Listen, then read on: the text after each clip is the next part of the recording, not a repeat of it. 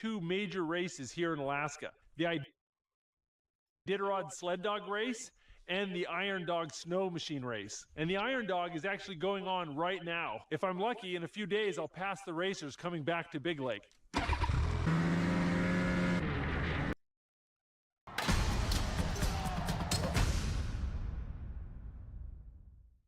What is up, everybody?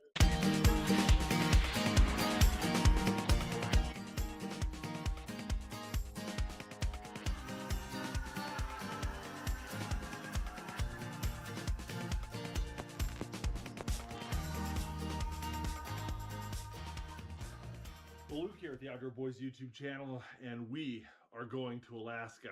But first, I've got to pack all of this. Yeah! Oh, the airlines is gonna eat me alive with baggage feet.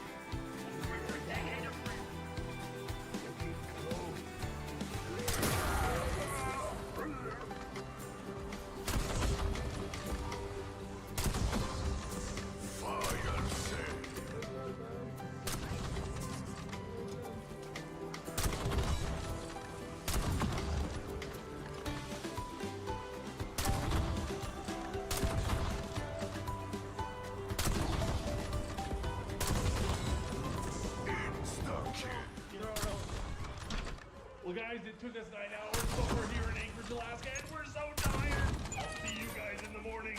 Well, good morning, everybody. The whole family's up nice and early because of the time change. We're staying here at my sister's house, which is conveniently next to my parents' house. And we're going to be able to do a little family fun and Christmas celebration here, while we're also filming winter survival videos and going on winter Alaskan adventures. You guys excited? Yeah. All right, guys. Jacob, stay out of the stuff. Are you glad to be at Grandma and Grandpa's place? Yay! Well, today the sun is supposed to rise at 10:30 and set at 3:40, so we have a small window of daylight. So my sister and her family invited us to take the boys out Christmas tree cutting, which is kind of a tradition. So we're gonna go help them go find and cut down a Christmas tree.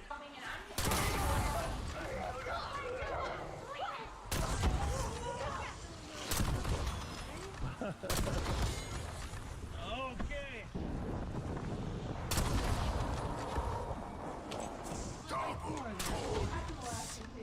You're discovering all My older sister is infinitely more classy than I am. The moose is eating the bushes again. Yeah, that's right. Keep walking. Come on, let's go get a Christmas tree. All right, Andrew, shall we go Christmas tree cutting? Yeah!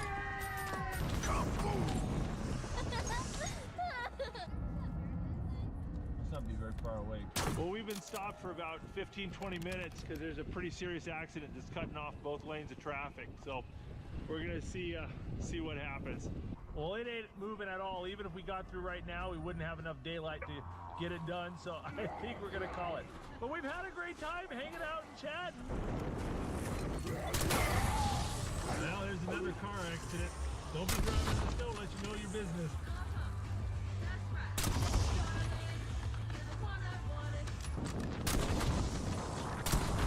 But well, we're back in the house. We haven't touched their backyard at all. We need to write something. Sally, your uncle and I miss membership expired. Click to renew. LOL, Sally, watch this video. Sally, your shipping has been delayed. Click the link to track. McAfee Plus is like using a lie detector to alert you if a text is a scam. Get all-in-one protection with McAfee Plus. Tommy! All right, guys, we've got some food here from Seoul Casa, which apparently is like a Korean taqueria or something. Kobe beef tacos, loaded tater tots, bulgogi egg rolls, kimchi fried rice. Look at that. I am so insane with hunger right now. This smells so good. Well, good morning. It's a beautiful sunny morning here in Alaska, and we're just taking it easy. We're gonna do online church here in a little bit. Put your sweaters on. Do what your mother said. Fat dad steamroller.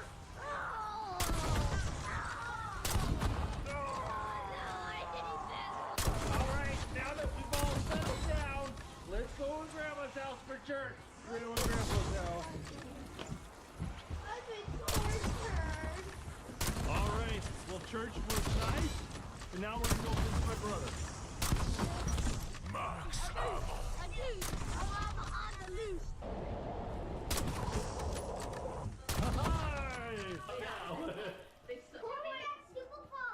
You know, I've never done one of those. Just 1 minute. It's good for Look at Tom. He's like a little natural. Whoa! Tommy got almost taken out. Well, listen, guys, did you have fun at Cousin's house? Yeah. I know. We're doing our family Christmas party by Zoom this year. Well, we've had a great day so far. Let's go get the kids in the car and go look at Christmas lights. You guys ready to see some Christmas lights? Yeah.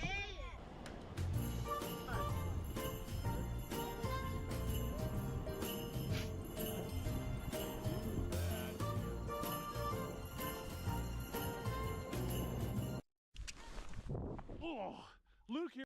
Luke.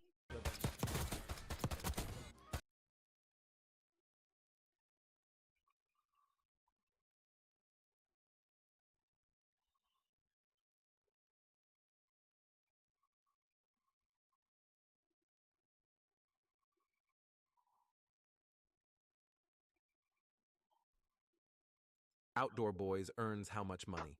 Let's take a look together. Outdoor Boys has received 50,171,000 views in the last 30 days. Their videos are usually 35 minutes long. They earn between $3 to $4 per 1,000 views. Before moving on to the result, like the video and subscribe to my channel, and write in the comments who I should check out in the next video. As a result, Outdoor Boys earns between $150,300 to $200,000 per month. Outdoor Boys earns how much money? Let's take a look together.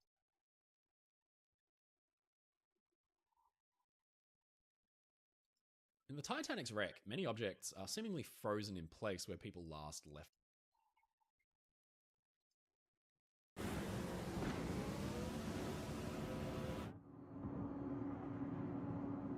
I want to talk about Antarctica.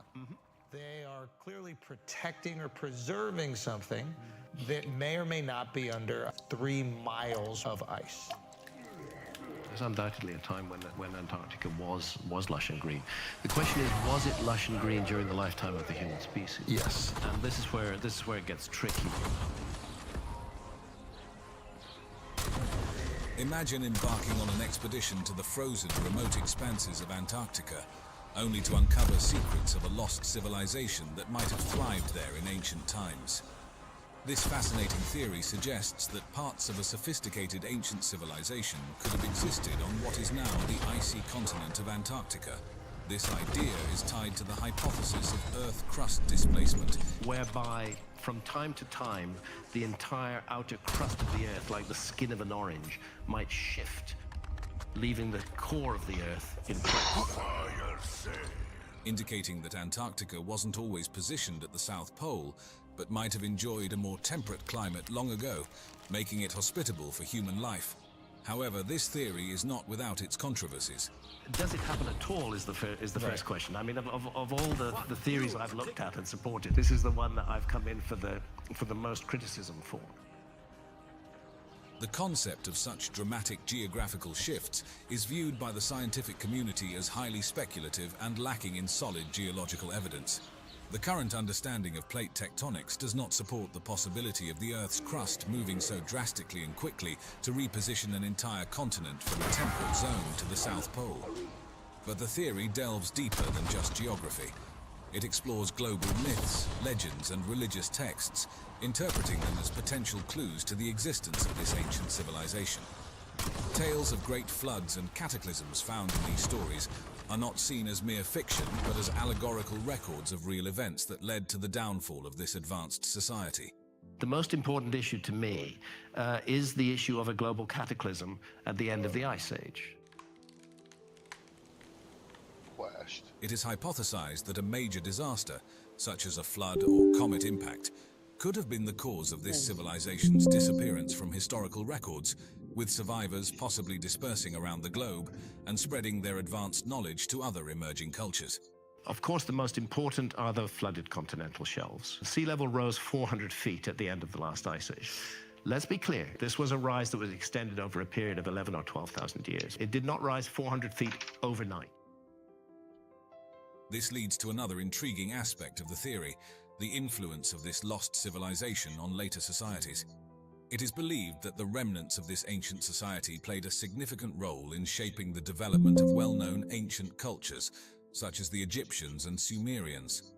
Similarities in architectural structures and astronomical alignments across different ancient sites are cited as evidence of a shared origin of knowledge.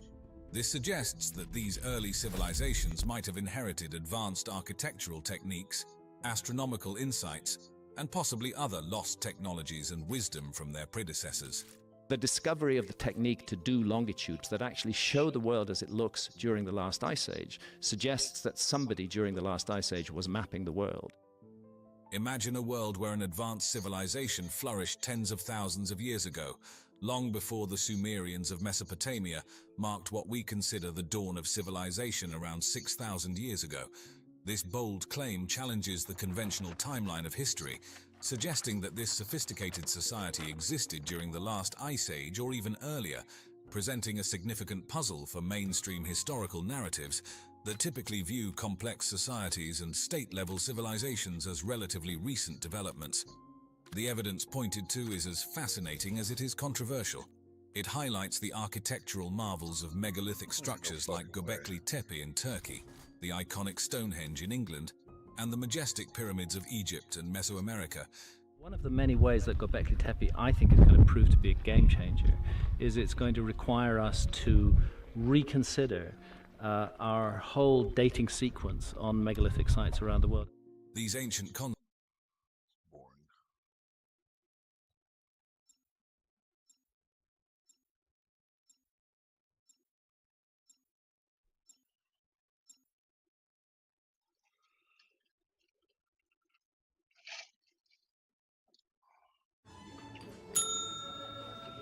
Thanks for waiting. Now, how would you like your steak microwaved?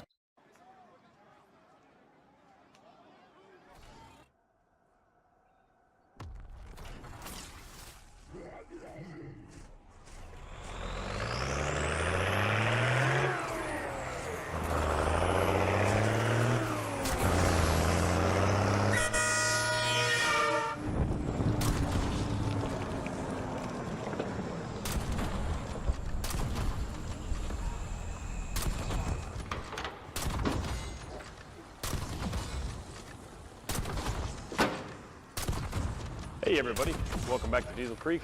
My name's Matt. This beauty right here is my 1971 F-250 heavy duty special that I picked up a couple weeks ago. If you haven't seen the previous video on this truck, it's worth a watch. The link is down in the description. Go ahead and check that out. If you haven't seen it, you're gonna wanna see it. I found this truck actually only a few miles from the farm here. So in the last video, me and my buddy Sam went down and were able to get it running and ended up driving it back here to the shop. And it's been sitting in here for about a week now. I want to start working on this thing.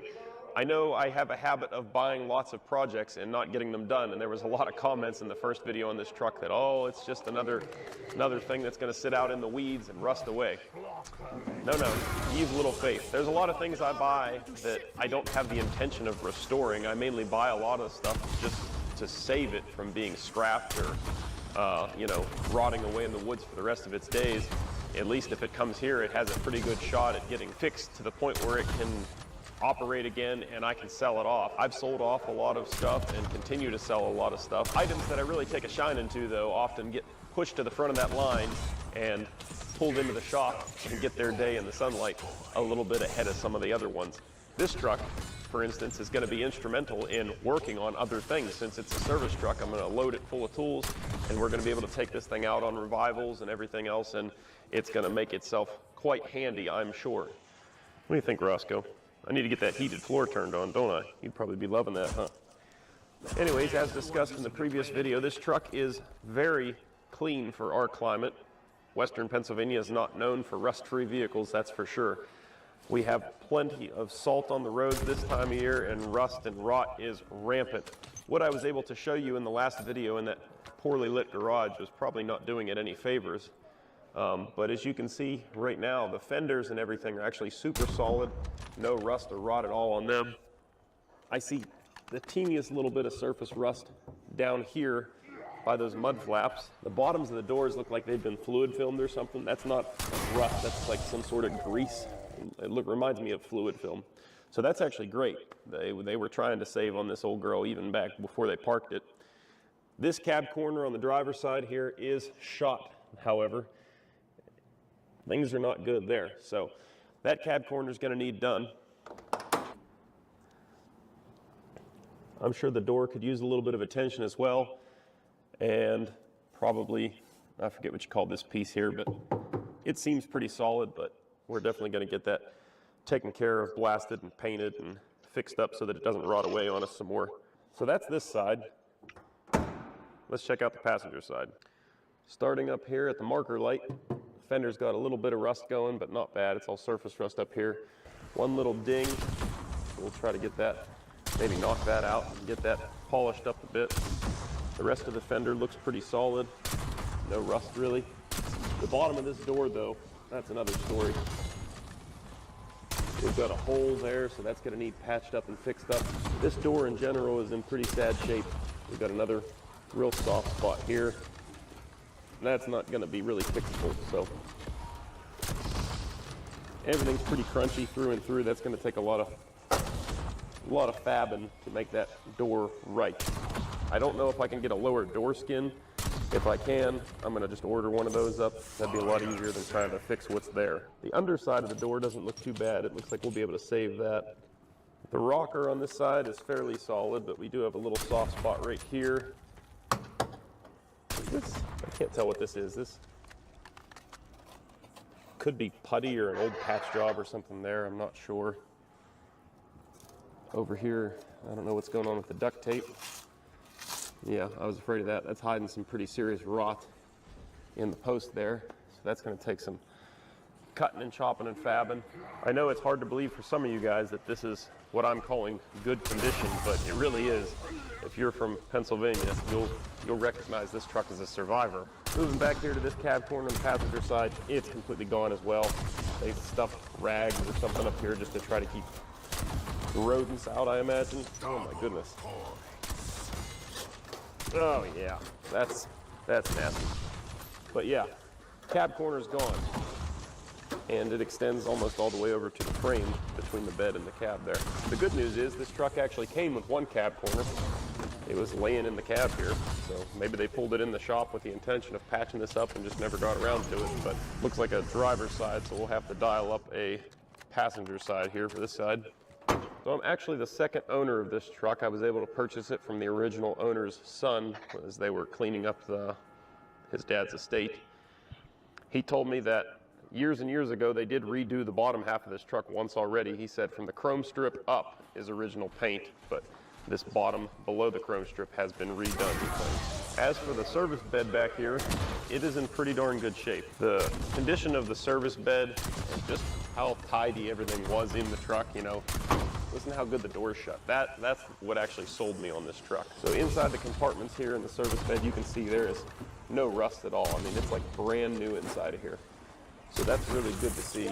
I've seen service beds that are only a couple years old like this that are rotted clean through. Never noticed this tag before. It's a Markle Morrison. I'd never heard of this brand, but a few people in the comments of the last video said that it's a well-known brand. I don't know it, but that doesn't mean it's not well-known. We have a teeny little bit of blistering rust showing up on the doors here.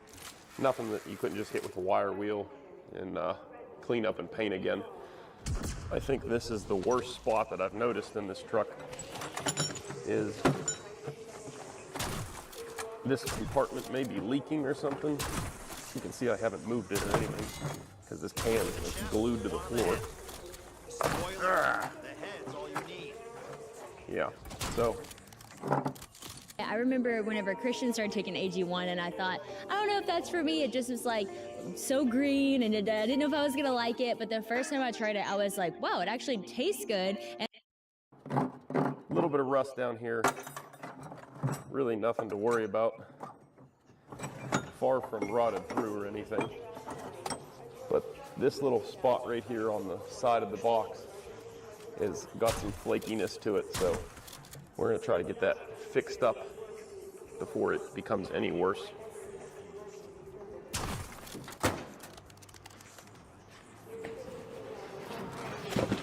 I cleaned out the bed of the truck already, and it is nice and solid too, so that's good to see. Would be good to have some D-rings welded in here, and we're going to use those very quickly. Driver's side of the bed is about the same condition as the passenger side. Very salvageable, very solid. Not worried about that at all. Some of you guys noticed in the first video that the rear rims are different from the front rims, and something I didn't know about trucks of this era is these heavy-duty trucks actually came with locking ring rims like big trucks. So this is not a split rim. This is not the super dangerous kind that people like to rant and rave about and tell me that I'm going to die every time I mess with them. This is just called a locking ring rim. It's a two-piece rim. There's also three-piece locking ring rims, which are also not that terrible to deal with. There's so much misinformation around them, though, that people think they are deadly, and I'm sure that they're not as safe as a one-piece rim, but if you do it right, these are not dangerous at all. But anyways, I actually have, over at that guy's place still, I have to go get them yet, the original rims for the rear that would match these front rims. And we have these hubcaps. So these are the hubcaps that belong to the original rear rims. They're in pretty good shape, and from what I understand, fairly difficult to come by these days. I think this truck would look good with the original rims on it and the hubcaps. So I am not much of a body man myself. I don't really have the patience for it, but I got a neighbor at home that does pretty good body work for pretty cheap. So I'm gonna get him on this thing ASAP, and he'll get it all fixed up for us so we can be cruising around, fixing up stuff in style in the summertime here. I'm not gonna drive this truck in the winter because, as I said before, Pennsylvania will have this thing looking like that in 2 seconds flat. But to get the body work done, we're gonna have to remove the bed because you can't get in there to work on the back side of the cab at all with this bed in here, obviously. So I guess the overall plan today is I'm gonna go through the bed, completely clean out all the junk. I'm gonna throw the junk away, keep all the good stuff, and hopefully we'll be able to remove the bed before the end of the day here. I'm gonna give you guys a quick overall view of the toolboxes here before I completely clean them out. Unfortunately, I did not get to see this truck before they went through and pulled out all the tools. I would have loved to have seen the way it was set up. As I've said 100 times now, this truck truly is a time capsule. It was so cool to see this thing sitting in that garage like they had just parked it yesterday.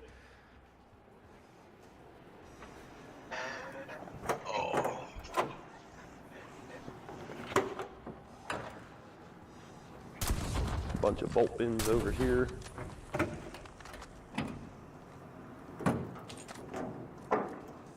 This thing was just loaded with really cool old bottles of stuff like this bottle of AMSOIL. I'm gonna guess this is only from the 80s. It's not super old, but it doesn't have a barcode on it, so that tells you it's, what, pre-83, I think, or pre-89, something like that. And the barcodes came around heavy in the 80s. There's a cool one. Silu diesel fuel anti-gel. Never heard of that. Warminster, PA. Huh. Anybody ever heard of this stuff? Still good. Should I put it in something? Let me know in the comments. So I think I'm gonna throw on some tunes and start digging through these toolboxes, going through everything, like I said, sorting out the good from the bad. And I'll bring you back after it's all said and done, show you if I found any cool stuff hidden up in these toolboxes.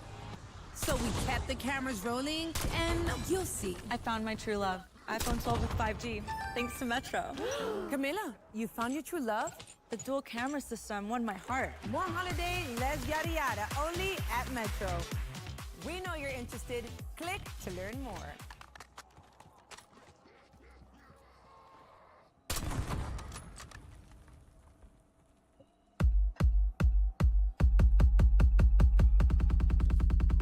With moderate to severe plaque.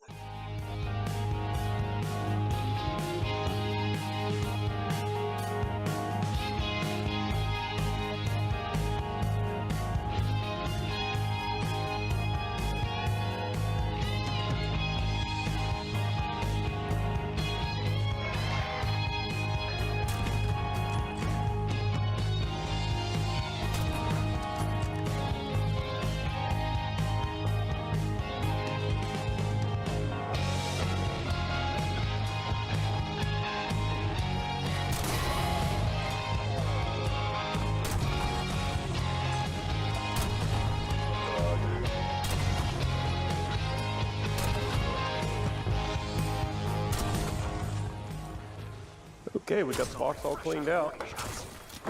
Look at that. He's empty probably for the first time in quite a long time. I'm just gonna hit some of the highlights here. I showed this in the previous video on this truck. This is a really cool calendar from 1985. It was from a dresser equipment dealer, so it's got some cool pictures of some old dresser machines on it. My buddy Sam, real big into the dressers, so a bunch of people told me that this calendar actually lines up with next year's calendar, so probably give that to buddy Sam. He's a big dresser guy. We'll let him have that. Found one service wrench in here. Can't make out the make on it, but it's a, what, 7/8 little service wrench.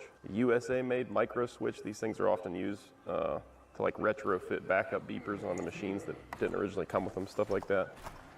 And a bunch of O-rings, little furls and stuff in those bags, random nuts and bolts, a series parallel switch. So if you don't know, like these are on old trucks, like my 57 auto car has a series parallel switch on it. Batteries in the battery compartment are only wired in one way, obviously, and that's probably actually 12 volts. This thing takes them, switches it to 24 volts for the starter, and I could be reversing this, but it switches it to 24 volts for the starter.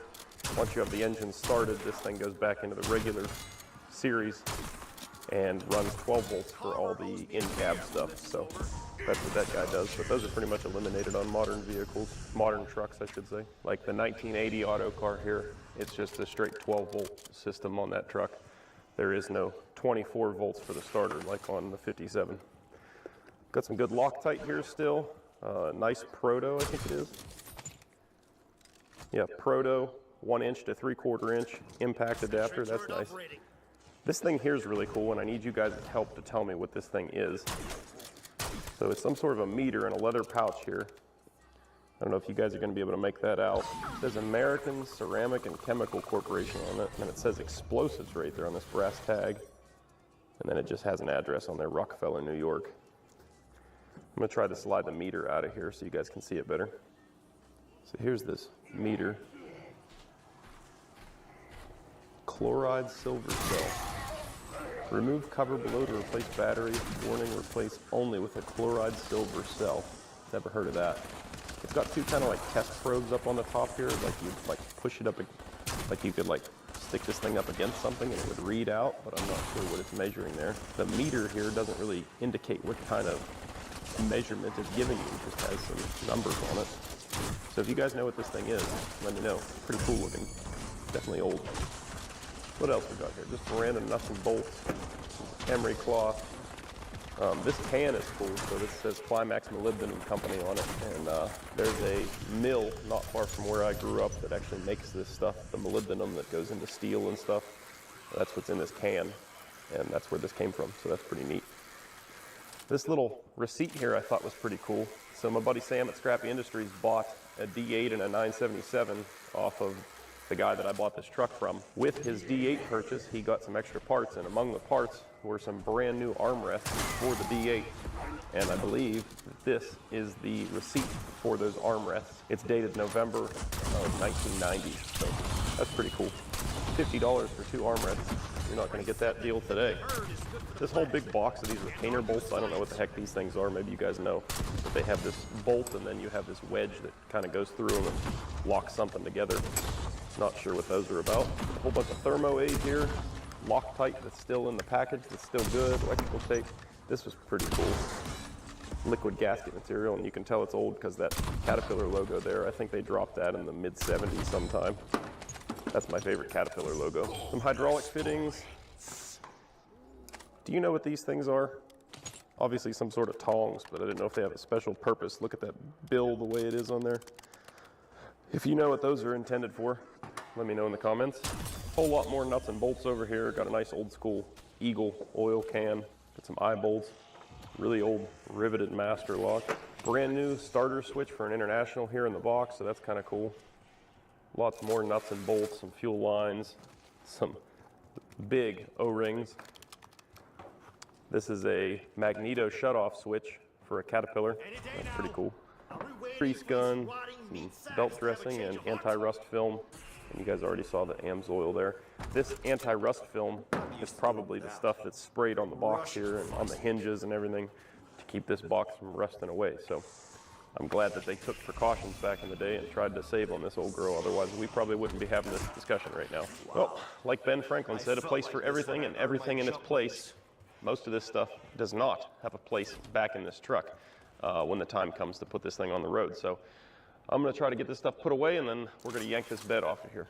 Truck is officially emptied out, cleaned out, and I crawled underneath there and zapped the 4 bolts out that are holding the bed to the frame. All we should have to do now, fire up the old forklift here, and should be able to just lift that bed right off of there. All right, let's give her a cold start here.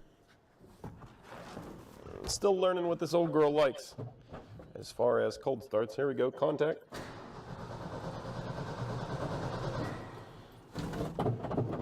Couple pumps. There we go.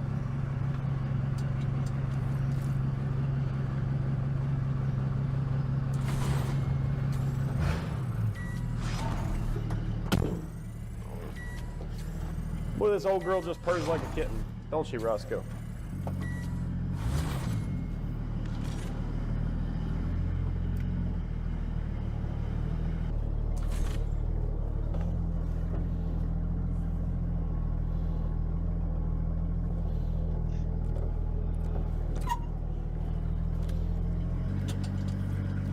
Come on, Roscoe, get in here. 14 degrees outside. I'm trying to keep that door closed as much as possible.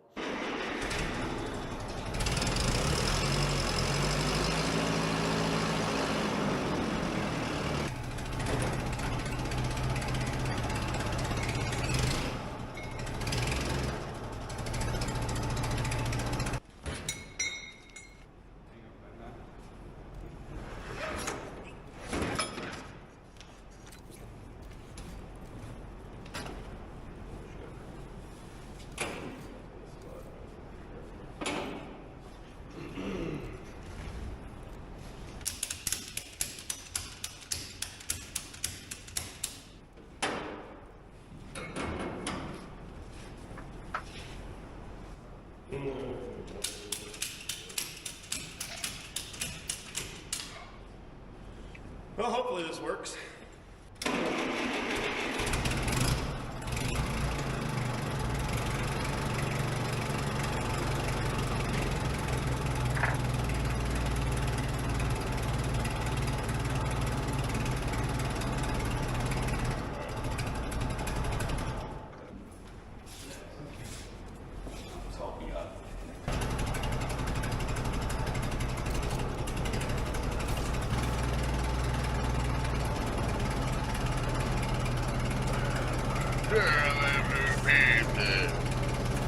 Milo's Rewards is here. Join for free today to unlock member perks in the palm of your hand. With every purchase, all members earn points towards Milo's money. Get free gifts to bring home, member deals to get more projects done, and free standard shipping. Start earning for free with Milo's Rewards today.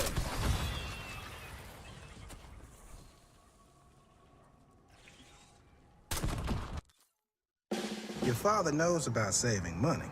Everything I'm wearing, I've had since boot camp.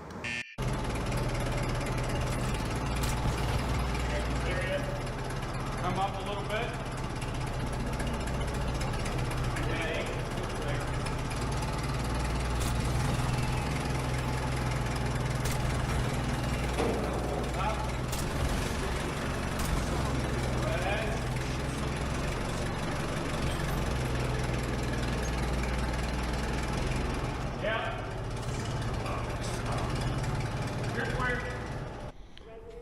Well, there we go. You guys can see clearly now the frame and everything in this truck, while it's got some surface rust on it, is actually really solid. The frame on my blue F350 truck, which is a 2003, looks about the same as this. So for her age, she's still pretty solid, so I'm real happy with that. But you can clearly see the back of the cab here now. Pretty rough for those cab corners. So we'll get a couple new ones dialed up. And this thing is about ready to head to the body shop now. While I have the bed off too, we're gonna flip it over, steam clean it up real good, make sure there's no major rust going on anywhere that I don't see. And we're gonna give her a good fluid film treatment before she goes back on. You can see this stuff flaking off right here. It's like a teeny little bit of surface rust flaking off with the fluid film that they have already on it. But they did a good job of keeping this thing pretty well undercoated by the looks of things.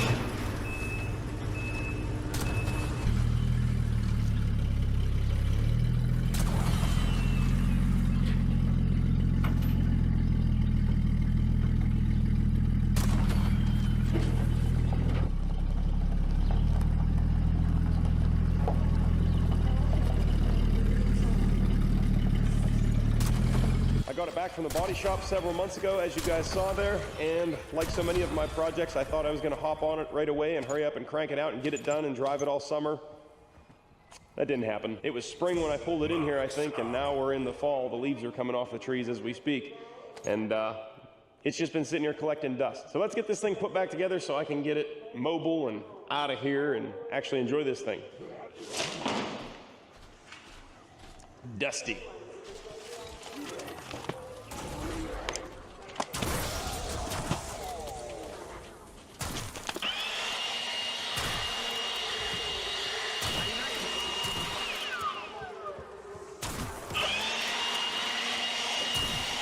I couldn't tell you the last time I had this truck running. It's more recent than when I brought it into the shop, but it's still definitely been a while. I just threw a used battery I had around the shop in it. So I guess we're gonna see how good that battery was. Can I get a contact?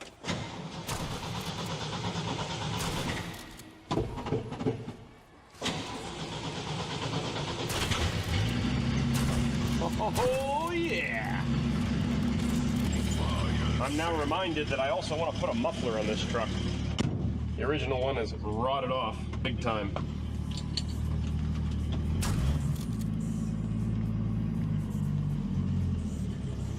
I do wish this truck had power steering.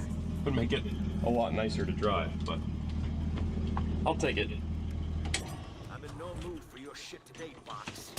Cough Can't beat a 306. This thing just loyal as the day is long. Oh yeah. Apparently our battery's pretty good too.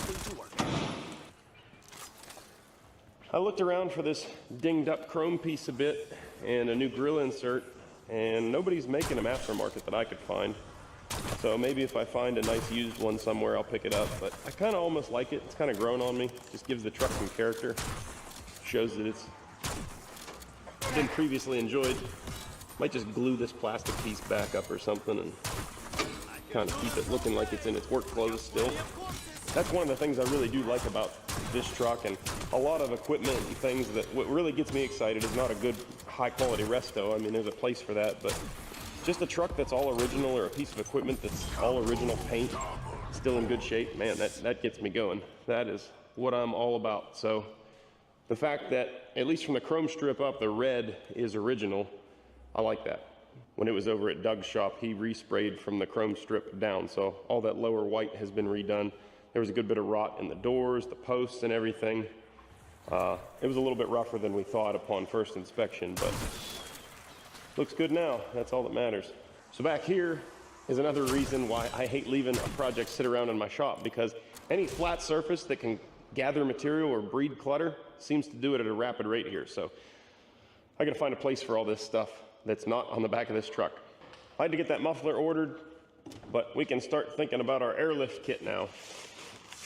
Hey!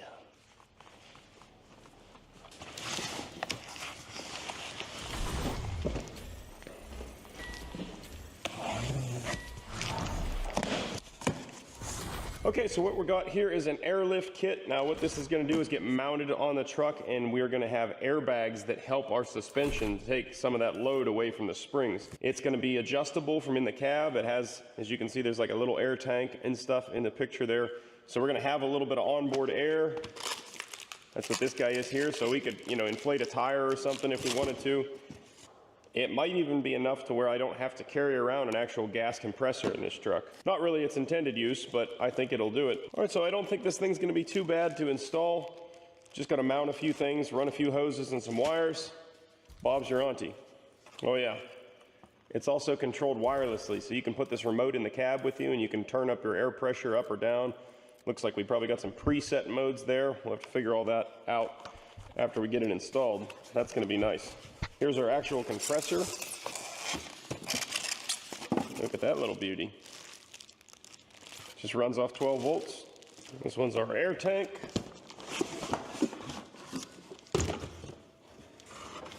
Look at that, made in the USA. Go airlift, that's awesome. Hard to find stuff like this made in the USA. One more box to go here. I don't know what's in here. Oh, this is our actual airbags, I think. Yeah. Air spring cradle. If I don't take it, I'll feel sluggish or just not want to really do anything, and I end up like picking up the kids. I'm like, I'm still in my pajamas. That's the. All right. There we go. That's the meat and potatoes of the unit right there. This is going to be the actual airbag that goes over the axle and helps out the springs.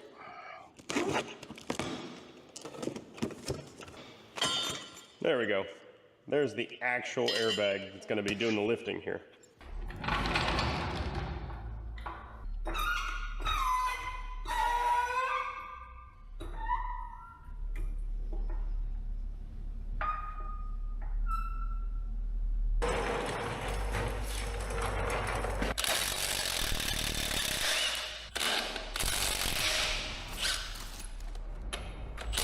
God.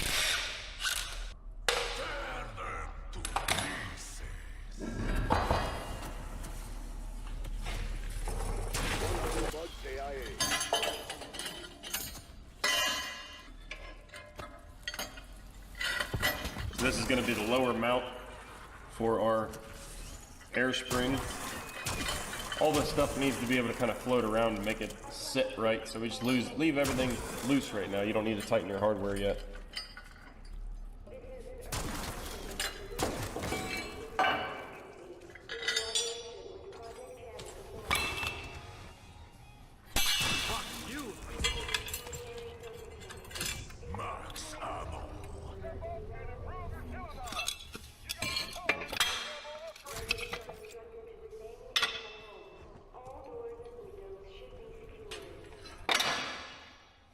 Alright, so set your stack on your spring, try to play around with it, get everything kind of squared up and worked out how it should. Even the strongest metal breaks down eventually. Then we can clamp this bottom plate on here and mark holes to drill the top one. In our application here, we got a helper spring, so you just bolt this bottom bracket to the helper spring, not the whole leaf pack.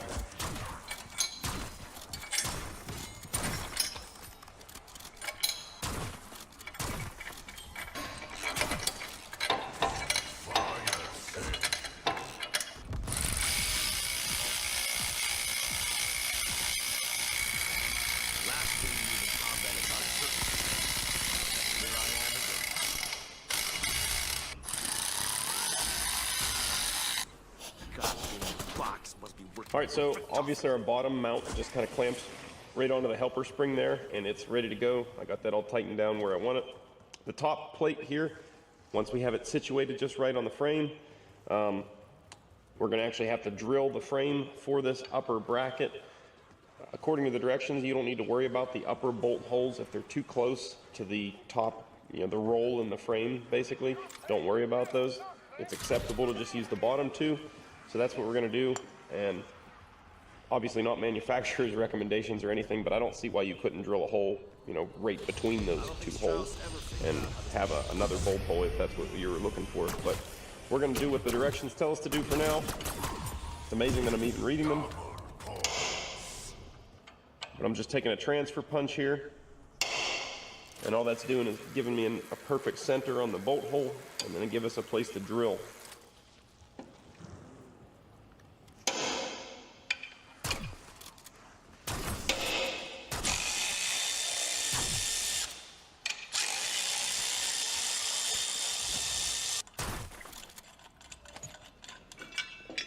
We can pop the bracket back off and drill our holes.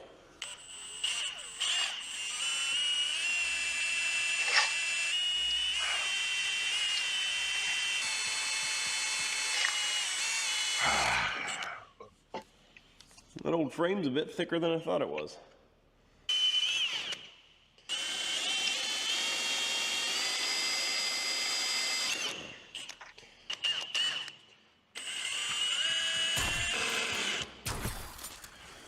Methinks this bit is a bit dull.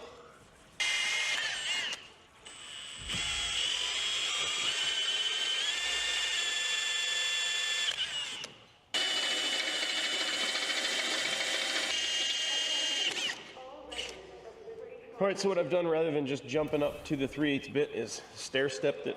So I started with like an 1/8 inch and then I went to 1/4 inch, now I'm up to 3/8. It just makes it for easier drilling.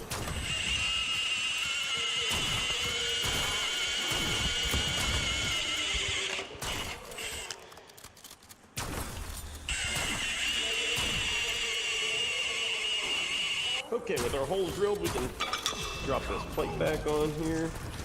Everything should just line right up. Oh yeah, this side looks good. This side looks good. I think we're golden. Now all we gotta do is bolt it up. Hardware's all installed. All that's left to do is tighten them up.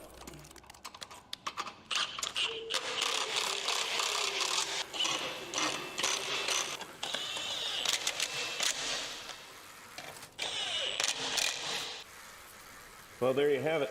Nice clean install. That's one side done. Just got to do the mirror image on the other side.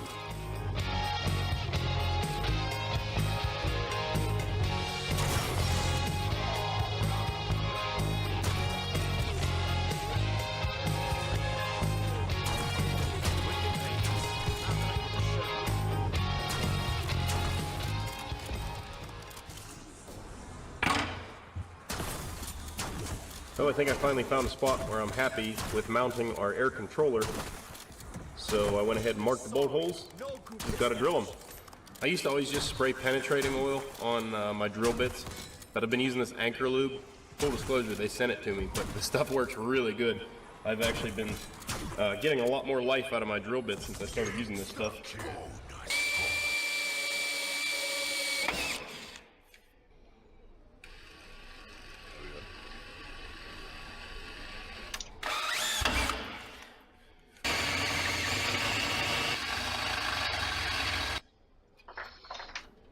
So we kept the cameras rolling, and you'll see. I found my true love. iPhone 12 with 5G, thanks to Metro. Camila, you found your true love? I found the one. iPhone 12 with 5G, the dual camera system won my heart. Will you take a picture? Sure. No, I want it in the picture with me. Okay. More holiday, less yada yada, only at Metro.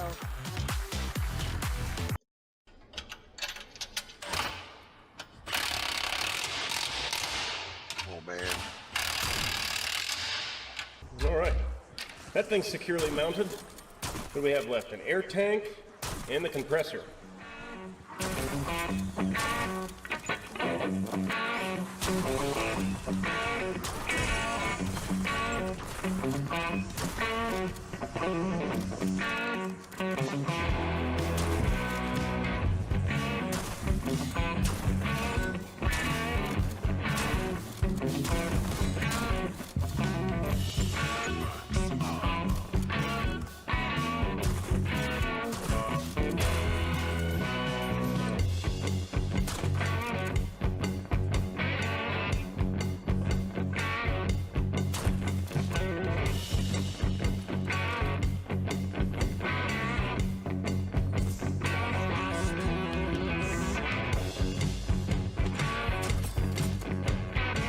Main glass.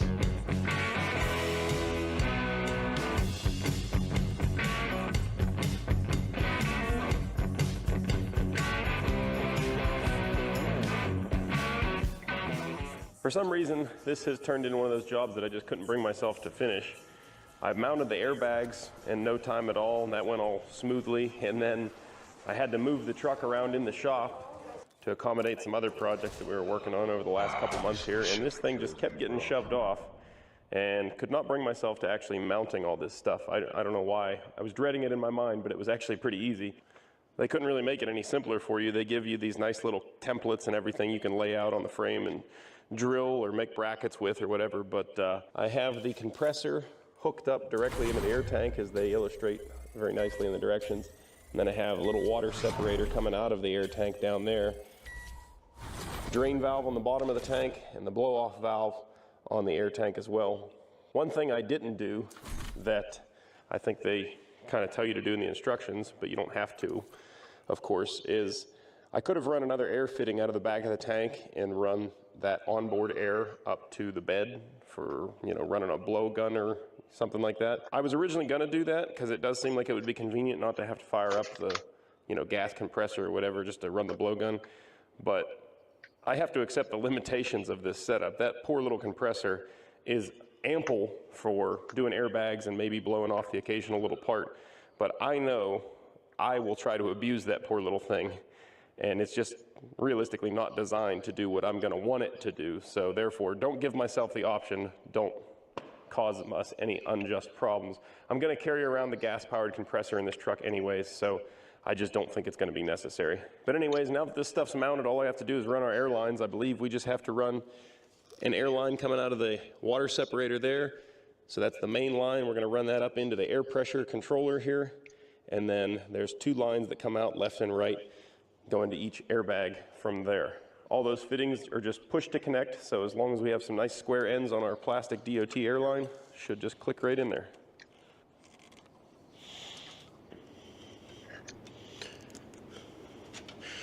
All right, there we go. Now we just need to run a hose from each airbag over to the air controller here.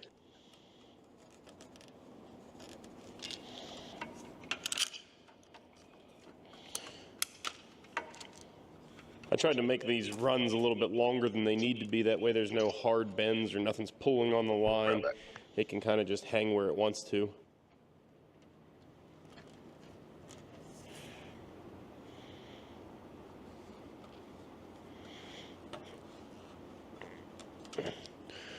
That's all there is to it.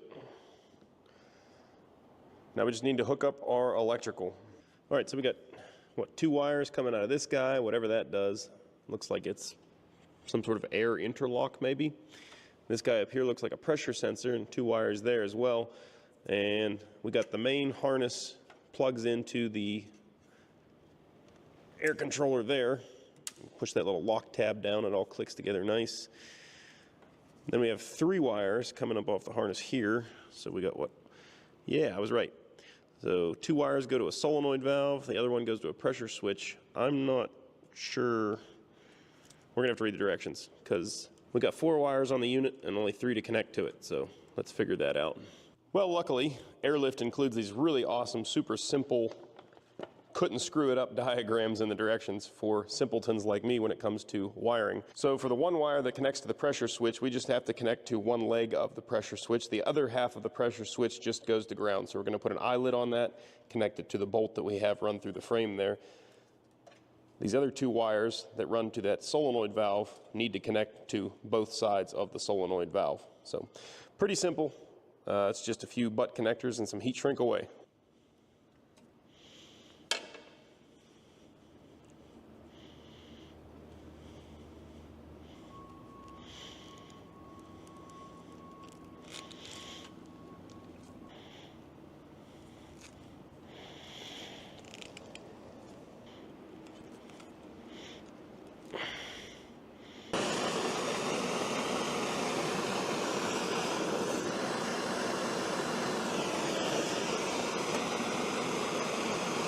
Heat, shrink, shrunk.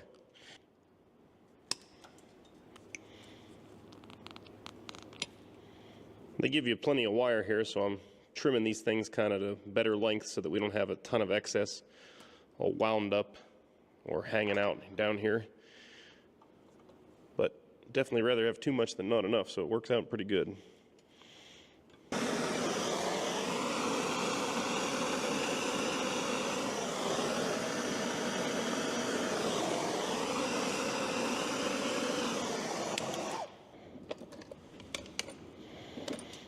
Throw some zip tie action on here, try to keep this bundle nice and organized.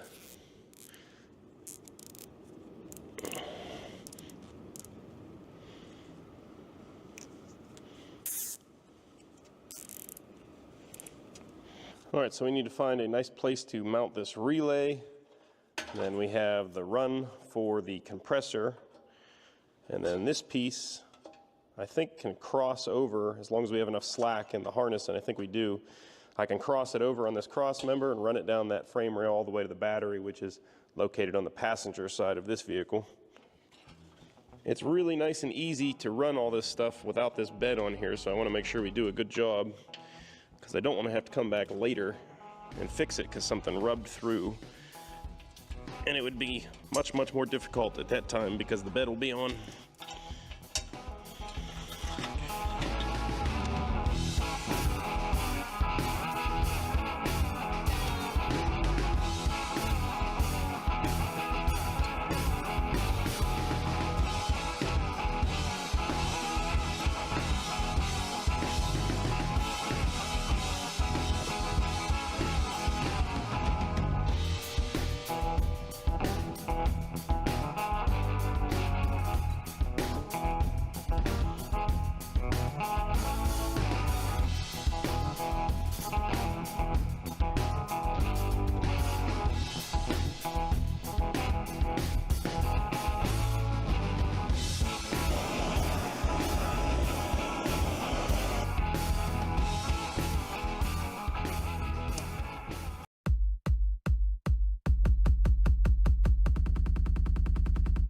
I won't let my moderate to severe plaque psoriasis symptoms define me. Emerge as you. With Tremfya, most people saw 90% clearer skin at 4 months, and the majority stayed clearer at 5 years. Serious allergic reactions may occur. Tremfya may increase your risk of infections and lower your ability to fight them. Tell your doctor if you have an infection or symptoms, or if you had a vaccine or plan to. Emerge as you. Emerge Tremfyant. Ask your doctor about Tremfya. Some people just know they can save hundreds on car insurance by checking Allstate first. Like, you know, to check your school's saying first before saying it. High tide! High tide! It's roll tide. So check Allstate first for a quote that could save you hundreds.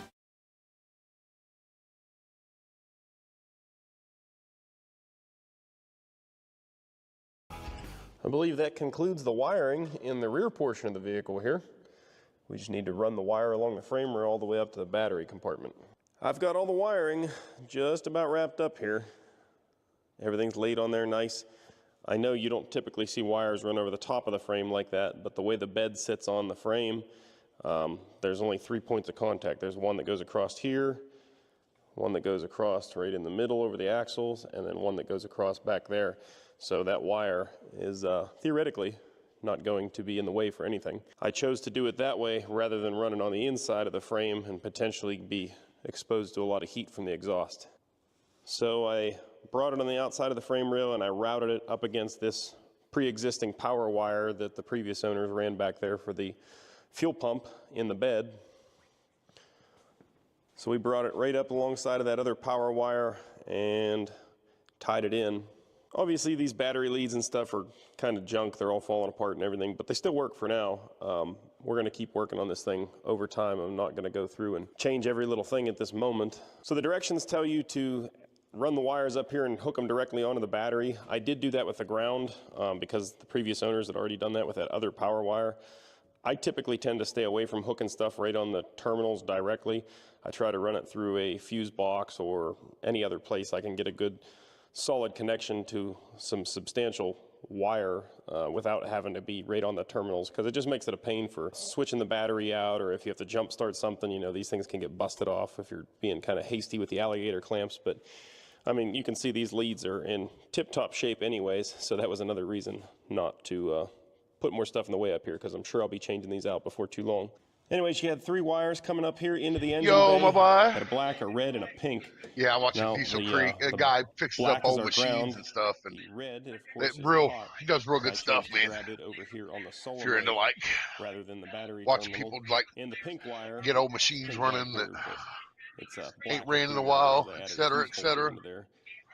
In line, but anyways, I had to have a key on hot for that pink wire, so we're pulling it off of the solenoid as well. The way these old Fords are wired, this terminal right here on the solenoid is dead until you're cranking it or it's running, so that should work out just fine for us. All I have left to do now is put the fuses in the holders, you and said, the system should he be messaged live. me, bro. Good thing it ain't no porn. Never having operated one of They these would have systems heard before, that. I'm not sure if this thing's going to come on when I put the fuse in there or not. I don't think it will. I know it won't for this one. But what's up, mama? When I put the big one in, I'm not sure if the pump's just going to take off and start trying to make pressure or what the deal is. Oh.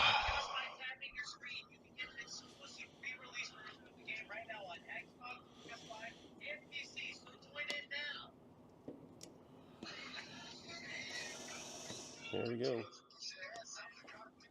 Pump did something. Well, I think I got it working right. I got the remote connected here. So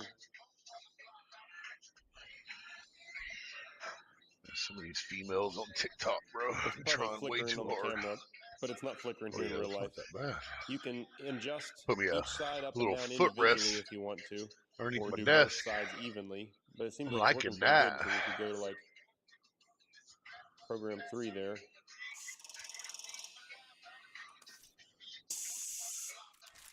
Oh. You guys see it lift up?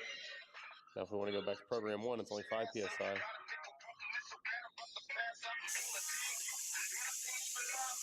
Drops it right back down. Pretty slick.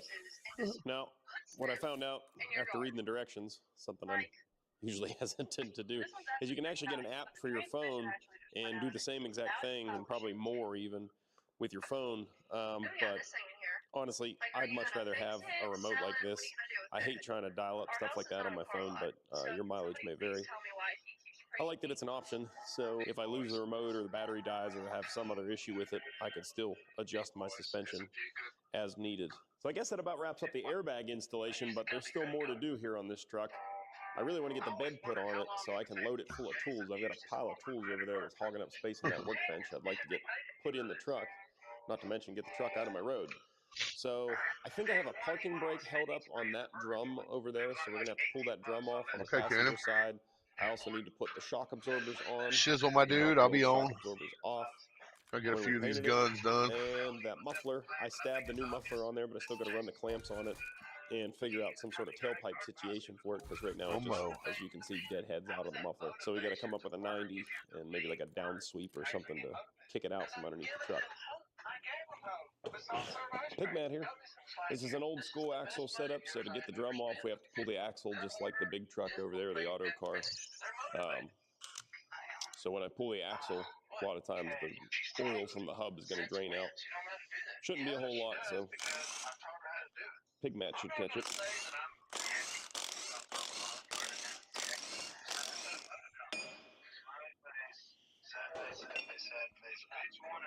Cute little baby axles here. She just sent me a text message. The letter H. What's that? Oh look, here's an app. Huh? Is Willie still mad at me? That should just come off now. Should. But the brakes are stuck on.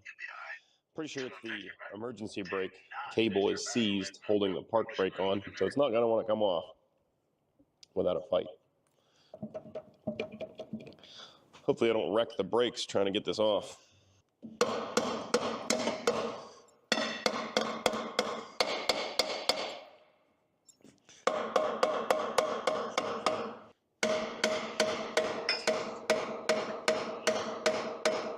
Well, I have a hub puller here, and I do have it connected to the hub. However, not exactly how it's intended to be used. The way it's intended to be used is down here on these studs, but the way this, I don't know what you call this piece, this section of the hub sticks up in such a way that this puller can't get on those studs. I can get like 1 or 2 of the feet on, and then the third one won't go.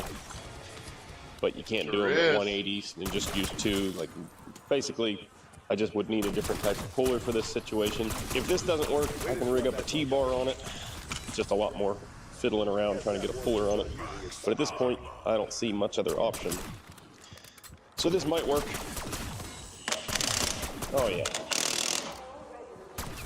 It's only hanging on by the top, it seems like.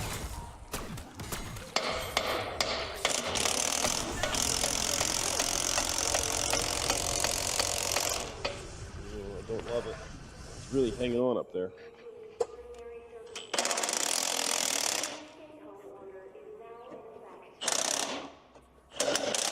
There we go, I think we got her.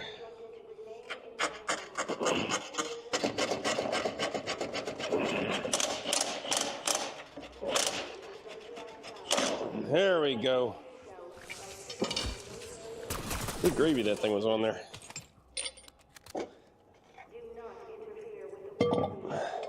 Looks like there's plenty of pad lining left in there. And if this thing wouldn't have been hanging up, we could have left well enough alone and just avoided this whole situation. I see we got a broken cable here on our adjuster. That could also be maybe part of the problem. It just maybe keeps adjusting itself to be too tight. So there's what we're looking at. You can see this cable over here.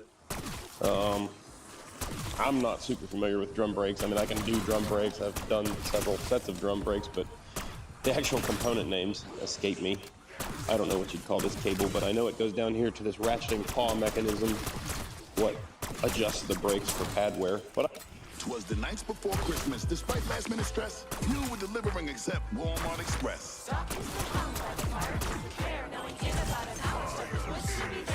Faster than a reindeer with a red nose, fast like Bush Rhymes' legendary flow. Let's go. Disney don't answer the nice things you can get. Lego, headphones, I'm gonna get sets, hub, a rep, remote control check, letters, watch as pajamas. Use Walmart for all your last minute needs. You know we gotta get it together for Christmas Eve. Welcome to your Walmart.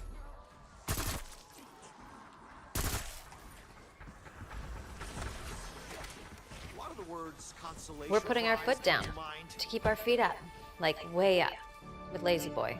We didn't. What I suspect is our real issue, though, is this guy right here, the e-brake cable. The other end of the e-brake cable is up there. You know, it comes from the cab, and it goes into a splitter, basically. One runs down to the passenger side wheel, one runs to the driver's side. Well, we're on the passenger side, and I cannot manually pull that cable up there for this wheel. Well, I just got off the phone with Napa, and unfortunately, they're not going to have my brake cable until tomorrow. They were able to get me the rest of the parts I needed, though. Originally, I was going to grab a whole spring kit and redo all these springs, but really looking at them, they're not even rusted. They're in really good shape. And I would venture to say that these old springs are better than the new springs. It just seems like no matter how much money you got these days, stuff like that, you can't get good parts. They're just junk. So when I can, I like to stick with some of that old stuff. But I do have the new self-adjuster and the cable that's busted here coming for both sides. These brake shoes seem to have plenty of life left in them. They almost look like they were recently replaced before this thing was parked probably. So I'm not gonna worry about changing those. It's not like they're delaminating or anything. I have new wheel cylinders to put on here as well, but they're not leaking. And I really hate fixing stuff that ain't broke, but being that it's such a pain to get in here and do this job, I think I might go ahead and replace those. You know, I read a lot of comments on the channel, and sometimes I'll get people saying things like, this guy doesn't know what he's doing. He's out here trying to make everybody think he's some professional mechanic and he doesn't know diddly about squat. And sometimes you guys are right. I'm not a professional mechanic. I'm pretty much self-trained in most things. But what I hope I never do is come across as some know-it-all professional mechanic, because I am definitely not that, and it is not my intention to give you that impression. A lot of times, things I'm doing on the channel is the first time I've ever done it, and I try to be transparent when those times are, but drum brakes is something I'm not super familiar with. I've done a few sets, like I said. Definitely not a professional at this, so you're probably gonna see me screwing up here in more than one place. It helps to have proper tools when you're doing this stuff though, and I had a really generous subscriber send me some nice drum brake tools a while back. Those have not been used, I don't think, until now. I think this might be the first time, so putting them to use finally.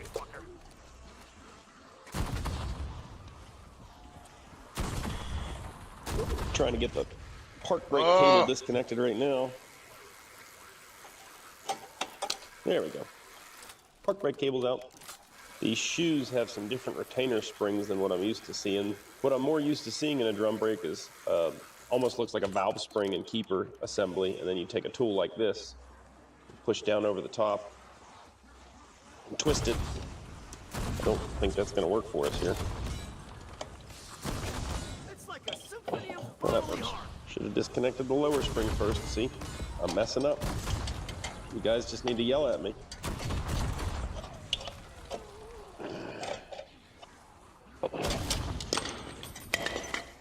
Look at that. Professional disassembly right there. I have to figure out how to get this mess apart so we can replace that cable that's broken. I would have expected like a cotter pin or something in there, but doesn't appear that there is. Looks like to get this park brake cable through the backing plate, we just need to squeeze some tabs on it. It should pull through.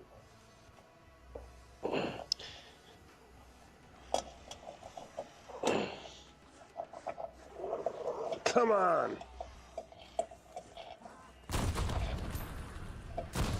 Oh, there's a secondary tab. Ah, just turn it. I think you just turn it. Yep. Yep. Haha. Cool. Another testament to this truck's proper care over the decades. I would have assumed that the bolt that holds on all this stuff would have just rounded off, or the nut rather. I really didn't think it was going to come off there without a fight. That's why I didn't record starting to break it loose there. I just put the socket on there to verify the right size. I gave her just the slightest little pull, and it just started turning.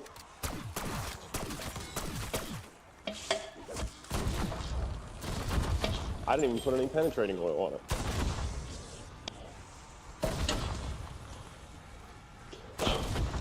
Well, hot diggity, yeah, you can see right there. Or at least I hope you can see. I hope it's focusing. That bolt still has like the zinc coating on it. That's pretty impressive. Didn't expect that. It's been my experience in life in this region that brake lines are almost always a write-off on an older vehicle. You can't ever get them loose, but that bolt has me hopeful that maybe I'll be able to get this broken loose without twisting the line off or rounding the, oh, yeah, look at that. Line's still stuck, but the nut's turning. Let's give that 100 little wiggles back and forth, and maybe the line will break loose for us. Because what we got going on right now is the nut is turning, but the line is seized to the nut.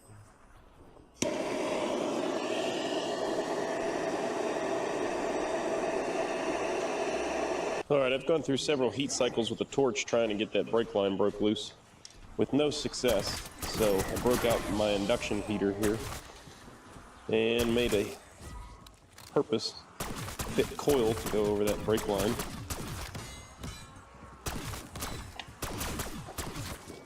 It is incredible how fast these things work.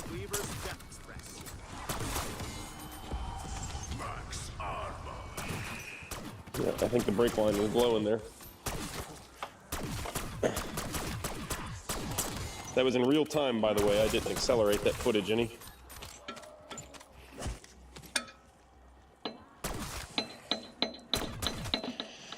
Still not wanting to brake though.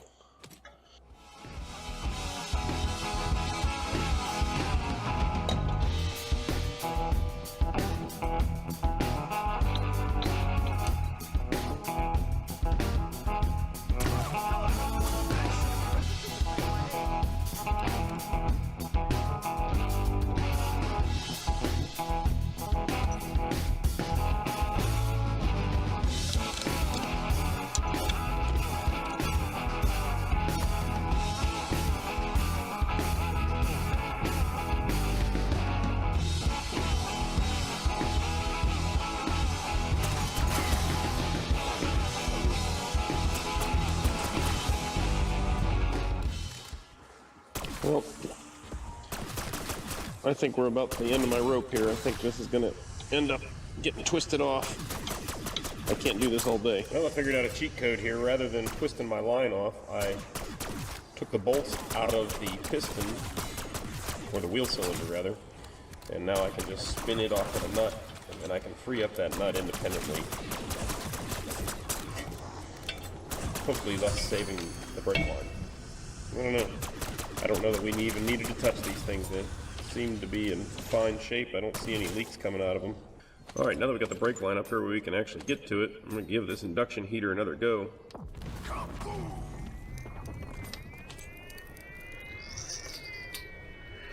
I don't think we were getting the heat where we needed it before. I think we were really only heating up the brake line.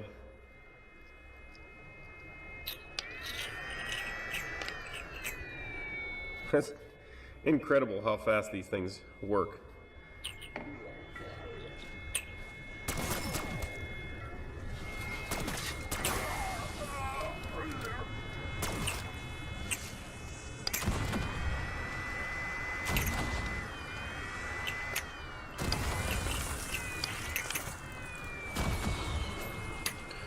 Have that nut just about glowing now.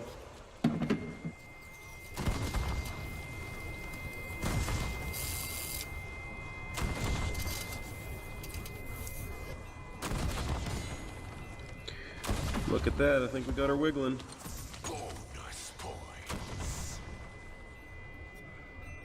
Oh yeah. We did it.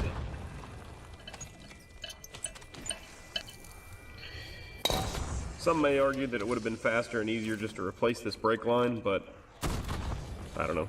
I really, really hate messing with brake lines and crimping brake lines and flaring brake lines and everything to do with brake lines, bleeding brake lines. If brakes are in the name, I usually don't like working on them. If I can avoid it, I do. It's not hard to find things that you love about the holiday season. All the great food, time off work, traveling to visit friends and family are awesome. Sweet, that's all fixed up. All right, we're ready to start reassembly here. I got all my parts from Napa and we're ready to rock and roll here. We'll start with a new wheel cylinder.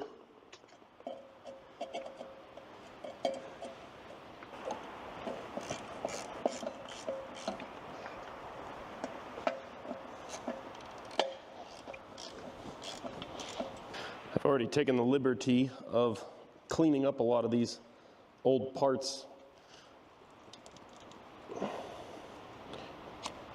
Basically, we just hit them on the wire wheel.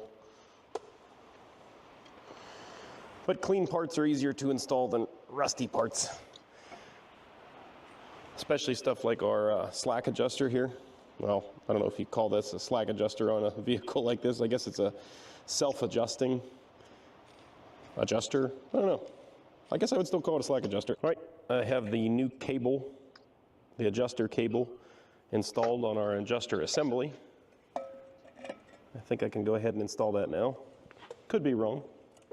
I'm sure you guys will let me know down in the comments.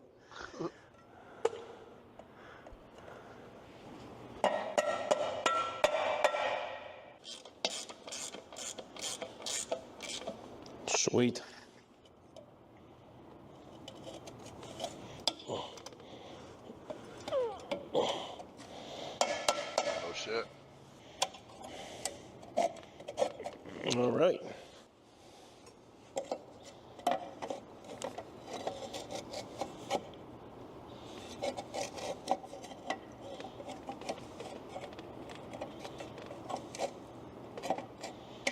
Whew. We can go back to my earlier comment I made about somebody out there that knows how to use these drum brake tools is laughing at me big time. Because I know there's probably some easier way to do just about all this. Anyway, got a new adjuster to go down here.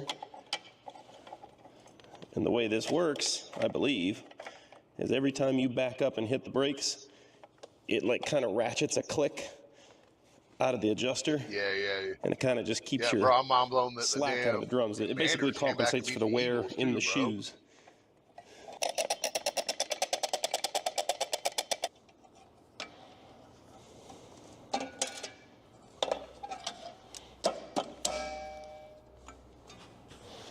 Feel like a pro when I know how to use the tool. My boy.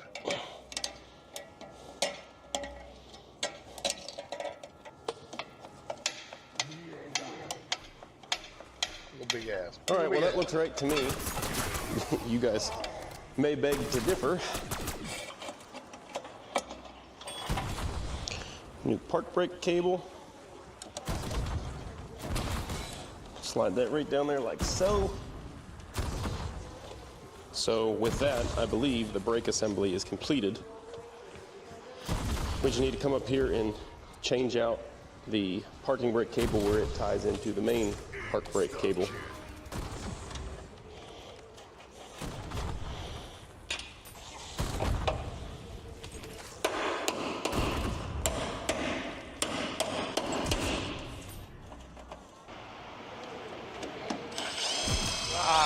Bitch.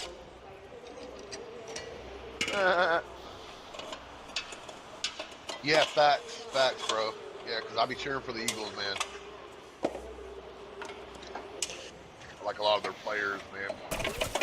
Always have. Oh, well, back to weapon Well, I think I X. forgot to hit record there, but that actually went quite a bit easier than I had imagined. Michael Vick. Should be good to go. I'm recording this the day after I released the video of fixing up my interstate trailer. And more on that here in a minute, but somebody made a comment. Brake clean actually being used to clean brakes. I've never actually seen that. It made me laugh because, yes, 90% of the time, at least in this shop, brake clean is not being used for brakes. It's being used to clean whatever else needs cleaning. Some people like to really give me a hard time about not putting new parts on a lot of times, like these springs or, you know, cable guides, something like that. I have the new ones actually just laying over here in my box of spare parts that I bought, and I didn't install them, and it's for a reason. I'm a firm believer that the older parts are almost always better. If they're not broken, you're better off to use the older parts, except for things like, you know, brake master cylinders. Well, the seals might be ready to go out of it. There's really a brake master cylinder is just a hunk of machined metal. Like, it's kind of hard to screw that up. But things like this park brake cable, I had to replace this. It's no good. But this one is built substantially better than what I got from Napa. Now, I'm sure there's people that would argue, oh, if you went to O'Reilly's or wherever else, AutoZone, they'd have had a better cable for you. Probably not. I mean, most of the aftermarket parts are made by other companies like Dorman or wherever. Most of the parts houses are buying the same parts from manufacturers or suppliers or whatever. This cable has an actual rubber grommet on the end of it, which is angled for the angle that the cable comes out of the back of the brake assembly here. This one does not. Not angled at all. It goes in there kind of squarely. And because it's not angled, it's kind of on a bind a little bit. On top of that, you have this coiled spring here, which acts as the retainer. Oh, What latches the park brake onto this little arm down here. Look at that. It's not long enough, versus this one has got plenty of extra in there. And I actually had to really fight to get that thing off the arm because this spring was doing its job. This new one is also substantially smaller, I should note, but also not long enough either. And that, my friends, is why I have trust issues with new parts, because a lot of times the old ones were better. I'm sure somebody's gonna say, oh, you could go to the OEM and get the parts too. I doubt. I could be wrong, and I would love to be proven wrong on this, but I doubt Ford is gonna sell me a park brake cable for a 71 F-250. I just don't think that's in their system anymore. So in keeping with what I was just talking about there, old parts being better than new ones, I went ahead and had our original drums turned because they were not bad, but they were grooved up, so we could do better. The pads and everything are fine. I keep calling them pads. They're shoes. I know people are going to yell at me for that. Not only did I want to keep these because they're probably better quality than I could buy now, but they're also pretty expensive. Not like a modern day where you're just buying a rotor or an actual drum. This is a drum and hub combined, so things get quite a bit more pricey there. So definitely worth turning these down and reusing them. They got plenty of life left for what we're going to be doing. The bearings are just fine. I threw them in the parts washer just to clean them up and verify that there was no funny business going on with the rollers. They look like they're in great shape, so no need to worry about that. I got us a new oil seal because we're definitely not going to reuse those. This is a pain to take apart. We don't want to do it again.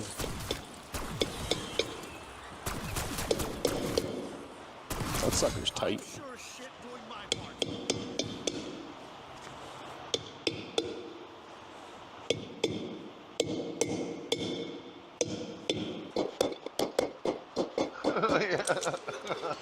All right, we just got to pre-lube our seal a little bit. Slap that drum and hub back on there. Hopefully the audio isn't going to crap for you guys. It's raining pretty hard out there. It's getting to be a pretty good roar in here from the rain hitting the roof. Lead where you head. Milo's Rewards is here. Join for free today to unlock member perks from the palm of your hand. With every purchase, all members earn points towards Milo's money. Get free gifts to bring home, member deals to get more projects done, and free standard shipping. Start earning for free with Milo's Rewards today.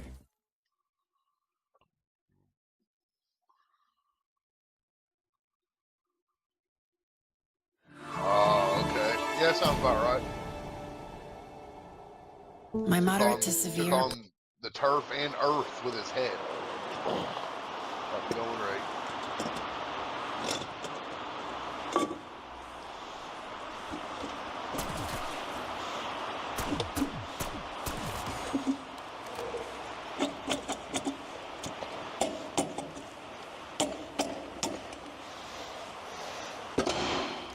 Oh boy.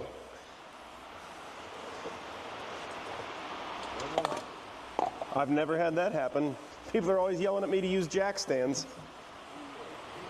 We had jack stands, and I still was able to just rock this thing off the jack stand. That wasn't good. See, I trust the jack more than the jack stands now. It's because we're using these little rinky-dink guys. Should have those big boys I have supporting this thing.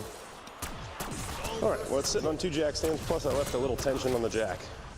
So after just sitting here complaining about this new cable, I'm actually looking at it, and I'm thinking to myself, that isn't even gonna work. Like, what is gonna return this arm, the park brake arm?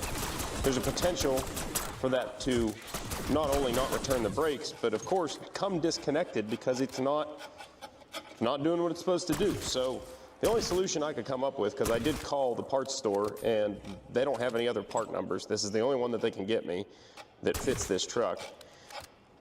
This is just the way they make them, which is, again, useless. Cut my old cable, got the spring off of here, and we're gonna have to wind this spring onto the new cable after we remove the old one, of course, which is also going to be a pain. I typically deal with Napa just because they're local, but I've also, you know, not afraid to get on Rock Auto or Summit or whoever and get my parts, but I've already looked at those places and none of them have any good part numbers for this. It's all the same exact part from the same manufacturer, that is just sold by different distributors. You're coming with me. Getting this spring off of here could prove to be a bit challenging. Jobs.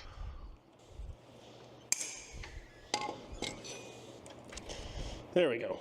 Took a while. Finally got the spring started to uncoil here. This spring is a tighter spiral than the old one, so there's a good chance we're probably just going to ruin this one in the process of unspiraling it here. I don't have any need to use this spring for anything else, but what I'm saying is this is a one-way street. Once this thing's off of here, we're not putting it back on, even if the old spring doesn't work for some reason.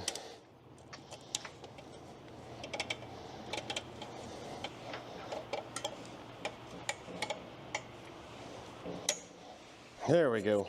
Halfway there. Now we gotta fight this one back on. It's gonna be a good time. Hey, bulldogs like being stoned. Now, mama. Danny, you gotta come see the house, bro. It's been some high school theme. Who they play? Tulane? All this just because aftermarket manufacturers can't make good parts. You're killing me, kid. That's fucking great. Some high school. That's fucking awesome. Yeah, win's a win, bro. Dude, they played good ball. Their last 5 games, dude. I mean, then they go from 4-5 to 8-5.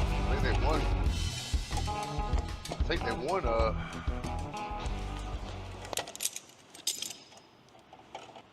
Well, that was a gigantic pain in the butt and a waste of time. Oh my God, but at least the park brake cable should work now. Yeah, the green things you shouldn't have to do, but sometimes do when you're working on old junk. Oh my God, it's fucking amazing. Look out, here comes the green wave. Oh, my face cam's off right now. I'll show you what I'm working with. Snipers.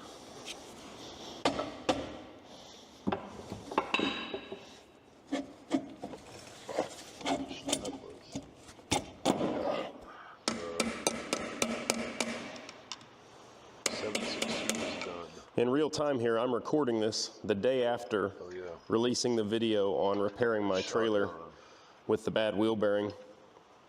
That video seemed to bring about more hate comments than I think just about any video I've done. So the big thing that had everybody in an uproar in the last video is basically this inner nut on a bearing setup like this is what preloads the bearings. They were mad I didn't take a socket and torque this thing all the way down to like 60 or 100 foot-pounds or something to make sure the bearings were seated, which I guess is a fair argument on a brand new set of bearings, which they were in that scenario. However, I did verify with a bar. I don't think I showed it in the video. I did verify that the races in the hub, since it was a new hub that I didn't install the races in, I took a bar and I tapped on the races and made sure they were all the way shouldered, as well as, just like you saw me do here this time, I don't think I recorded it the last time, put the nut, or put the bearing in and then take a punch and actually tap on the bearing. Now you don't want to go ham and beat the crap out of it because that can flat spot your rollers. But what I'm doing when I do that is seating the bearing all the way. Is that as reliable as running the nut down with a socket?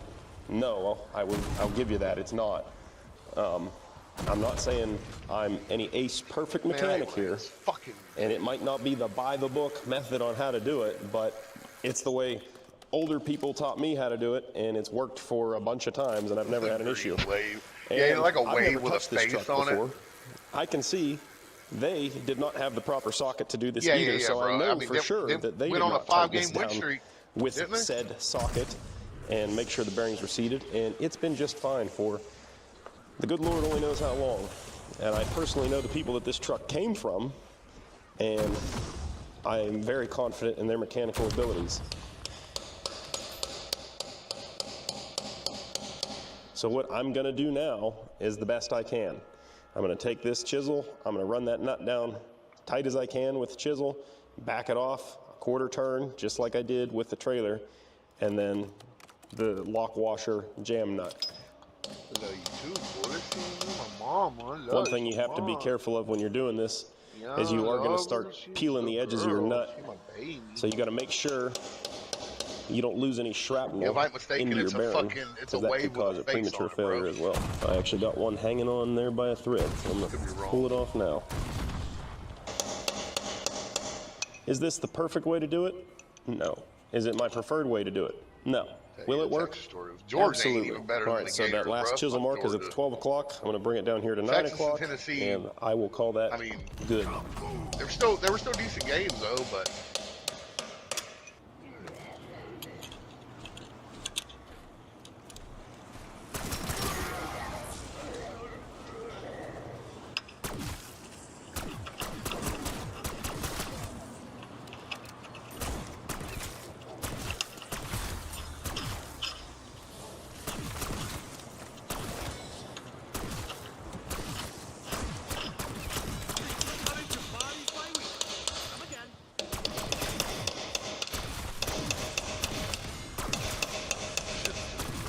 All right. See, I feel very confident that that is plenty tight.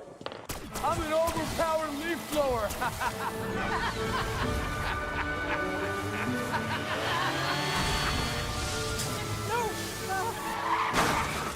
And if you don't have the right auto covers, this could really blow your budget.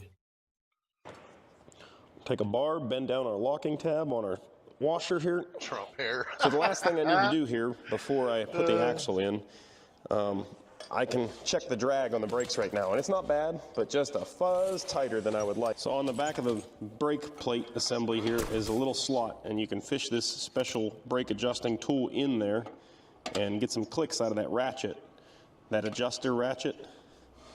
I don't remember which way you need to go.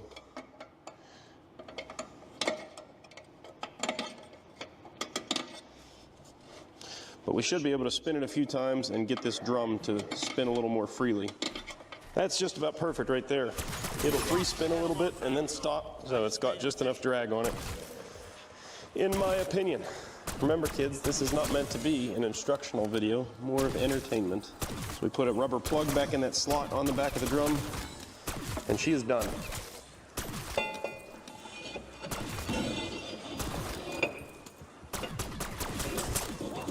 Before we slide our axle all the way in, put a small little bead of silicone around it so that thing seals up and doesn't let any axle oil come slinging out the side. Doesn't take a whole lot. There we go.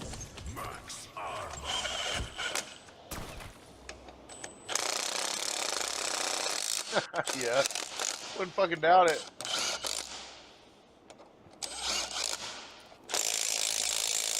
All right, she's 100% back together. The only thing we have left to do is bleed the brakes so we can get some pressure back over here in our master cylinder. So originally, I wasn't going to touch any of the other brakes. I popped this side off right before I took down the other side to get turned. I got them both turned at the same time, and now since it's apart, well, we might as well go ahead and replace that wheel cylinder. I also ordered the hardware kit since I figured this cable was in the same kind of shape as the other side, but it looks just Jim Dandy to me. So maybe I can finagle that wheel cylinder out of there without disassembling everything. That would be a much easier and more convenient way to go. I will replace the ratcheting mechanism while we're in here because those like to seize up. I paid my stupid tax a little bit on this one. I was talking on the phone to my buddy and working away. I put the new wheel cylinder in, I put the new cable on for the brake adjuster, I put the new adjuster in, I put the hub back on, bolted it all back together, all the way to the point you see now, and started cleaning up my tools. And as I was cleaning up my tools, I saw the two springs that hold the pads together laying there on the ground. What up? Paid my stupid tax. So, of course, we had to tear it all back apart, put it all back together, but we managed to put in all the pieces the second time around at least. So that's done. I set the drag on the brakes. Everything should be good there. Last thing I want to do in today's video is put some shocks on this bad boy, and then I think we're ready to put the bed back on. So let's just throw these shocks on. Odin, huh? What is that, an AR?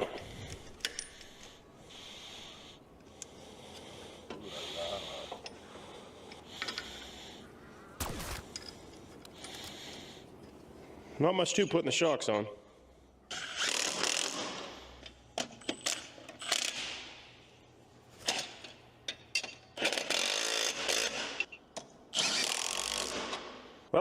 we finally made some progress on the old F-250 here. I was really just dreading working on this thing for whatever reason. The truck is now pretty much ready for the service bed to go back on it. So in the next video, you're definitely gonna see that. We're gonna put the bed back on. We're gonna get the taillights hooked back up to it. Maybe we'll think about doing a little bit of modifications I have in mind to the bed. I'm not sure yet. These two rims that were on the rear of the truck are not original to the truck. I have all 4 original rims. We're gonna put some tires on those, maybe blast and paint the rims before we put tires on them. Get that all done up. And then we're gonna go through and give the engine and the rear end a complete service. Make sure we got it all topped up with some fresh oil and fluids. I believe, I have to check my stash, but I believe I have a 2-barrel carburetor that would bolt right onto this engine, and that should be a pretty good upgrade from the single barrel that's on there now, but it just runs so sweet as it is. I don't know if I want to touch that yet. Let me know down in the comments if you guys think that's something worth doing. I don't have a ton of experience with these old 306s. I know they're bulletproof, but is a 2-barrel really worth the hassle of putting on there versus the single barrel that's on there? I think I've also got a set of plugs and wires I want to throw on this truck, and probably a fuel filter, stuff like that. Once it's all back together though, we can at least get it loaded up and rigged up for service, which I am super excited about. So if you guys like seeing these videos on the old F-250 though, do me a big favor, hit that thumbs up button down below the video. It really helps out the channel. Doesn't cost you guys a dime. If you'd like to help support the channel in a little more direct fashion, you can head on over to dieselcreek.com, pick yourself up some sweet swag over there. If you're wanting to get stuff before Christmas, as of the date of this posting, I'm not sure that that's going to be feasible. Heck, you might be watching this after Christmas, I don't know. But even if it's not going to make it in time for Christmas, some Diesel Creek swag makes a great gift for a friend, family, child, whatever. We got a ton of stuff over there at the store. That's dieselcreek.com. Link, as always, down in the description. But that's all I got for today. So as always, I want to thank you guys for watching, and I'll see you on the next one. Later.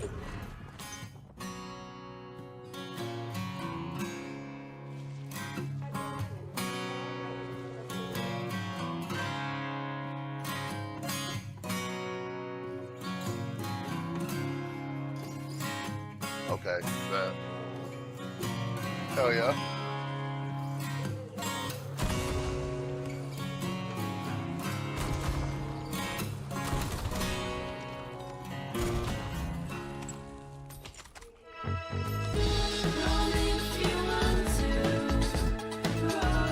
Yes, sir. Find the comforts of home at Town Place Suites. Fred traded up to commercial auto insurance from Geico for serious customized coverage that grows with his business. So when's the big Geico surprise? Some hair metal...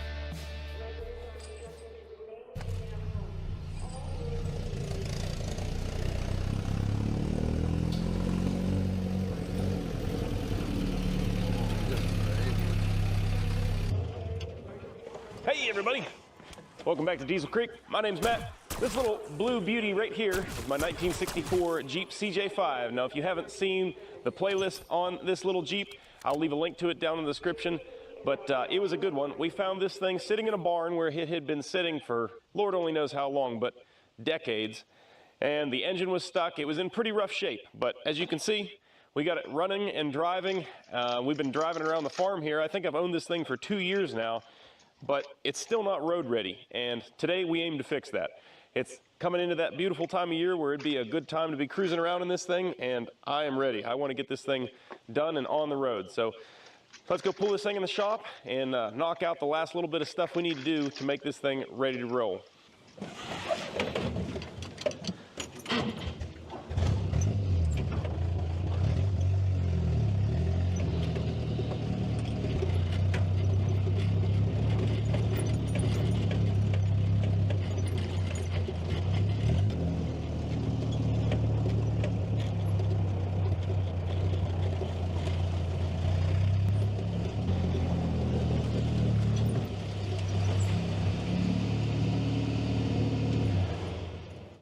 So it runs, it drives, it stops.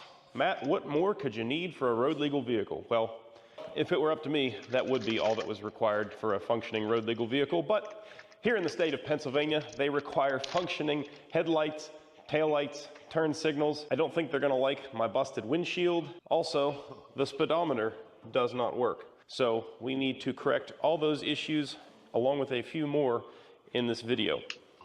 Well, it runs, it drives, it stops. Matt, what more could you need in a road legal vehicle? Well, if it were up to me, that would be all that was required for a road legal vehicle. But here in the state of Pennsylvania, they require pesky little details like functioning headlights, taillights, turn signals.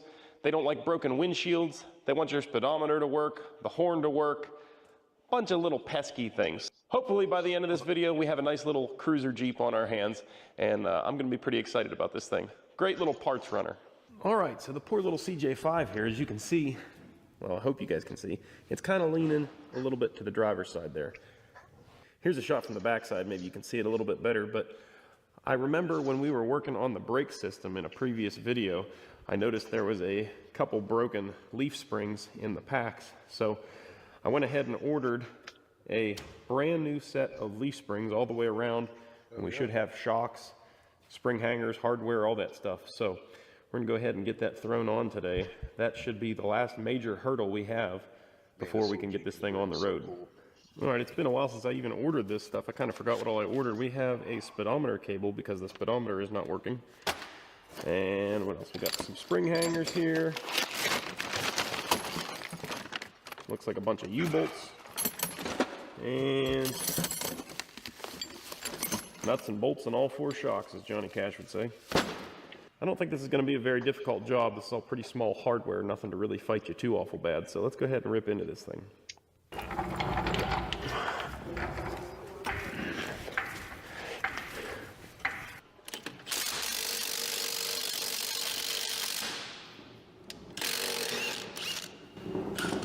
Old school reverse threaded. I forgot.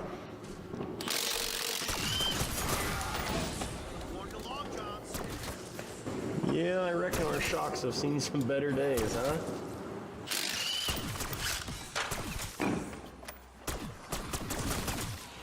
Yep, things ain't much better on this side. Alright, the more I'm looking at all this hardware down here and completely rusted over it is, I don't think it's even worth messing around with trying to break all this stuff loose.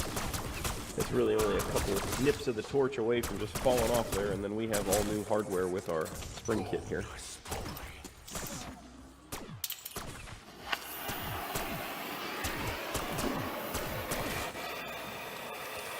We are currently torching a bolt directly below the fuel tank. I'm sure that's not a problem at all.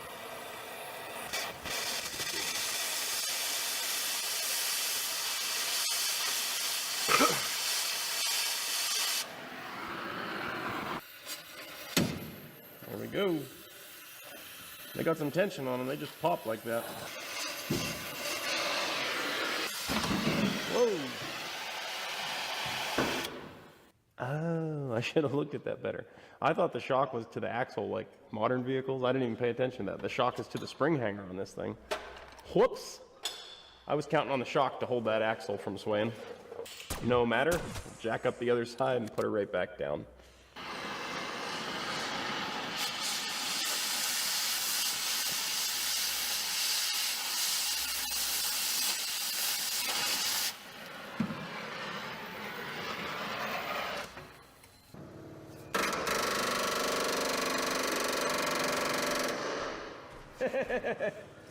This thing's in there.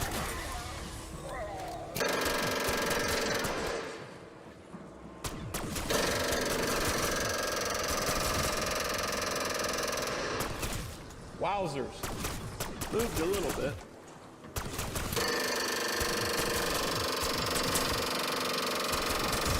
Unreal. Maybe this one will oblige.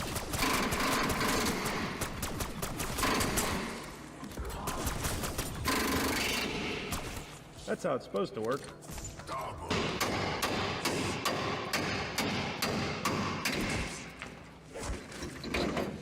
There we go.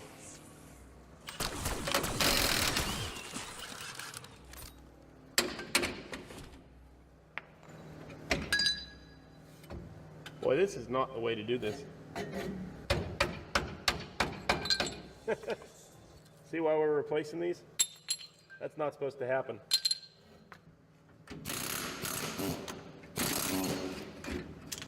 Yeah, buddy.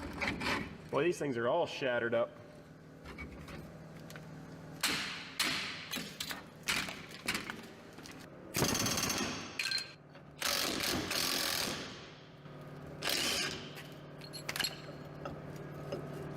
There we go. Good Lord.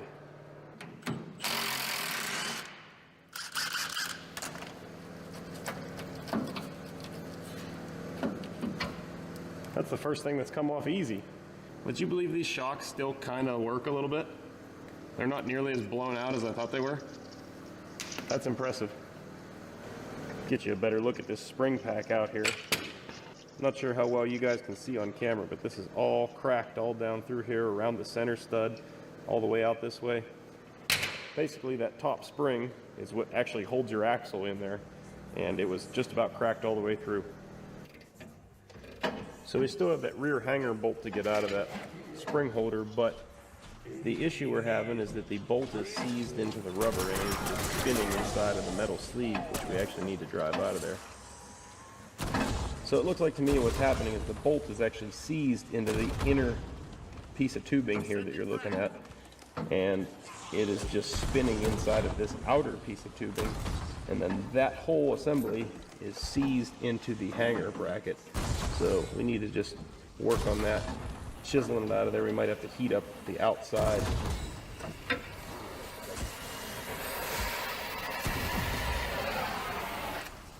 Oh. Hold your ears, folks. Didn't even need it.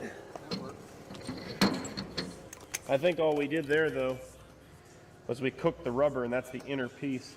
I think we still have a steel liner in there that we have to drive out. No way.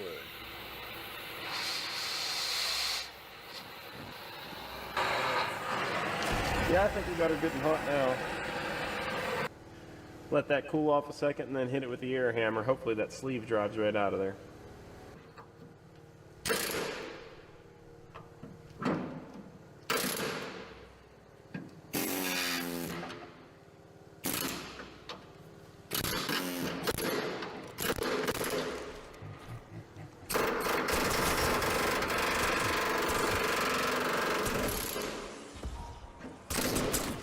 Hey! Finally got her. That's what we were fighting right there.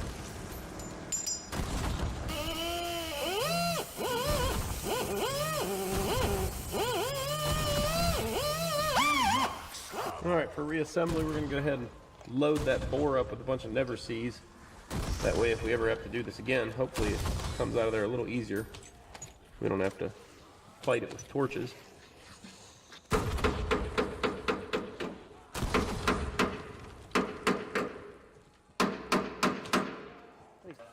We could probably drive it in there if we wanted to. The smart thing to do is probably to get a bolt and draw it through there. I said it was a smart thing. I didn't say it was what I was going to do. Probably what I should do, though. So we got our new spring here, and we need to drive the bushings into each end of the spring.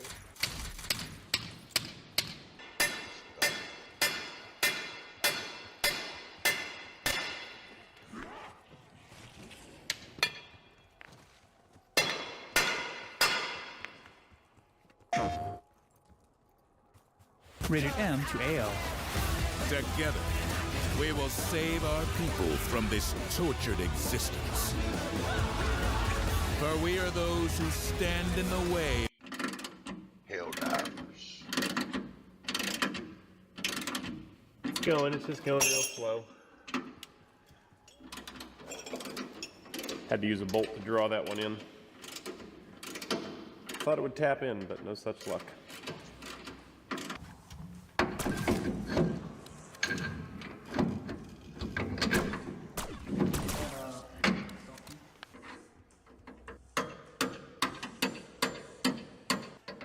No, I didn't see that.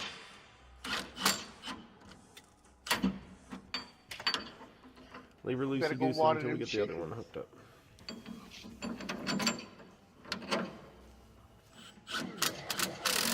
Oh, yeah. You know, that fucking thick ass girl.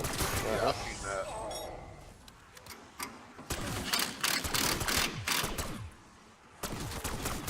Oh, yeah. Ready for the open race.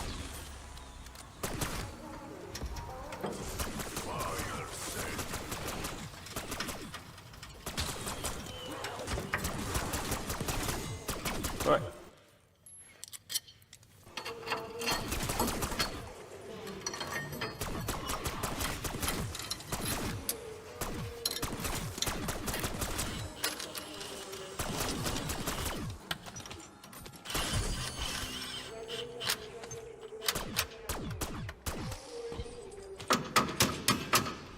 All right, so we have the brackets and everything on here loosely right now, and to get the alignment right, there's a pin down there and it sets into a hole in the axle, so we need to get it squared up with the other side, put a little tension on it, give it a whack around, and it should all seat in together nicely. Keep it coming. Well, the camera died right before I got everything all aligned there, but a couple whacks with a hammer and a little bit of a impacto-dacto, and that dowel pin went up into the locating hole on the axle, so we should be good to go. Just tighten that up.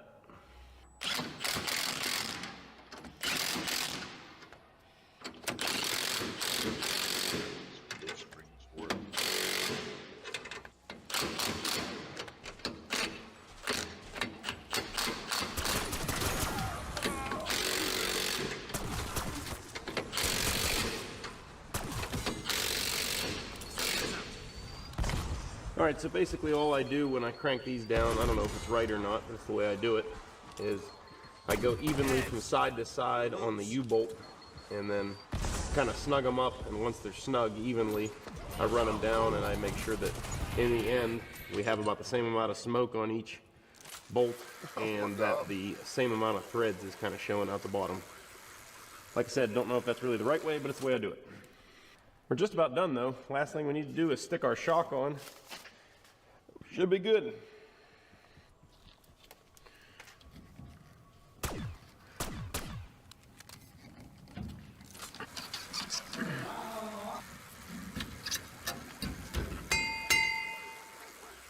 This thing's gonna ride like a Cadillac when we're done.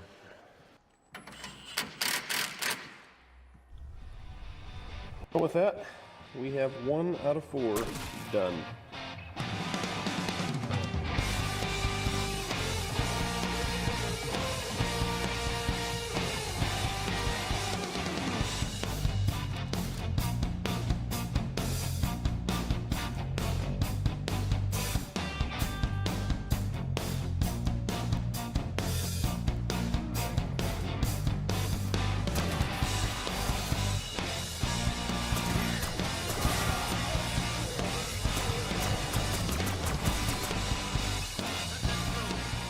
All right, check it out, guys. We got 2 of 4 done so far. Got both of the back springs done currently. I don't know if you guys are gonna be able to really tell on camera, but look how much higher the back sits than the front now. It was sitting fairly level before. I didn't think to take a measurement and see how much it came up, but I would say that back end has to be up by at least, I don't know, 2 inches. Like, it's considerable. So that's pretty cool. I didn't realize how sacked out those old springs were, but considering how many were broken in the spring pack, it makes sense.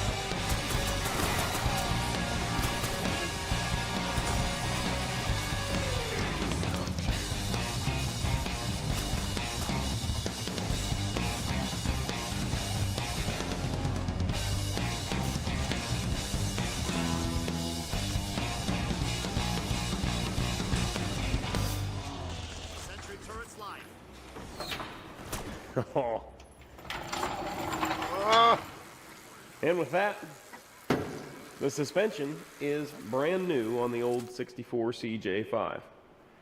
There's a good comparison right there of our old clapped out spring pack right next to our new spring pack. Now, it is not lost on me that it looks like the new spring pack has a couple extra leafs in it, but I don't see that being a problem. I think that's probably good. I think this poor old girl probably could have used some heavier leaf springs from the factory, because this particular Jeep was rigged up with a snowplow on it, and that extra weight in the front really takes a toll on the spring packs. It looks like we put a lift kit on just by putting on new springs. That is sweet. This is not a lift kit, I want to clarify that. This was just a factory spring kit. I don't know about you guys, but I am itching to take this thing for a little drive now and see how it handles. It was a little squishy before, and it leaned to the left a little bit, so I'm hoping it feels a lot better now. I don't see any lean to it. I mean, I would hope not after brand new suspension. Apparently that's a known Jeep thing, because all the Jeeps lean to the driver's side just a little bit.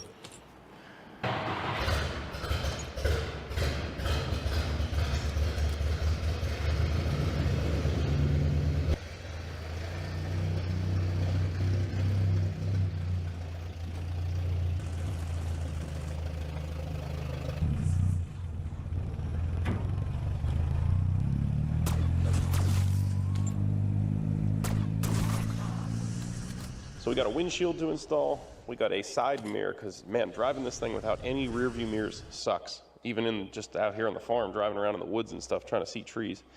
Then we got some of these small parts over here from our buddy Clint at CNC Equipment. On my last trip down there, I saw these sitting on one of his shelves, and I said, hey, are those the parts I need for my Jeep? He said they sure are, so I'd rather get them from somebody we know than some other random website. So I got a spare tire holder here, because as you can see, the one that's currently on the Jeep is in great condition. So I got a new one of these we're gonna put on, and these guys here are the rubber boots that cover up the main gear shifter, the four-wheel drive, and the transfer case. We'll have some nice new rubbers on those. Original one's missing over here, of course, and this one is just falling apart. I also have a new speedometer cable, so we should have a working idea of how fast we're driving. And let me tell you, I love this thing, but it is not a rocket ship. I don't think we have to worry about breaking the speed limit hardly anywhere. Alright, so apparently I forgot to record a clip for it, but one of the pieces I bought to install here is a new side mirror, and it came relatively unpainted. The lens itself came painted, but the mount was bare metal. So I hit them up with the Scotch-Brite really good, got it cleaned up with some acetone, and I'm just going to hit it with some rattle can black here, and that is going to look good enough for who it's for.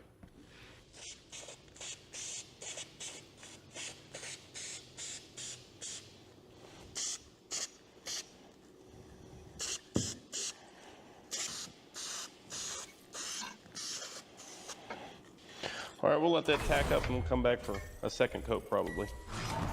So while we're waiting for the paint to dry on the mirror there, I want to start working on getting these screws out so that we can replace these rubber shifter boots. And man, if you guys can see it or not, I don't know, but the screw heads are just gone. They are completely, well, they're probably packed with dirt first and then rusted over, and you can't even tell that they're a Phillips or a straight head or what the heck they are. Hopefully I can work on these a little bit and try to get some of them out, but I'm not super confident on that. You're right. Storehouse cookies, best cookies in the world. Hold your ears.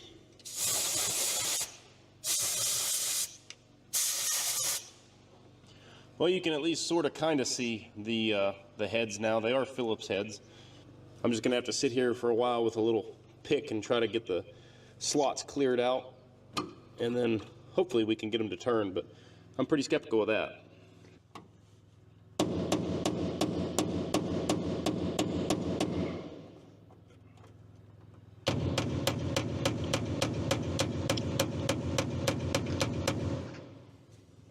Might have a chance with that one. The other ones here, not feeling so hot about. Ultimately, what it may come down to is ended up just air chiseling these things off of here and then trying to extract out the remnants of the screw. Or we could also weld a nut on top of them. Decisions. It's not like I'm worried about saving the screws. I just want to get them out of there so I don't booger up the holes that they go into.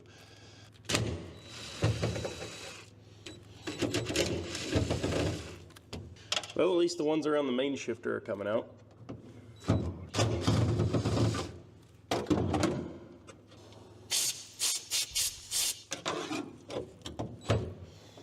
There's 3 away.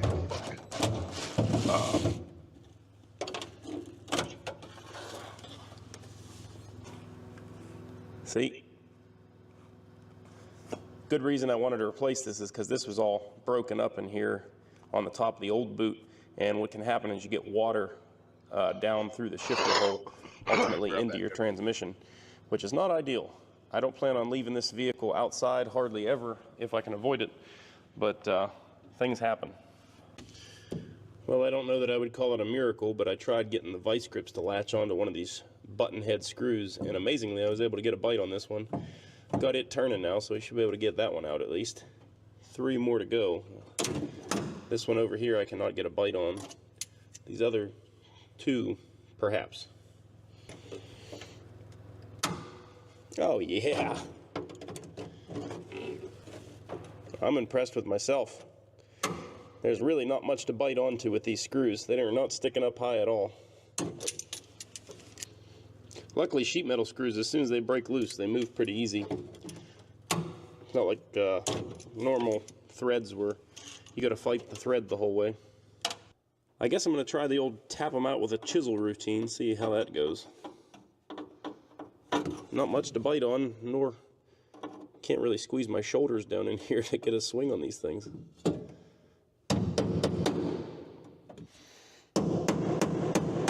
Hey, we got one.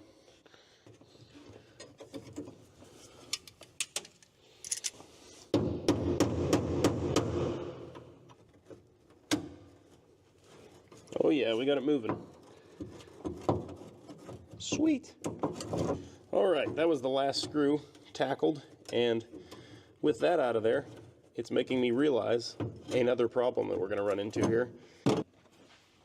To get the new shifter boot down in place, we need to take these balls off the end of the shifter and slide the boot on and then reinstall them.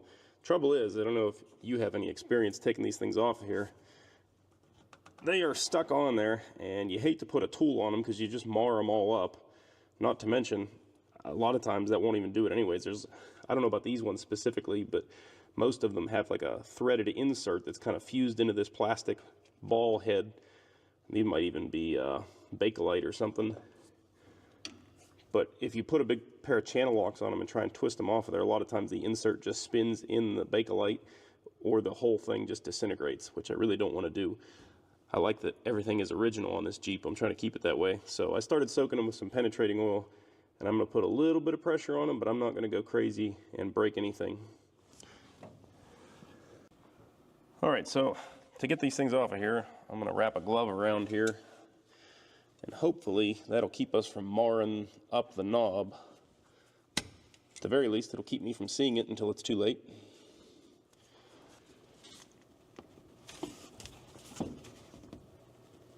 Yeah. No, it's just like I figured. They do not want to turn. If anyone has a shot, it's probably the gear shift, but... Oh, that one turned. Sweet. Beautiful. Nope. We're gonna let those keep soaking. I don't know what else to do. Like I said, I don't really want to tear these things up. 10-4 cannon. 10-4. Got this one coming off. Means we can slip our new shifter boot down. Maybe. Oh yeah. Look how snazzy that looks. Oh, you idiot. Helps if you take the old one off. Worked so hard to get the screws off and then just left the ring on there.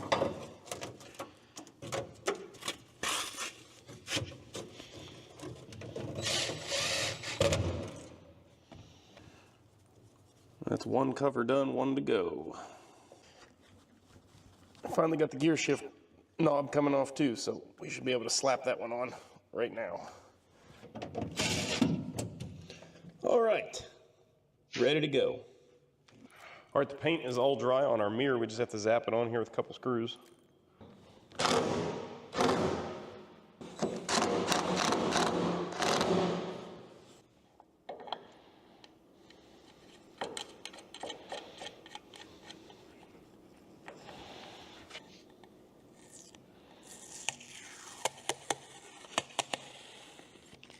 Beautiful.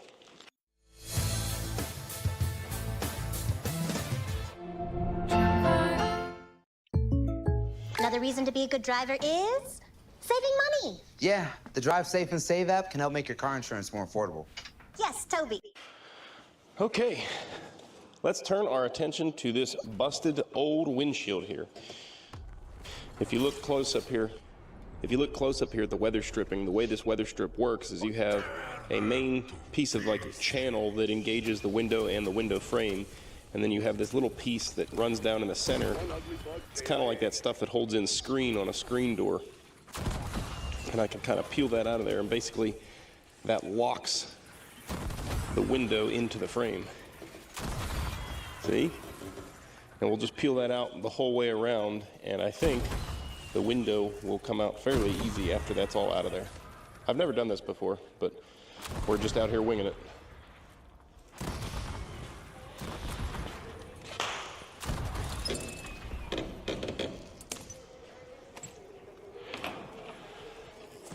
I remember when I ordered the windshield, I ordered a new piece of this weather stripping too. And it said it was in stock, and then I got an email a couple days later saying it was not in stock. And I don't know if we have it currently. I don't know if it ever showed up. So we might end up having to reuse the old stuff, which, well, up until I said that, wouldn't have been too bad, because this was all in one piece and coming out pretty nice.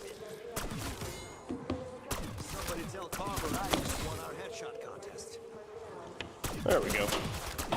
So that's all the locking strip removed. Now I guess I'm just going to go around here and try to work the weather stripping free from the frame. Rubber has a way of kind of getting stuck to whatever it's up against for a long period of time. There is a split in the rubber down here. You might be able to start pulling it out or something, I'm not sure. Oh, there we go. Looks like the glass will just press out now. Trying to do this without knocking it into 1,000 pieces. But it is safety glass, so it shouldn't. All right. Boy, that stuff's pretty thick. There we go. It's almost like I know what I'm doing. I assure you, I do not. Hey, little girl. Probably could have just left this in the frame and went ahead and stuck the new glass back in, but let's crack open our package and see if we have new weather stripping or not. Fragile. Must be Italian. Just based upon the number of issues that we have shipping t-shirts and hats all over the planet, I can only imagine the number of issues that the company I bought this from has shipping window glass around the country. Ooh. I sure won't be happy, but I will be understanding if this is not in one piece when we pull it out of here. Ultimately, I'm sure it was in one piece when it left their facility, and shipping tends to be rough on things, as I have found. I like their effort, though. Seems like it's double wrapped.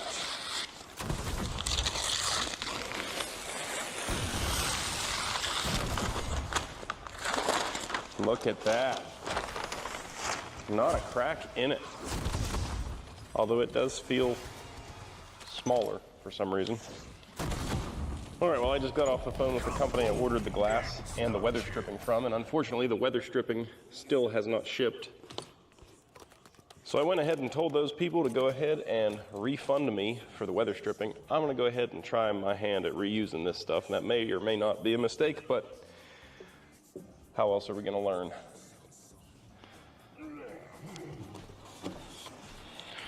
I should not have pulled it out. I think we should have probably just left well enough alone.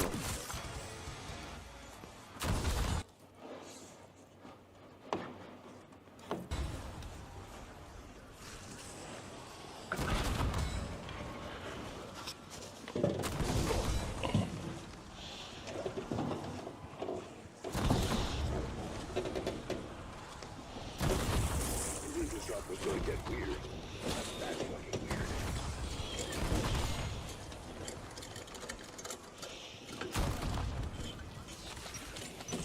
Fire sale. Y'all! Y'all!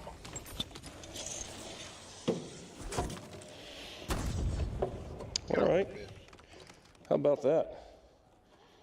That actually worked out pretty good. Call me safe light, huh?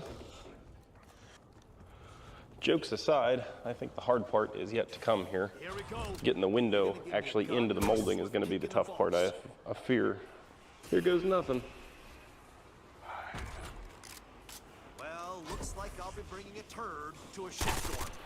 Gonna use the hook tool to try to like rope the molding in. You gotta watch you don't damage the glass in the process here. Right. I got a corner in. I feel like that's a milestone. Actually, looking at the windshield frame, it looks like the windshield frame is tweaked a bit, which probably isn't gonna help our cause.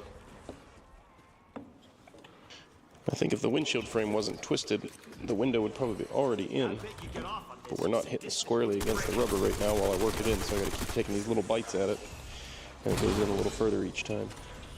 Probably not ideal for the glass, but the glass is probably gonna wind up being under a little bit of like twisted tension. Just looking at the way the window frame is tweaked, I don't think I would have a prayer at getting it straightened back out. There we go. Glass is all the way in. We just have to work in our keyway now. I'm sure that this is probably going to be proved to be tougher than actually getting the glass in there. Getting the glass in there was not actually that bad. I must say, I am very impressed at how flexible this rubber still is. I have no idea if it's the original rubber or not, but if it is, I am darn impressed that it is still as pliable as it's being right now. It's a bit tougher down here at the bottom. Spraying in some glass cleaner to try to make it easier to work that rubber in. Oh yeah, that's helping. As I push that stuff in by hand, I'm really only tucking in one side of the key. So I gotta go back with the pick and fold in the other side and not scratch my window like I keep trying to do. I did it on the top side over here already, but it is tough to do. There's probably some tool that you would have if you were a glass person that would make this exponentially easier. Of course, I don't have it. All right. Well, I might just be a glass person by the end of this. It's almost like I know what I'm doing here.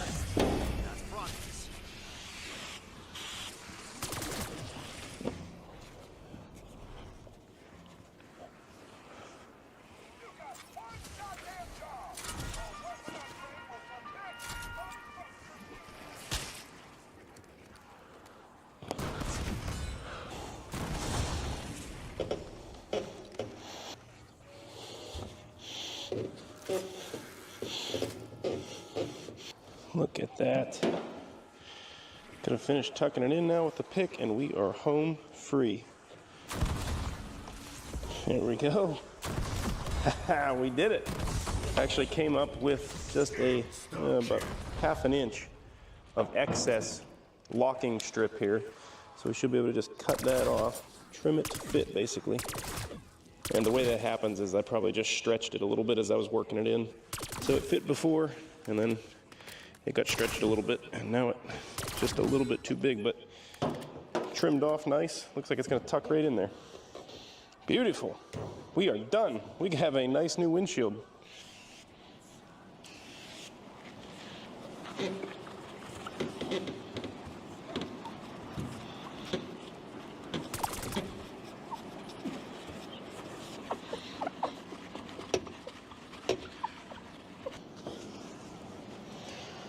All right, how about that? Spick and span. Oh wait, oh, there's a smudge. I've never once cleaned a windshield and thought I was done and actually been done. There's always a smudge to go back and get somewhere. I'm sure you guys can relate. But, man, that looks great. Can't even tell there's a window in that frame now. That's gonna be much nicer for driving. Now that the windshield's done, I wanna turn our attention to the muffler. You can see that nice shiny new one we got. And we're gonna replace this one because it is blown out. So for some good comparison of before and after, I'm gonna fire it up now, let you guys hear it, and then we'll do it again after the muffler's put on.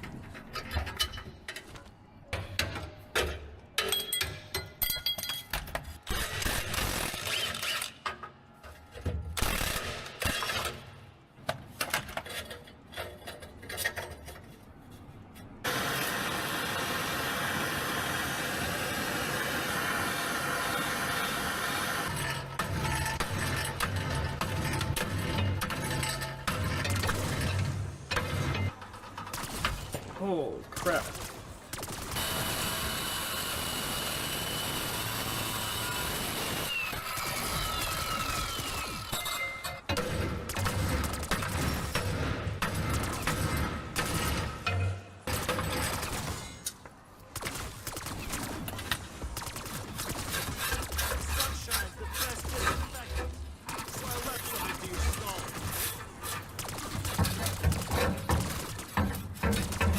There we go. That sucker was on there. Yeah, I don't think this one was doing a whole lot anymore, huh? One of these is not like the other.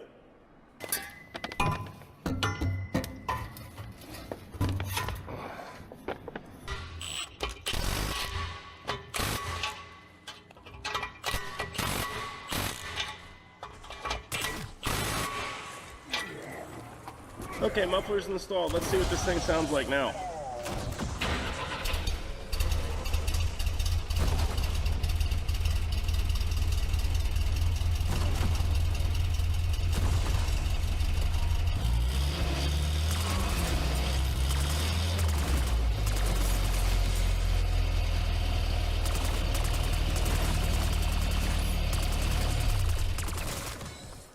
Oh yeah, this thing sounds way better. What do you think, Roscoe? Is the Jeep about done? Well, I think we're getting close. You guys saw we got the mirror mounted, the windshield's on. I did get the lights working. That took some time. Suspension, of course, is done. Rubber boots installed. One of the few things I have left to do is get these seats recovered, and I have reached out to a couple different upholstery shops for this, and man, they are expensive. I'm like $800 and some per seat, which is hard to justify on a Jeep that I only paid $500 for in the first place. Now the upholstery shops are telling me it's going to be so expensive because they have to completely make a pattern from scratch. There is no cover that you can go out and buy, to any of our knowledge. So if you guys know of any place that sells the seat covers for these Jeeps, specifically this type of Jeep, because there are plenty of covers out there, if you search around you can find them, but they don't fit my seats. There's actually plenty of entire seat assemblies I could buy already upholstered with new foam and everything ready to go, which I would love to be able to do, but none of them bolt down the way that mine do. All the ones you find basically are just the actual seat cushion with some bolt holes in the bottom of it. They don't have any of this framework. The framework on these ones is welded to the chairs and then bolted into the tub. So short of hacking these apart and using the framework to bolt the new seats in, I'm not sure how you're actually supposed to be able to use those, even though the websites that I find them on claim that they will fit CJ5s of this vintage. So any of you Jeep people out there that have a handle on affordable seats, either to buy completely reconditioned, or like I said, if you could buy just the cloth seat cover and then I could take that to the upholstery shop, they could fix it up, make it look nice, better than I could do, I'm sure, for a much more reasonable price. The passenger chair is, you know, there's a little bit of material left they could at least make a pattern from if they're going to do a custom job, but the driver's seat is completely gone. So they'd have to kind of make one pattern for this one and then mirror it, because it is like 95% the same, but I think there are a few little different angles. Basically, you have to mirror image the pattern, kind of. So the only thing I didn't put on is the spare tire holder. I took the old one off, and it's kind of crappy behind there, kind of rotted. And I don't really like that it sticks out like it does. I also don't have a spare tire that's any good at the moment anyway. I have the rim. The tire that's on it is junk. Where's my fucking mangler, So bro? kind of going to hold off on putting that on for now, I think. The last thing I want to do before we're ready to take this thing out on the town and have a little cruise is I want to give it a good bath. I've pressure washed it off a couple times, but I've never actually gone at it and cleaned the surface. I mean, you can see it's still extremely dusty and dirty and scudgy looking. So we're going to give it a good hand bath, and then we're going to use some products on it to try to brighten up the paint that's left on it. I know a lot of people think that it should be restored. Really, the Jeep parts are so cheap that instead of trying to fix something like this, you would just replace the fender, and at that point, you might as well replace the tub, the fenders, the tailgate. The only thing that's really great on it is the hood. The hood is in pretty good shape, and I guess the front grille. The front grille's pretty nice as well, but everything else, if you really wanted to quote-unquote restore it, it would just be easier to replace it. But me, I like the originality of pieces like this, so I'm going to try to keep what we got going on here. I like that barn fresh look. I just kind of want to brighten up that blue and see what we got underneath all that dirt. Get smoking.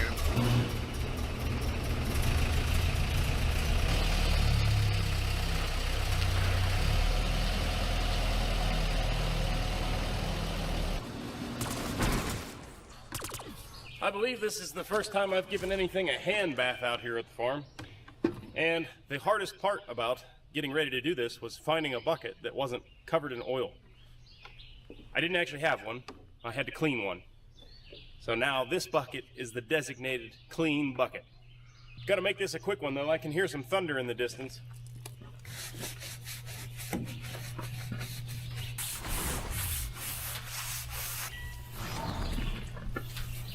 Huge difference already. And this is only step one of a multi-step process we're going to use to really make this patina pop.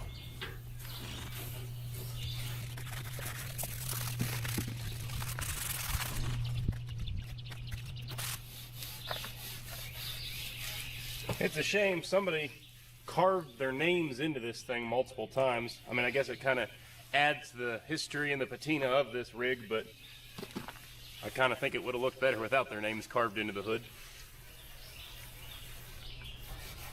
I can't even make out what they say.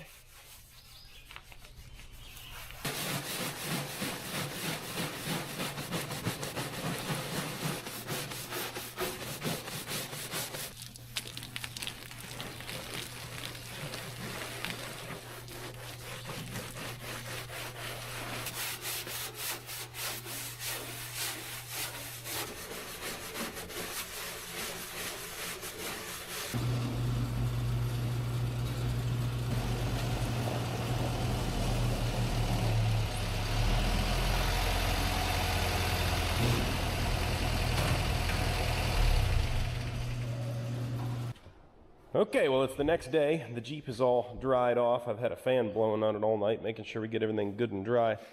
And you can see there's still a little bit of like dust left on this thing. And the reason that is, I didn't show it, but I went around the whole Jeep as instructed with this kit that I bought to take a light Scotch-Brite pad and go over all the areas that have any kind of oxidation, which in our case was the entire Jeep. But especially bad were those areas that had some rust going on down around the bottoms.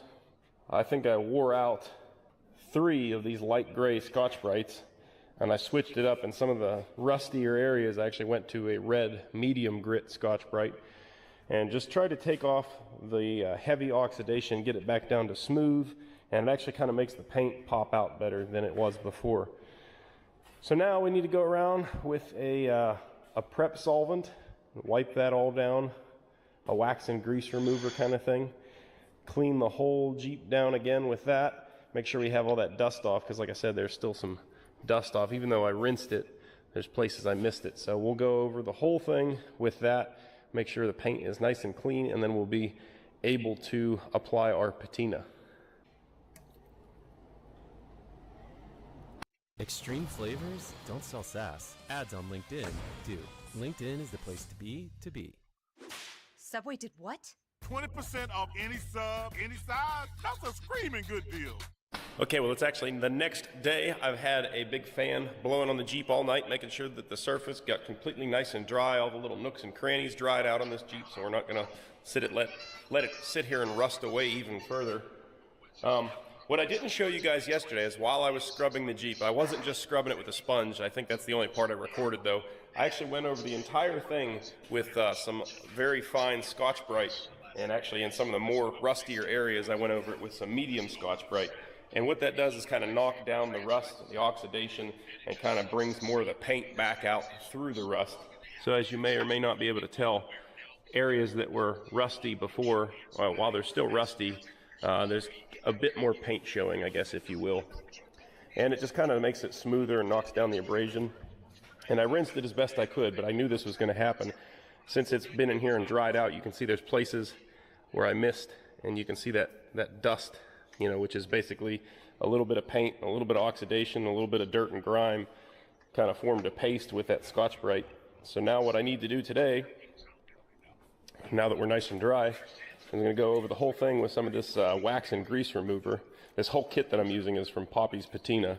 It's my first go with it, but I've heard good things about it, so I'm pretty excited. I think we're going to have a good-looking, all-original, barn-fresh Jeep here when we're done, which I'm a fan of patina, and I think this rig is just suited for it. So we're going to go ahead and get started with the wax and grease remover. We'll get it all wiped down, and then we can actually start putting on the patina protectant coating.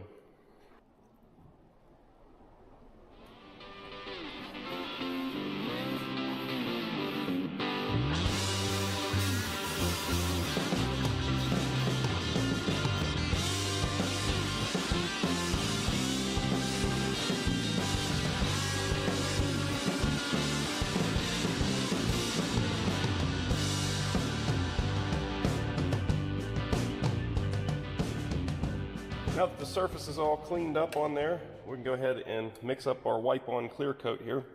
Mix this up at an 8-to-1 ratio. All right, we'll mix that up a little bit, and it should be good to apply.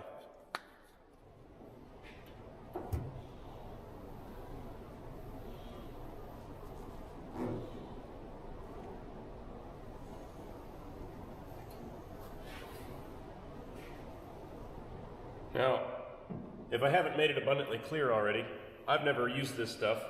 I have no idea what I'm doing. I did read the directions, which is not something I typically do. But I'm just winging it, and we'll see how this goes.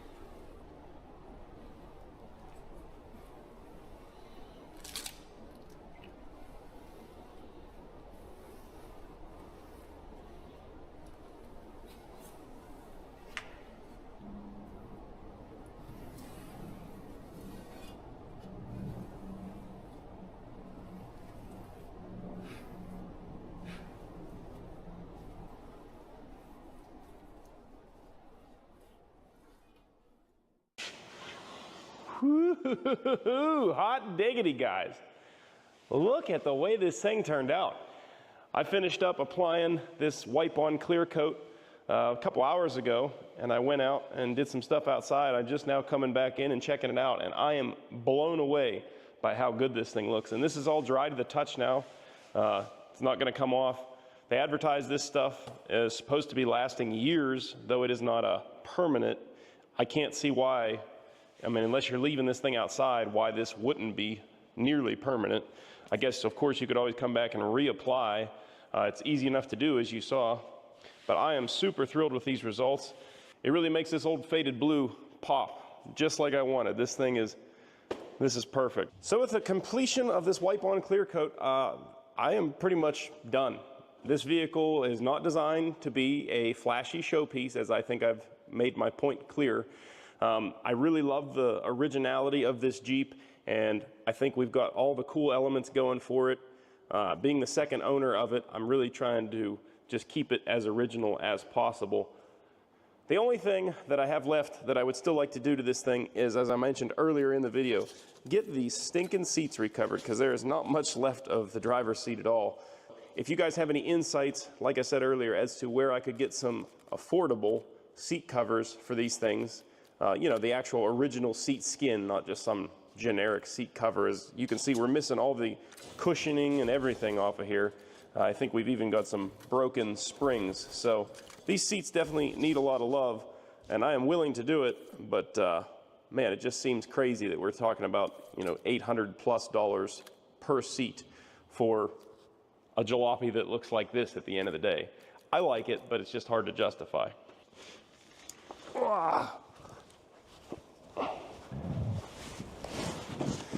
Well, guys, I think that pretty much marks the end of this series. All we have left to do now is take this thing for a little drive.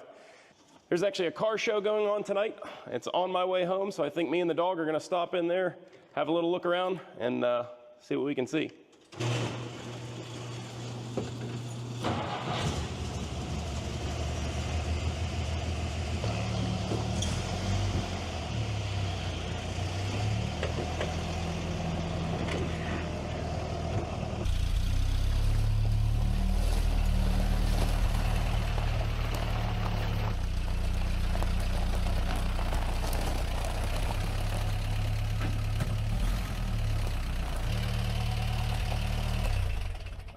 Anyways, guys, I think this one is finally a wrap. If you guys like this series, be sure to drop a comment down below. Let me know what your favorite part was. If you can't leave a comment, at the very least, hit that thumbs up button down below the video. It really helps out the channel. It doesn't cost you guys a dime. If you'd like to help support the channel in a little more direct way, you can head on over to dieselcreek.com, pick yourself up some sweet swag over at the store. We've got hats, t-shirts, ball caps, all kind of stuff over there at the store. If you hurry, you may even still be able to pick up a 4th of July t-shirt in time for the holiday. So you can use the link down in the description, or just head on over to dieselcreek.com. Me and Penne will be glad you did. But I will catch you guys on the next video. As always, thanks for watching. I'll catch you later. Man, that muffler just makes this thing so much better.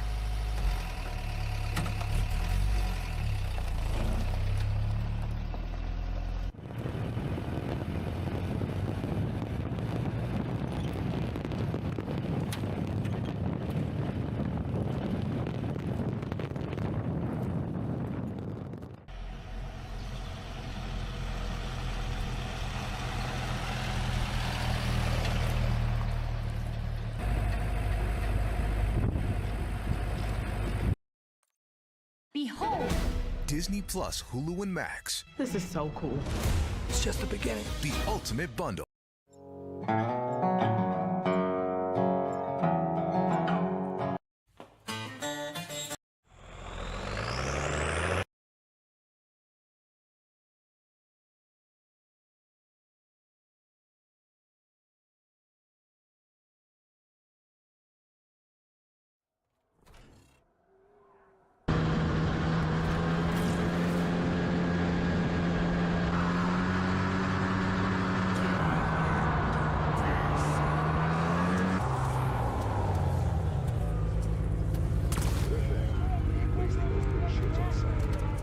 Luke, Tom, and Nate here with the Outdoor Boys YouTube channel, and we're here with Jake and his boys from How To Alaska, and we're here in the Arctic wilderness of Alaska, and we're gonna be doing some awesome camping. We're gonna go ice fishing, We're gonna camp in a hot tent. We're gonna hunt muskrats. We're gonna blow up tons of fireworks. Are you guys ready?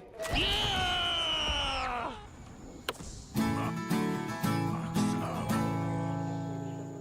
Oh, we're in it now. Check it out how beautiful this is. We got the Matanuska River right over there, but somewhere over there is a lake that we're gonna go camp on, and we're gonna take the snow machines across the ice. Should be plenty thick, but you can see where there's overflow. Because there's moving water under the ice, it pops up in weird places and causes overflow. So we're gonna try to keep our snow machines on the dry side. Hey Nathan, do you enjoy the snow machines?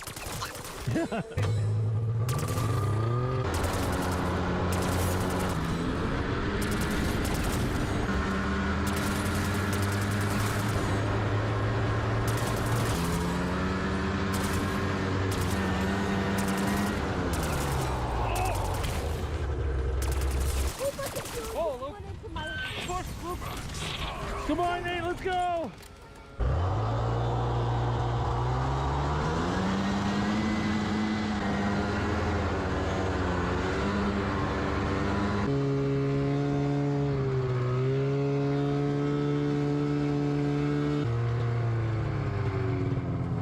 I just saw a hare. Yeah, right here. You want to shoot a rabbit? All right. Yeah, Dad. There are tracks all over the place. This is his tracks right here. These are all snowshoe hare tracks. That's real fresh. There's rabbit poop. All right, guys, let's go back to the snow machine. Well, that was a fun little distraction, but I think we're gonna keep going.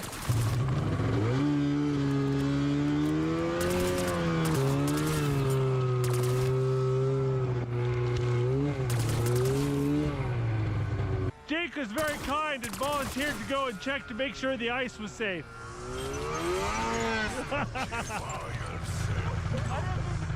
Oh, this is gorgeous.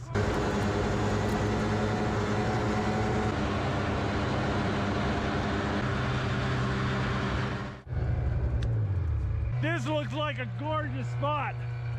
I think we should go camping. Hey, check it out. There's an otter slide. See, you can see where the otter's been sliding down on his belly into the water. Yeah, there's a little bit of fish and poo. There's a spring comes in right here, so that's where there's open water. So that's how they get in under the ice and they fish and they pull themselves up. Never wanted to say anything. Oh yeah.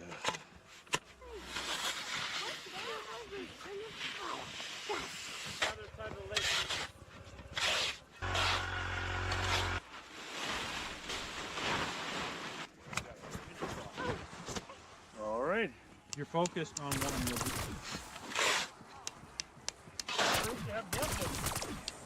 You guys starting a fire over here? Let me give you a little help here. Cotton balls with Vaseline, that's what you want, man. Put that thing right under there. Oh, you're good. Wait, that was, yeah. Yep. That was... Yeah, it's good, and it'll burn for a while because of the Vaseline. You better get some more wood on top of that.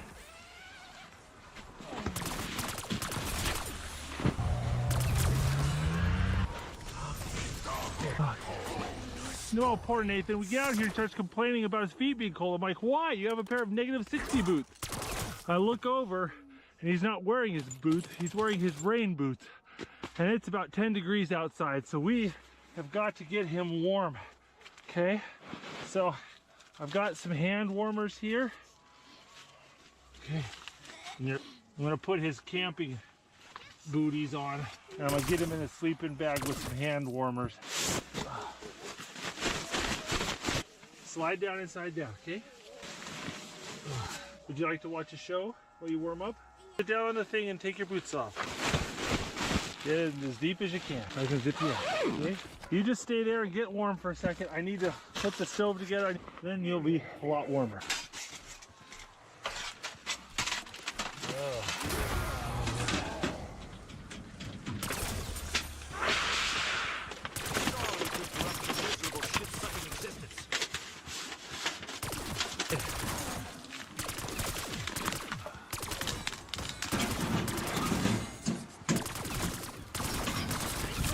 got a roaring fire in here and it feels amazing.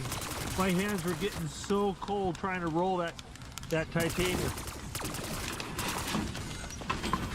There we go. Stick your boots here by the fire. Oh, it is so warming up in here. Oh, you caught one. Look at that pretty little trout right there. Woo. Well, while I'm inside fussing with the stove, Diggs brought firewood, and Cody caught a little trout. Look at that. Little dinner there.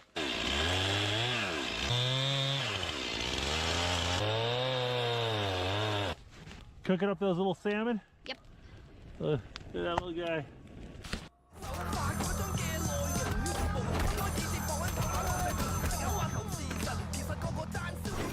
Hi, can I place an order to go, please? We're close.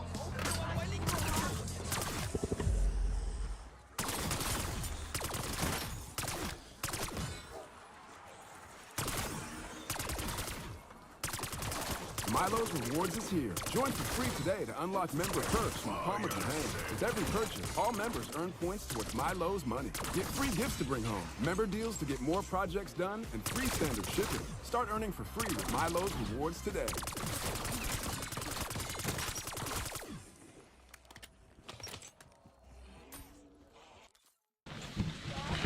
Woo!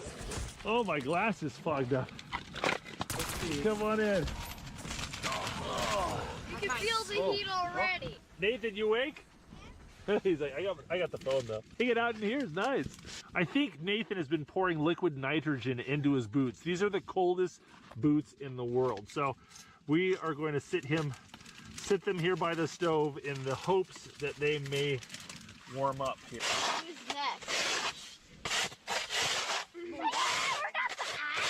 And then you come out, but the stove has melted enough to fill up the lake. Then the lake. Isn't that just entertaining? I absolutely love these lights. This is a bicycle light that comes with a GoPro mount and these battery packs that you strap to your bicycle frame. And instead, I just hook them up to my tripods or my other GoPro mounts. It will run about 12 to 16 hours on the low setting, or at 1,000 lumens, it'll last about 4 to 6 hours. These are awesome for portable work lights. There you go. Oh no, Billy wanted the black hole. Whoop, catch and release. Oh, I could see them down there. Yeah, they're going nuts. I think they like that light. There you go. Let's get this fire up and going, and I'm gonna get some dinner cooking here.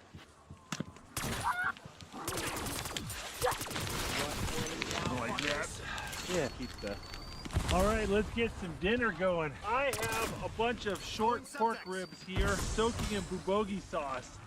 And we've got a bunch of fajita vegetables and tortillas. So we're gonna be making a little Korean Tex-Mex fusion here with bulgogi fajitas.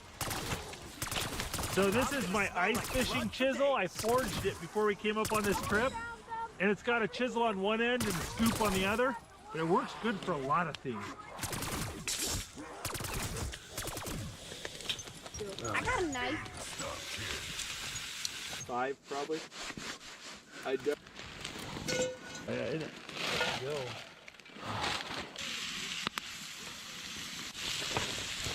Yeah, It's already froze. Little bulgogi sauce on everything. That's gonna be the. I've got an idea. There we go, Korean bulgogi pork rib fajitas.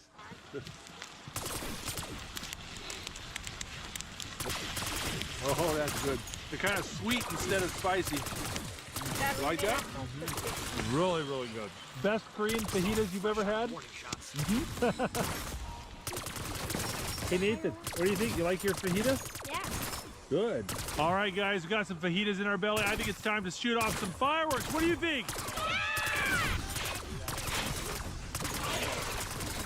There we go, got a little berm, so if the fireworks fall backwards, they won't shoot it back towards us. Wait, that's full of fireworks? This is just fireworks. I was like, oh, you didn't buy many those are the fireworks. good ones. Daddy, I literally thought. Oh. 3 packs of Roman candles. No, everybody over, everybody. All right, here you go. That was pretty sweet. We're talking serious here. Holy mackerel. I feel like this can ward off invading armies. Yeah, it's cold out here. This is awesome, yeah.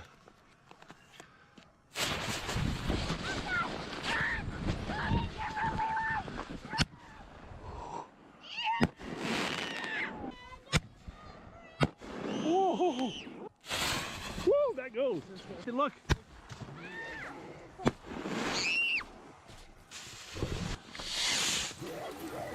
Hey!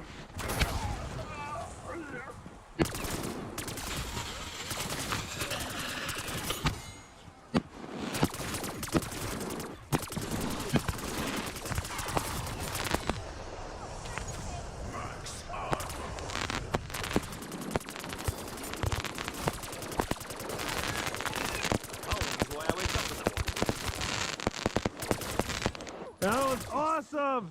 Was that cool? Yeah. Woo! Are you okay there? We got 1,000 firecrackers here. Whoa.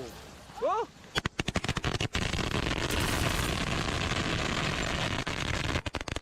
Woo-hoo-hoo. That was awesome! You guys want to all light up Roman candles? Here, everyone grab one.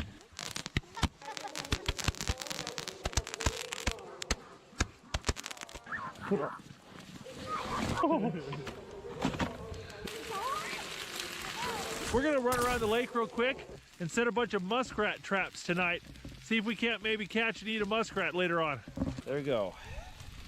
You've set a few of these, huh? It's on my fingers too. This right here is a conibear trap. Muskrat goes through, boink, and it gets him. Yeah, I had a double spring conibear 110 and I caught it my fingers in it once. Got a bucket full of conibear traps. We're gonna go get it some muskrat. Drive into 2025 with confidence in a vehicle designed to turn heads, inside and out. During Mitsubishi's year-end sales event, drive home a 2024 Outlander with 0.99% APR. Get ready for a new year of adventure.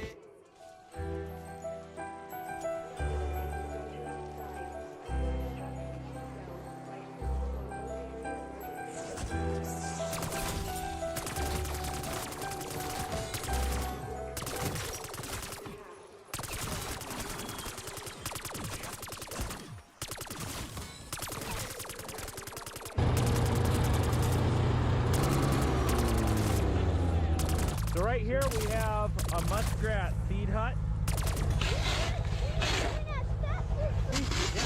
Yeah, look at that. It's just like a big pile of grass that they've stuck in the ice. So if you're ever in a survival situation, you could always ice fish through these.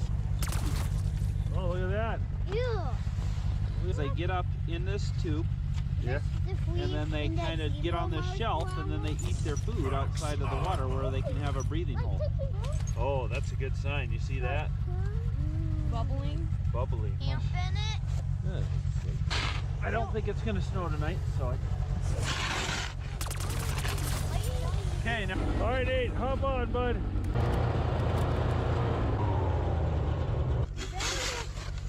Can't remember how it goes, but woo! Ooh, you see that? Yeah, stepped on it, we're falling through. They're coming in this way, and then they're sitting on their little ledge over there. Yeah. Yeah, no, Luke couldn't figure them out. Oh, yeah. Like every time you... Let's do this. Be a tough catch here, but... I heard of that, but... Daddy, look what happened. Oh, you guys had a good time, didn't you? Yeah, I just had a ball. Well, we just got back from setting the muskrat traps, and the temperature has dropped to -8, or about -22 Celsius. It's nippy, guys, and it's getting colder. Frozen marshmallows. Just put your boots down. Look at that sucker. Is that, did you even cook that? Not even brown on the outside.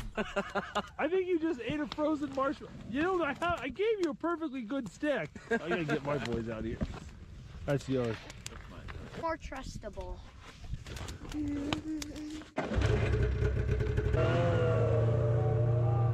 you tomorrow. Well, Jake and his boys just left to go home and sleep in their warm beds. So it's just us out here tonight. Why don't you sit here by the fire and stay warm, and I'm gonna go in and get your bags all ready, okay? Real easy.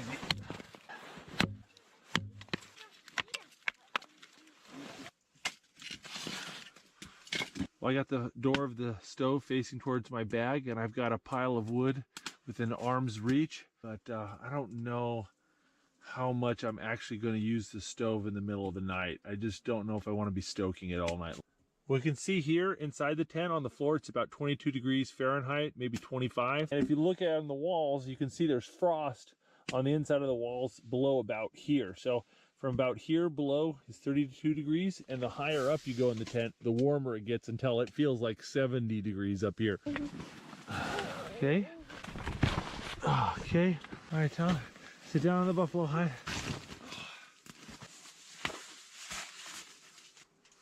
I'm putting on these down booties, try to keep my feet warm in my sleeping bag. All right, guys, it's pretty late. I'm going to bed. I'll see you in the morning. We'll see how this goes.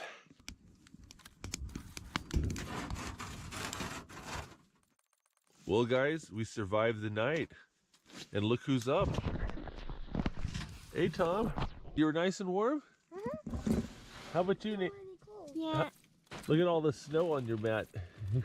See, from the frost on the tent. It was a little bit of a rough night last night. Around midnight, Tommy sits bolt upright in his sleeping bag and starts screaming his head off.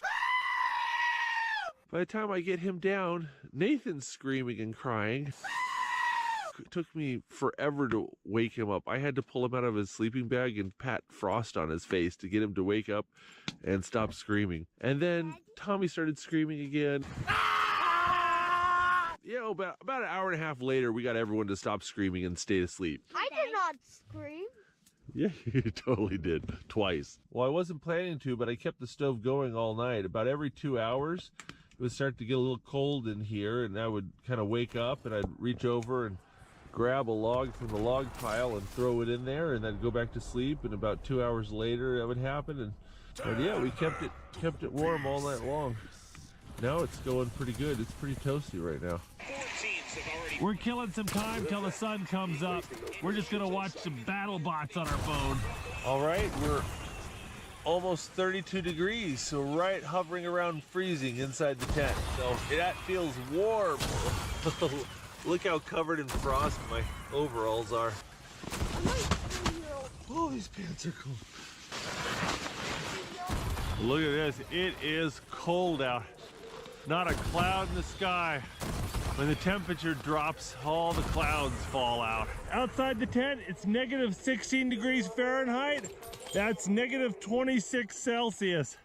Ooh, it's cold today. Man, we better get a fire started out here. Well, welcome back. Yeah. All right, Cody, you want to go do some ice fishing?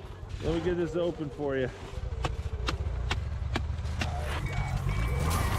This is the Alaskan fish finder right here. Stick your face in the hole and see the fish. It works. You can see them down there.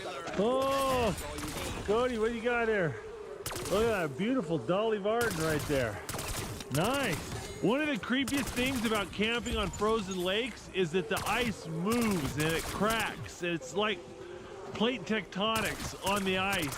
And last night we had a couple really big cracks where we're sitting in our sleeping bag and all of a sudden, poof, you can hear the ice move and groan underneath us.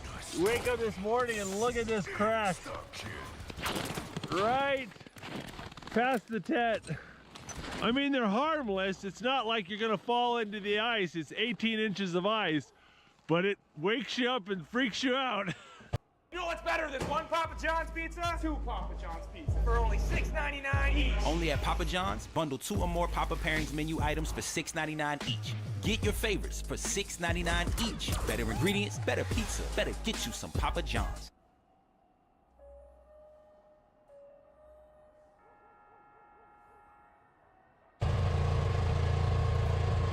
All right, Jake's run off to go grab another dead tree, and I'm gonna start chopping some wood, get this fire going.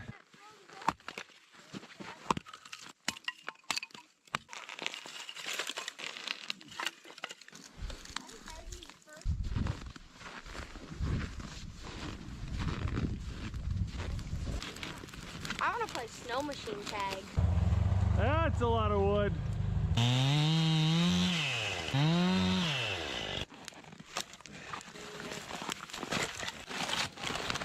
We got a bag of Scotch eggs, and I've mostly cooked them up already, so we just need to heat them. And we stove your chair.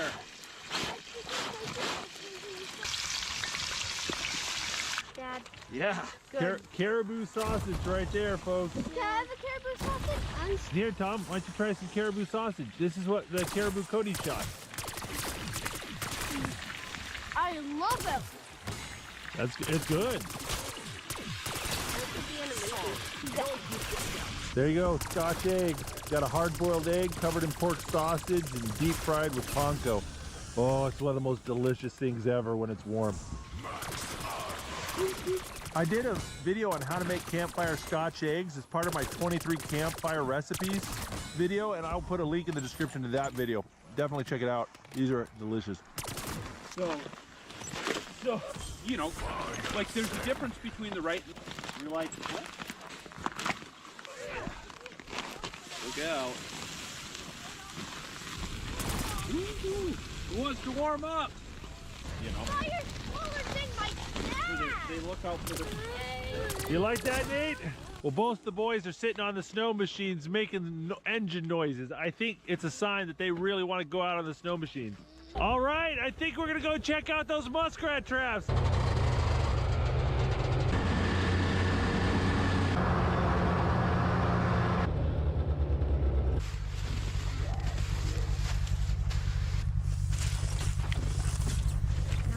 No, nothing there. Nope. All right. Well, we're gonna cover it up so we don't kill them all.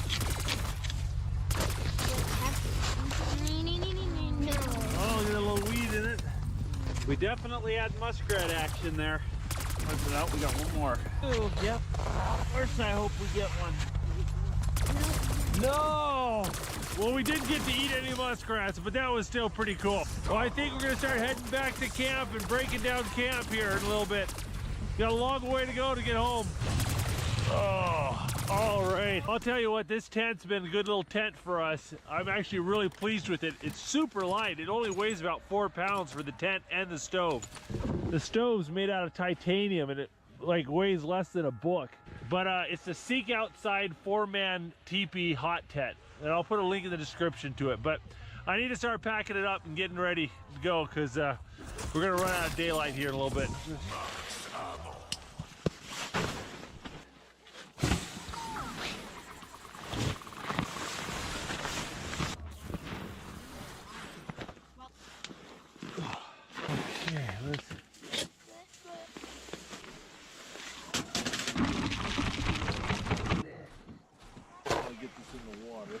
We've been hearing more of those big cracks in the ice, and look at it. One of them runs right through my stake in the center of my tent. Probably the heat from the tent expanded the ice and made it crack right in the spot.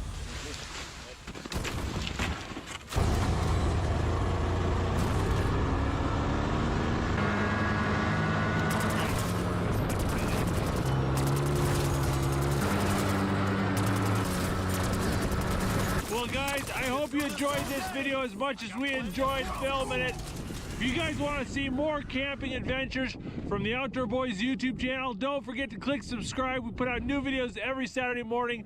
And check out our camping adventure playlist with all of our best camping videos. Click subscribe! Nailed it. And don't forget to check out Jake's YouTube channel, How to Alaska. I'll put a link in the description to their stuff. Thanks for watching, guys. See you next Saturday. If you like this video, don't forget to check out the Outdoor Boys YouTube channel where we have hundreds of videos just like this. And don't forget to click subscribe so you can see other great videos every Saturday morning. And hit that bell button and you'll get notifications. Thanks for watching.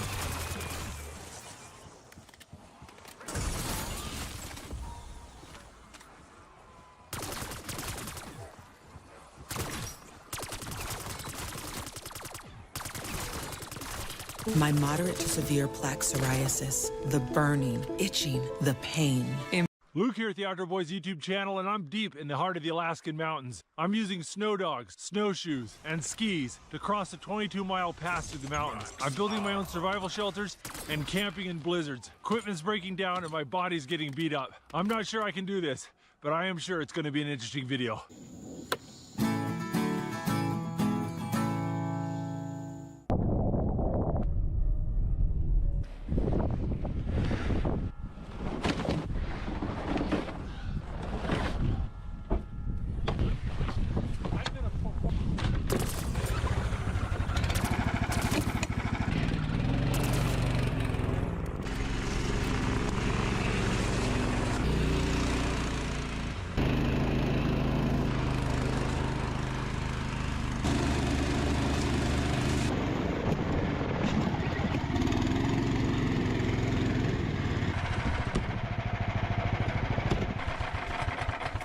The snow dog's not very good at going over logs.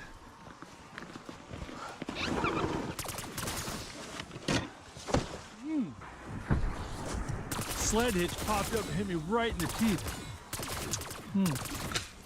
Oh man, I felt like I tripped a tooth on that. Gotta be careful of my moneymaker.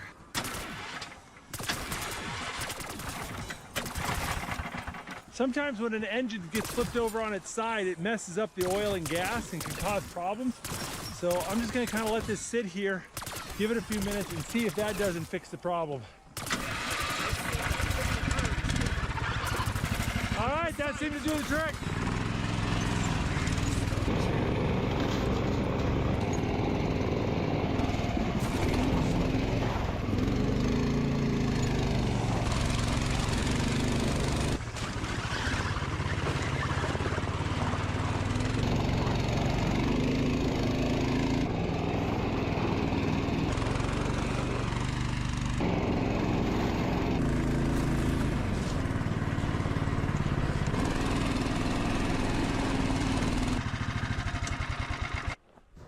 Check this out. This is one of the old roadhouses.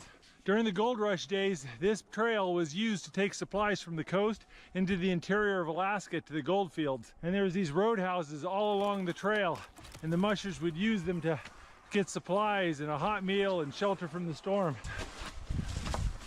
Oh man. The old shelves in here. That old wood stove. I think I should probably get out of here. This roof is looking pretty saggy. I probably shouldn't have gone inside there.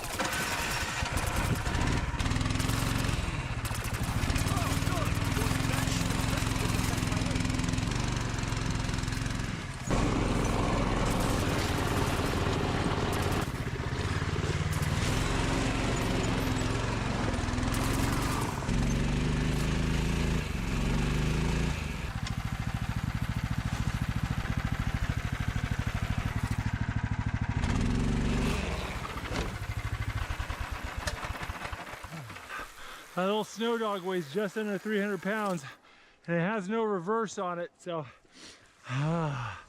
can be a bit of a pain.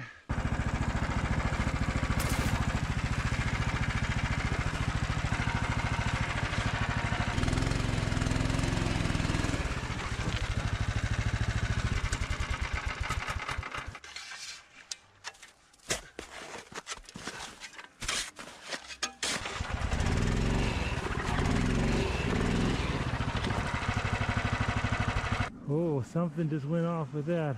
My throttle cable just broke. So the throttle cable's right here, and there's a little screw that holds it in place so that when you squeeze the handle, it pulls the throttle. That old screw's coming loose, and I went and tightened it up, but if it falls out, I can't work my throttle anymore.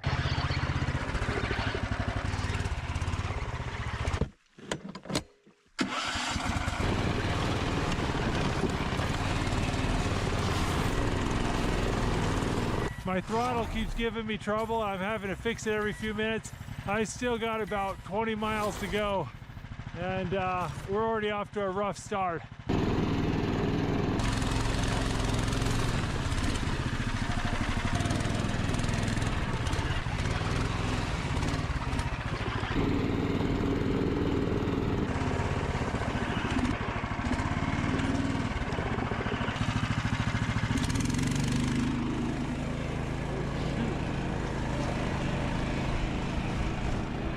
Oh, that throttle jammed open.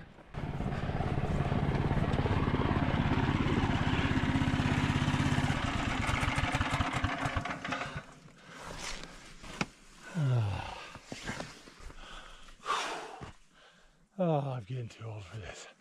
Well, it's gotten dark on me. I need to find a place to set up camp.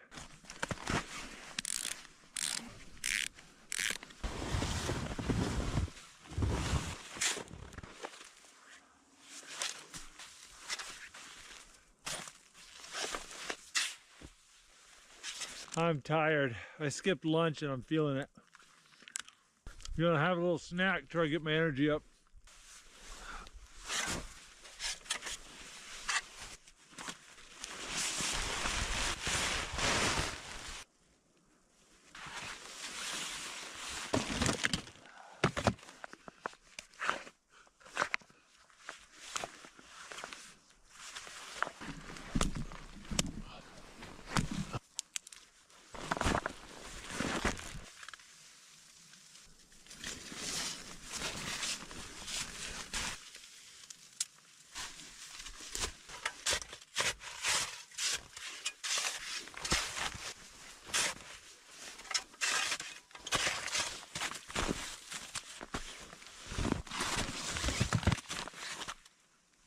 Behold! What are Disney those? Plus, Hulu and Max. This is so cool. What are you doing? It's just the beginning. The ultimate bundle.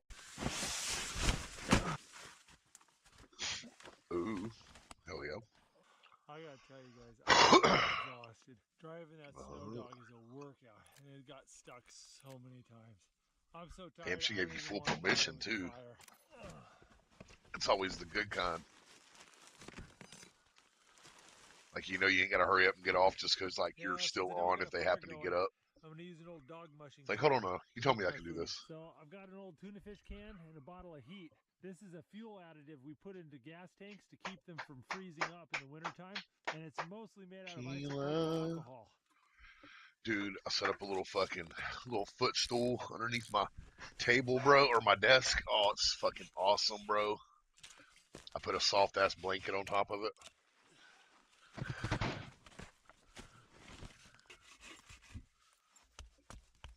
Oh.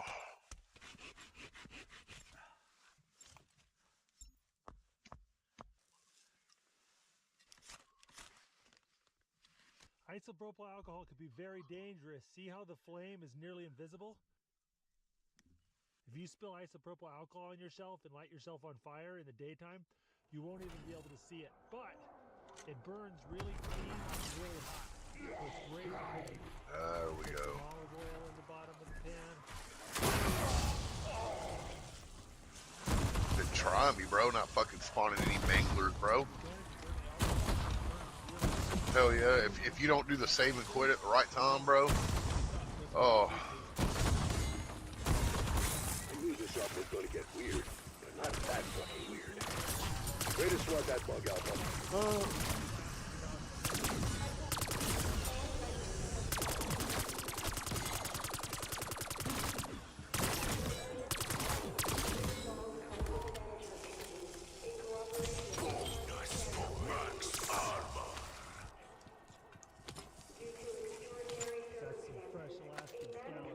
Wow.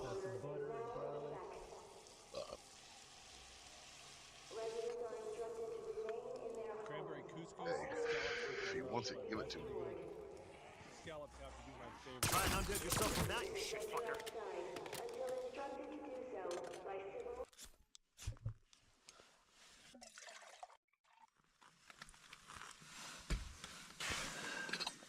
I got a sweetened passion fruit jelly that I'm going to use to make some herbal tea. Oh, it's just passion fruit puree, a little bit of honey added to it. Man, it is so good. Between my body heat and the stove, this little tent's pretty warm, but it's melted all the snow that's falling on it. And you can see there's this big pile of water right here. There's another one over here.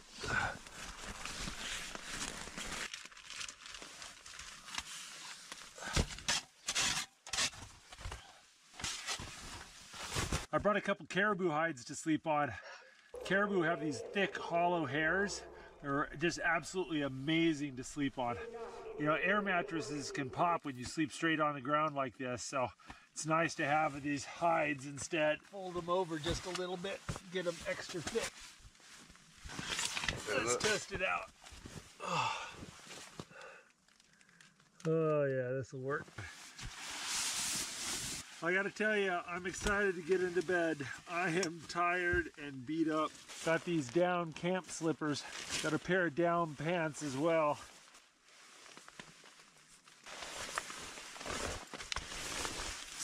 Oh, I love these down pants and these down booties. They are so nice. Probably got too much stuff on right now, but I'm cold, so I'm okay with that. Oh, my socks are ever so slightly wet. Whenever you have a little bit of wetness in your socks, it'll make your feet cold. Took them off, and I'm shoving them down the bottom of my bag so they can dry overnight. I'll tell you, it's a little bit lumpy, and I'm using a log as a pillow, but it's not bad. But I am so exhausted. I think I'm just gonna go to bed. Unless I get visited by wolves or something in the middle of the night, I'll see you guys in the morning. Hi, I'm Sunny Anderson. I have a TV show, I have a cookbook, and I also have ulcerative colitis. And I'll tell you, getting to the point where I can be this open about my UC. Oh, we got a problem. Roof just collapsed on me.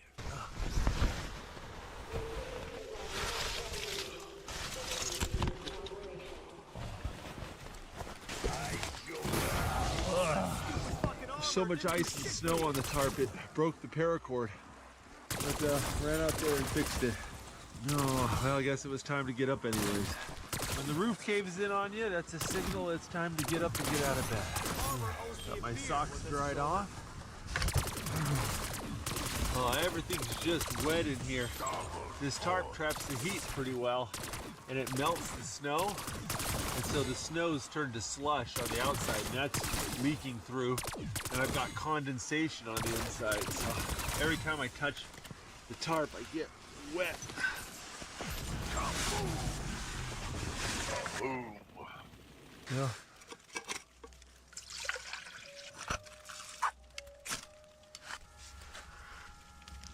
Got some powdered tang here.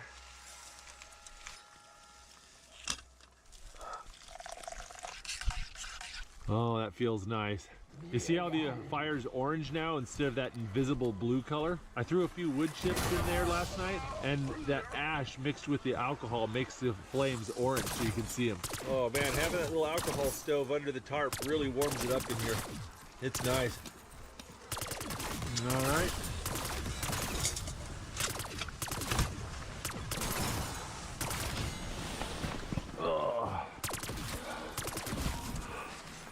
Whew. Well, let's get the snow dog fired up.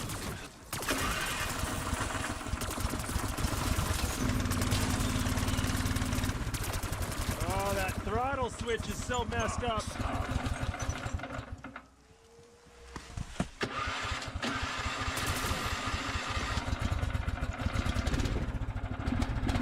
The machine's died on me twice while I was just sitting there idling. And the throttle's really sketchy right now, so man, I don't trust that machine. I think I'm gonna try to get back while I still can. My camera mount just broke. Everything is soaking wet, everything is breaking. I think it's time to get out while I still can.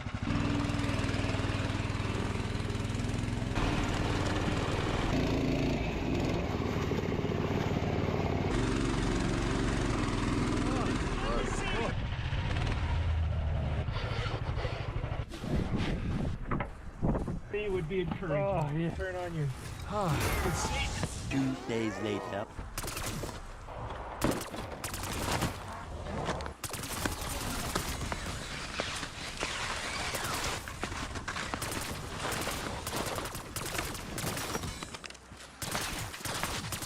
All right, it's been 2 days and I'm back at it. I'm in the same valley as I was with the snow dog, but I'm on a slightly different path. I don't want to have to cross all those rivers in my skis.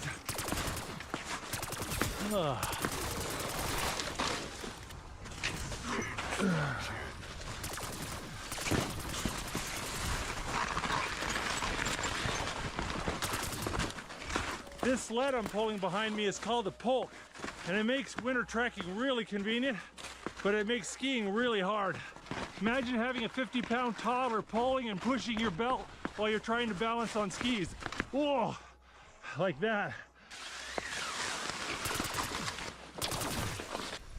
See how there's this random clearing here with no trees?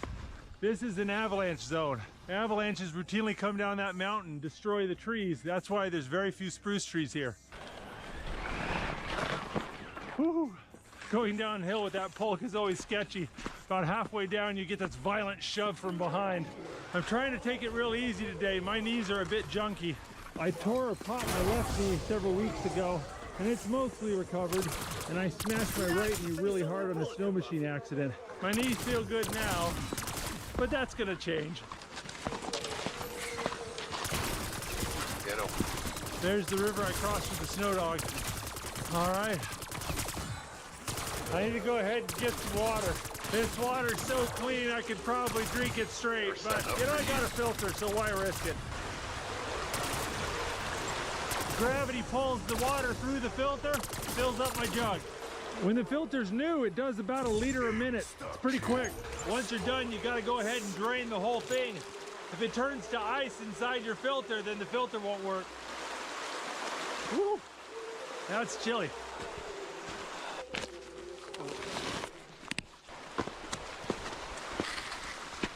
Oh, that's pretty.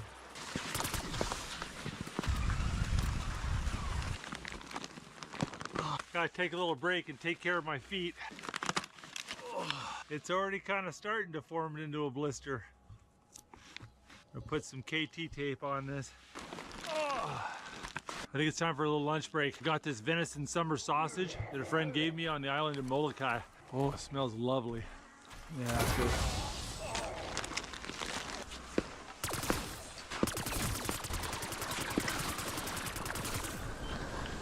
You gotta be really careful going down these trails.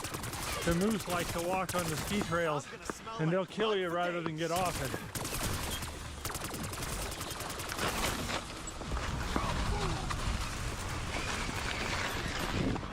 Where you go? I'm gonna be breaking trail from here on out. Hell yeah.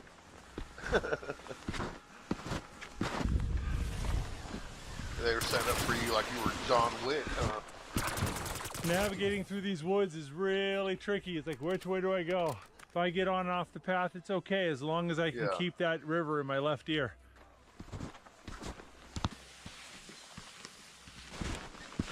Well, things are going much slower than anticipated, but I already made it several miles further than I did with the snow dog. Unfortunately, it's only about 2 hours before sunset, and I'm behind schedule. I just lost the basket on my pole. I have no idea where that went. Without the basket, it's really hard to push off with your pole. Problem is, unless it's just sitting there on top of the snow, you're never gonna find it. That thing is gone. Gotta take a little break. Up to this point, it's been relatively flat. From here on out, I start to climb into the pass. Breaking trail and pulling a polk uphill is rough. Try not to get my polk in the water. Oh, that's exactly what I did. I'm getting my stuff right in the water. Polk tipped over, dumped my coat right in the water. Bent my ski pole too.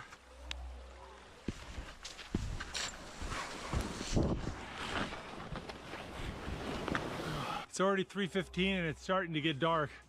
To help protect from HIV, I prep without pills. With Apretude, a prescription medicine used to reduce your fucking butt bumps, bro. How I prep HIV. Don't fuck dudes. Yeah. Oh, the polk's trying to pull me down in the river.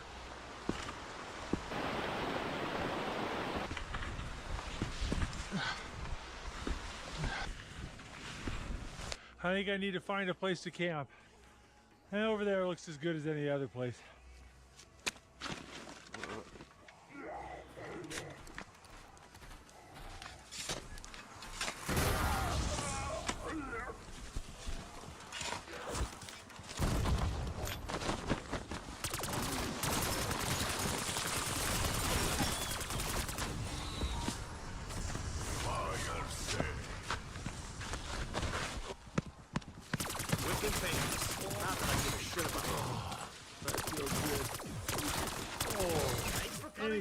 world that feels better than taking off ski boots.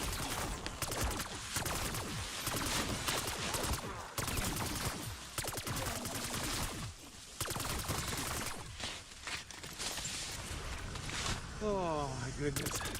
I think we're gonna get a lot of snow tonight. Curious to see how this tarp holds up. It is cold outside and it's getting colder by the moment.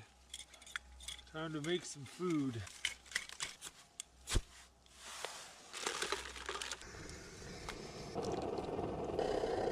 All right, for dinner I'm having beef stew. I made it at home, vacuum sealed it, then threw it in the freezer. All I have to do now is heat and eat. Heat and eat. I got some ling himui covered mango.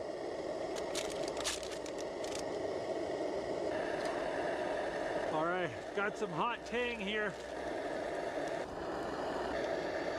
Man, the temperature's dropping like a rock and I'm not moving around. My coat's a little wet. I'm cold. Oh. Got all the boiling water in my thermos here. Just gonna go like that. Oh, I needed that so bad. Let's go ahead and eat my dinner. Got some sweet potatoes and carrots and beef chunks. Oh, that tastes so good. Warming my hands up too. I hit the spot, but I am cold and tired, and I just want to get into bed. I need to level this snow out and make it nice and flat so I can sleep on it. Don't want to dig down too much because there's all these sticks and trees and stuff down there.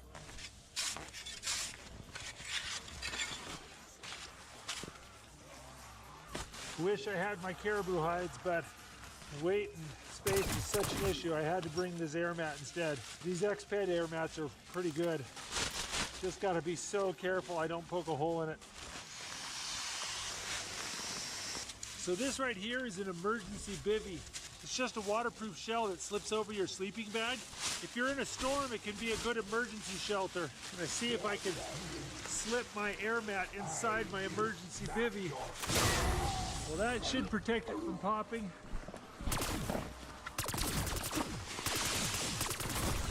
I'm gonna put that hot water bottle in there.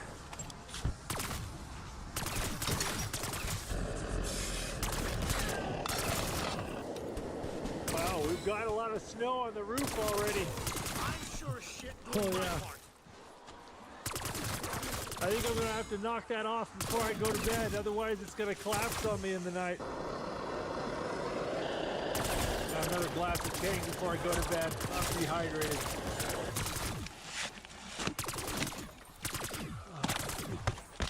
I pulled the liner out of my ski boots because it's a little bit sweaty. I'm gonna stick it in the bottom of my bag to keep it from freezing.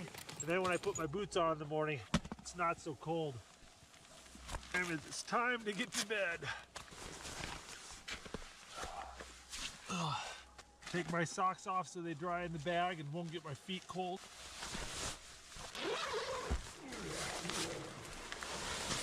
All right, guys, I think I'm gonna hit the sack. I am exhausted, and I need to get up and get out as soon as I can. I need to use up every ounce of daylight tomorrow. All right, I'll see you then. What happened? It's 8:30 and about an hour before sunrise, maybe an hour and a half. I think I need to start getting ready. I need to take off as soon as it gets light. You lose. Oh shit. If you're looking for inside deals and exclusive access, we created the perfect membership for you. Tactical My warrior. Best Buy Plus members get exclusive prices and perks, so you get more of what you want for less. Take advantage of deals not everyone can get with exclusive member prices on thousands of items every day. That's a lot of savings on a lot of stuff. And the exclusives don't end there. Your My Best Buy Plus membership unlocks exclusive access to sales, events, and even hard-to-find products. Want to see what your new tech can do? Get the content you want with exclusive free trials of subscriptions like music and video streaming. On top of that, you'll get your orders in no time. Members get... I like using flint and steel for lighting my stove. You can flick the sparks from afar instead of having to get your fingers nice and close to it. For breakfast, I've got a sausage and egg omelet. Just like the beef stew, I made this at home and vacuum sealed it. Now I just need to reheat it. The stove keeps going out. I think the head's gotten dirty.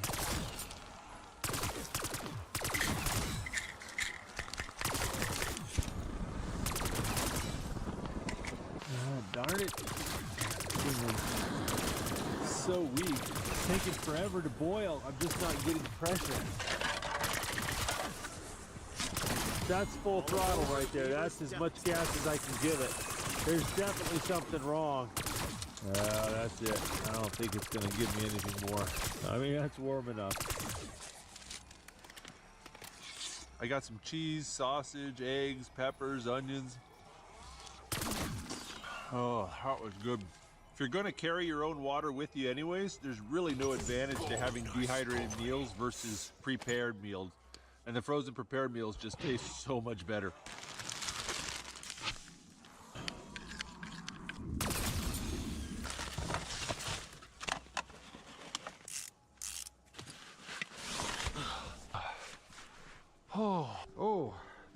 Oh, that doesn't feel right.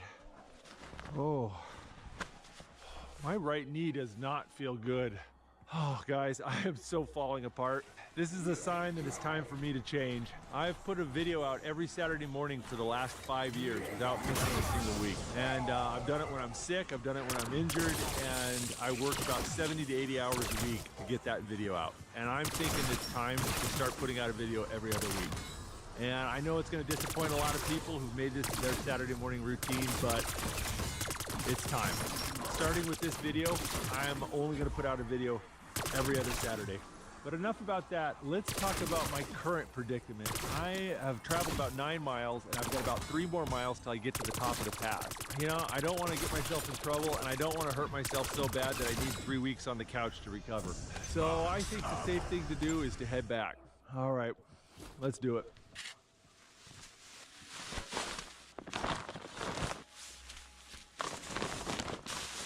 Oh yeah, there you go. That was a nice little shelter. Worked out really well. See, check it out. On the bottom of my skis, I've got this synthetic fur. Back in the old days, they would use real sealskin, but of course now we use synthetic stuff. But the hairs all point backwards, so it allows you to scoot forward, but you don't slide back.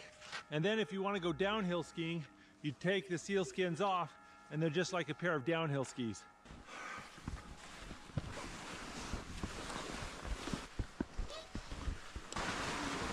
Oh. Polk is trying to pull me off the mountain. Every time that sled goes off the trail, it gets twisted around and I have to stop and fix it. I fixed this Polk and I know it's gonna flip over on me just in like 20 more feet. The carabiner on my harness is all busted up. I don't think that carabiner is gonna last to the end of the trip. Sometimes I get so frustrated at my gear, I forget to stop and look at that view.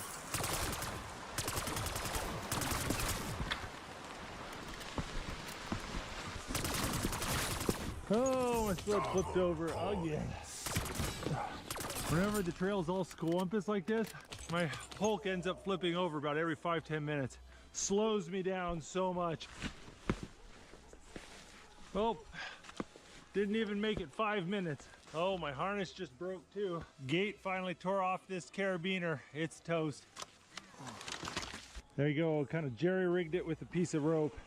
We'll see how that holds. We only have 7 hours of daylight, and so far the first 45 minutes I've only done 0.2 miles. I've been working on this sled and dealing with this sled so much. I know the terrain gets a little better up ahead, so maybe we'll pick up some speed there.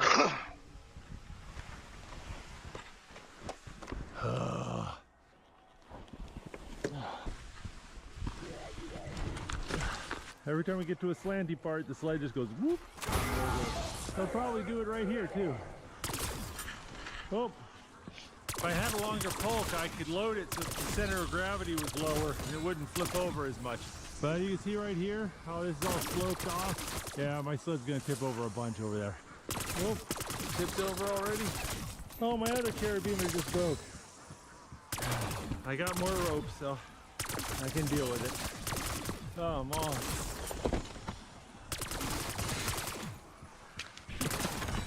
I think I need to change it up. Putting this much weight on my back makes me sink down further in the snow, and it puts a lot more stress on my knees. I've got this spot I need to cross.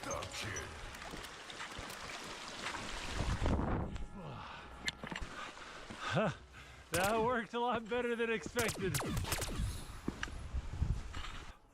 And my sled's still upside down.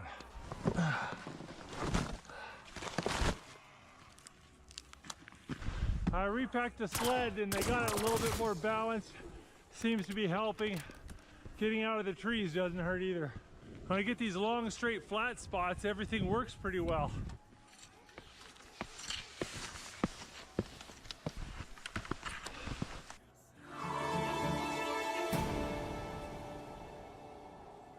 My moderate to severe plaque psoriasis, the tightness, stinging, the pain. Emerge Tremfiant. With Tremfya, most people saw 90% clear skin at 16 weeks. The majority of people saw 90% clear skin even at 5 years. Serious allergic reactions may occur. Tremfya may increase your risk of infections and lower your ability to fight them. Tell your doctor if you have an infection or symptoms, or if you had a vaccine or plan to.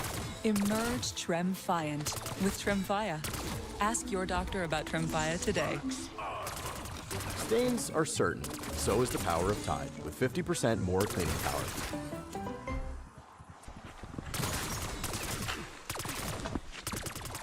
Things are going a little bit better. Sled's not tipping over as much. Let's see, can I do it? Oh, yes.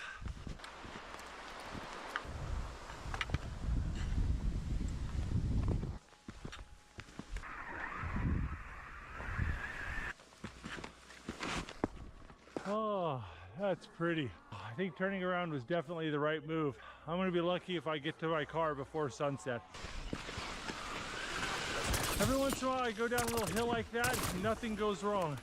And it's really nice.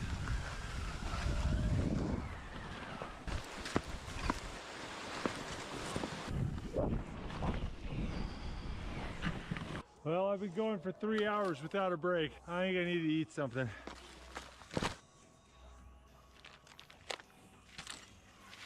Man, the temperature's really dropping. My fingers are numb. I can hear the highway. I'm getting close to the car. Now, I didn't achieve the goal I was hoping for, but I'm not gonna leave empty-handed. Well, my wife asked me to bring home a Christmas tree. My wife has very particular taste in Christmas trees. She likes them tall, skinny, and quirky. She has a type. That one's looking promising. Not as big as I was expecting, but that's not a bad one.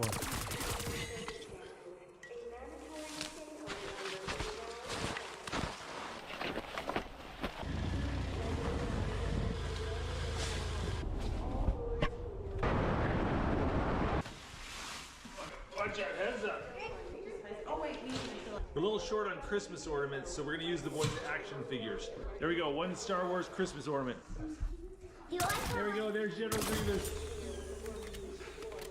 Perfect. This video didn't go quite the way I expected, but hopefully you guys enjoyed it. If you guys want to see more videos from the Outdoor Boys YouTube channel, make sure to click subscribe and activate your notifications so you'll get notified when we put out our next video. All right, guys, I'll see you in 2 weeks. If you like this video, don't forget to check out the Outdoor Boys YouTube channel where we have hundreds of videos just like this. And don't forget to click subscribe so you can see other great videos every Saturday morning. And hit that bell button so you'll get notifications. Thanks for watching. Hey guys, Chef Michael Hunter here with Onyx. We're going to do a waterfowl recipe today. Let's get going on the stuffing. The secret to a good stuffing is lots of butter. I'm going to cut the crusts off my sourdough whole wheat bread. Just cut it into chunks. Nothing fancy, can be just big rough pieces. And I've got some sage. Got a quick chop. I'm chopping up the vegetables really fine because I don't want big pieces, I just want it to help flavor the stuffing.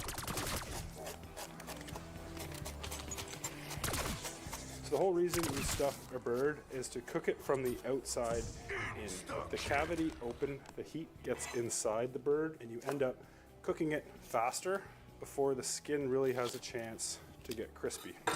So you close the cavity, you get a more even, slow cook on the outside, resulting in a crispier skin and more evenly cooked bird.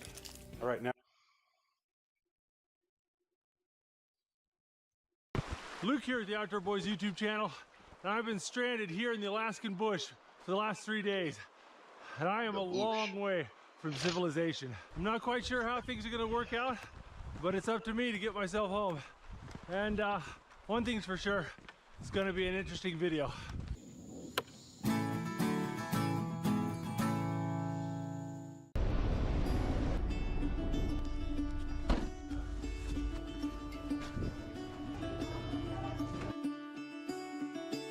Caught behind Venetian blinds, out of reach for the city lights.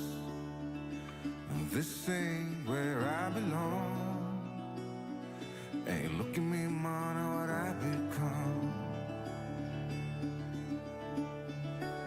I've been running east, looking for a sunset, digging deep since '99. What I thought was gone was sitting in my pocket in plain sight all along. I think it's time for me to go, burn all bridges. All I know, I got lost along the way, fell between the foam, pulling stitches. Time to let go. You're gonna need to pull out those. Yeah, that's perfect. Flag us down. Flag us down. All right. There goes my ride. Don't look before you leave. Well, guys, that right there was the Hurricane train. It's a whistle-stop train run by the Alaska Railroad, and it's just dropped me off in the middle of nowhere here in the interior of Alaska. And that's what they do. You simply tell them which mile marker you want to get off at, and they stop and let you off. And if you need to get picked up, you just wander out on the tracks and you flag them down like flagging down a taxi. This train only runs twice a week, but I'm not planning on flagging it down.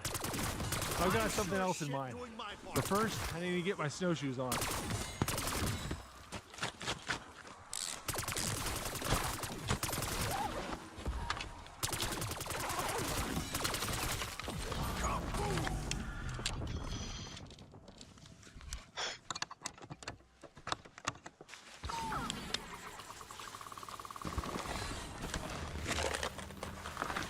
Let's see how she pulls. It's the dead of winter here in Alaska, and I am truly in the middle of nowhere. This railroad is my only connection to civilization. But here in a few minutes, I'm gonna leave this railroad, and I'm gonna start hiking that way. I've got no trail and at least one set of mountains to go over, but I'm gonna try to hike my way back to civilization. And for the next couple nights, I'm gonna be making my own shelter. All right, this is where it gets tricky. Gotta find myself a path through these woods. I've got to climb about 600 feet in elevation. Once I do that, it should open up, but the snow is going to be really soft and deep in there.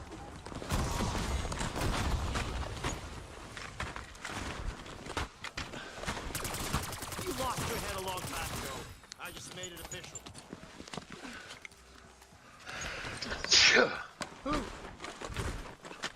Right now, there's about 4.5 feet of snow on the ground. And my snowshoes are just barely keeping me afloat on the top of it. There's a layer of crusty snow on the top. If I put too much force down, or if I try to go up a hill, I bust through that crust, and then I'm in snow up to my knees and thighs. That's why I can't be wearing a backpack. That extra weight will cause me to break through the top crust of snow, and then I go down deep. Even with the snowshoes, this is a lot of work. Let's see. Check this out. Some cranberries. If you see berries still on the bush in the middle of winter, that tells you there's not a lot of animals around. Now, I'm not following any trails, so I have to navigate by landmarks. So I'm keeping this gully off to my right. I'm going to follow it to the top of a 600-foot bench.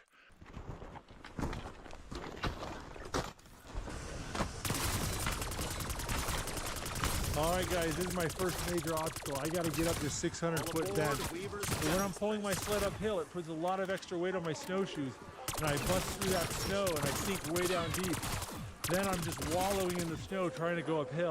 This is a big make or break moment for this trip. I can't get up this bench. I've got to come up with a plan B. We're gonna try to hit this at an angle. Oh, it just wants to pull me right off the hill.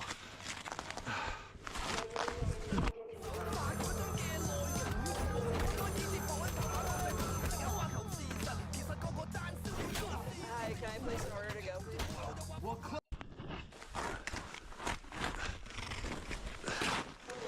There's so much time and energy just to get this little distance. Just sinking. Your foot sinks down and then you've got to lift your foot all the way up here just to get to the next step. I made it to the top of this little knoll, but that's by no means the top of the hill. Because once I get to the top of this bench, I'm gonna have to do it at least one more time.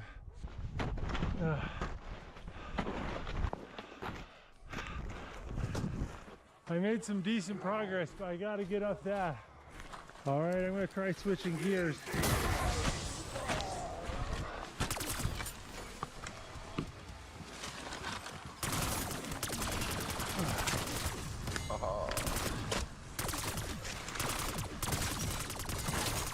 Again, domino my launcher.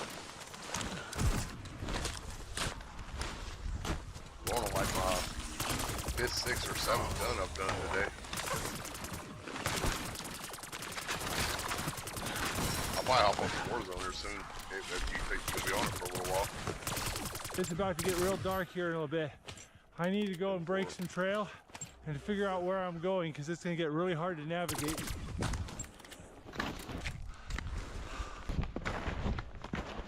I'm in the wrong place. This ridge dead ends in a razor's edge. My map wasn't detailed enough. There's no way I can get through those alders, and I'd have to go down this valley and up some extremely steep slopes through some very thick brush. It's just not an option. Problem is that even if I did beat through all this brush, I'm not done. I still have about a mile to go till I get to the plateau. Then on the other side of the mountains, I've got to go through terrain very similar to this again.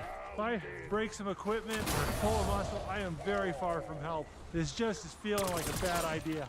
The only way I'm getting out of here is on my own 2 feet, and I can't go that way.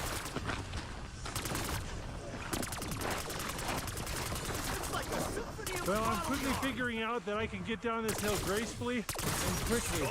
I just can't do both at the same time. Oh. Oh.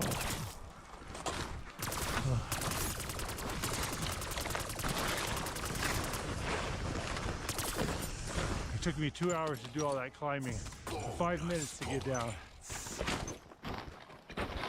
Not having to break trail is so much easier. You step down and occasionally find these hollow spots in the snow. And now my snowshoes trapped. Oh. Everything's more work in the deep snow. Well, the sun's set and I'm running on twilight. I need to go ahead and make camp. And this looks as good as a place as any. So let's find out what's underneath this snow. This is why I'm having so much trouble getting up those hills. This snow is so light and granular, just doesn't hold any weight.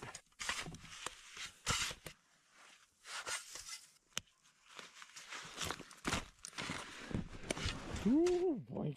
Oh, without my snowshoes, I go straight to the bottom. So check out this big mass right here under the snow. I'm assuming that that's a root ball from a tree that's fallen over. That's gonna make an excellent heat reflector and a great place to build my fire. So if I put my fire up there against the root ball, I'm gonna put my bed right here. I'm gonna need to build a wall around it to keep the wind out.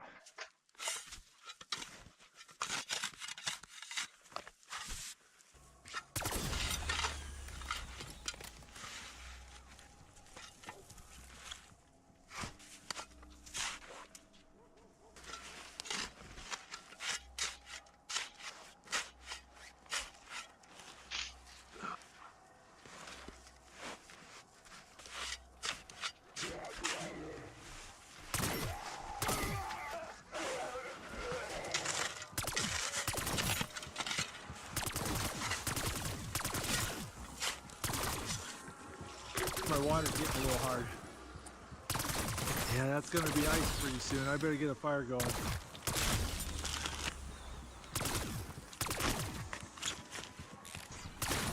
All right, it is getting cold. I need to start finding some firewood.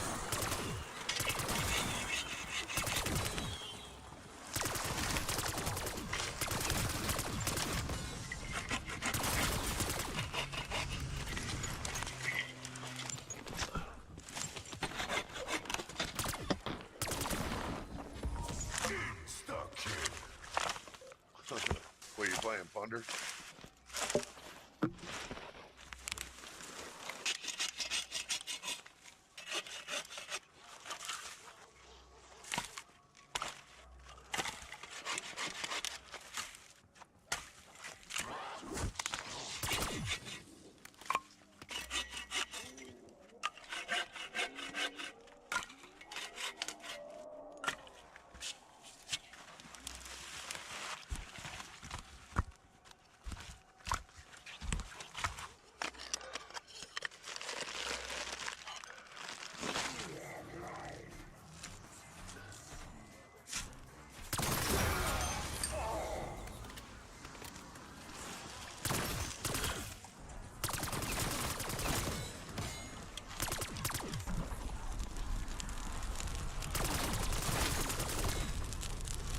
Oh, that feels good.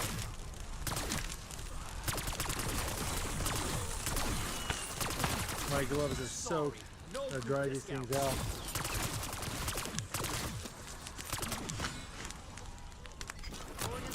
Now that's doing the trick. Oh, there we go. Hopefully that'll keep my water bottles from freezing. Behold! Disney Plus, Hulu, and Max. This is so cool. It's just the beginning. The ultimate bundle for an unbelievable price. We've never seen a force like this. Let's go. Let's go! I am back, baby. Yeah, my blood's not pumping quite as hard as it was, and the air's getting colder. Eat off. That'll get it pumping. Oh, it feels good to sit down. I think my next order of business is get some dinner ready.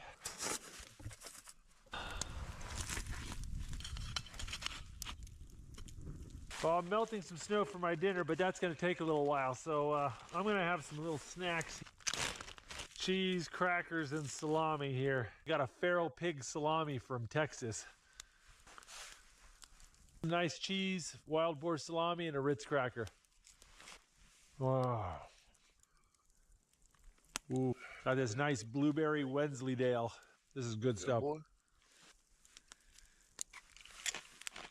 Also got some dried figs here. All right.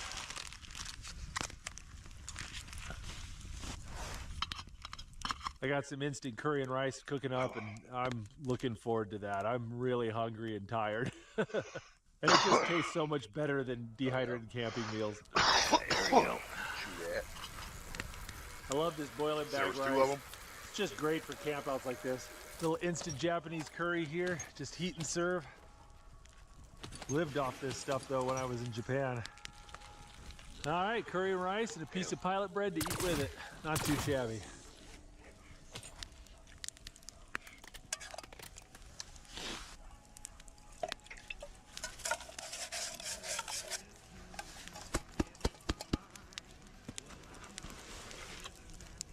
All right, I got a little bit of dessert planned. I've got some dehydrated creme brulee. Not sure how that's gonna work, but you know, we'll see. Okay. All right, I'm supposed to add cold water. Luckily, I know where I can find it. Stir briskly, sprinkle the caramelized sugar on the top. And give that a go. It kind of tastes just like butterscotch pudding, but you know, a little bit of creme brulee flavor in there. Oh, that wasn't too bad. That was more sugar than I usually eat the whole day, but not too bad.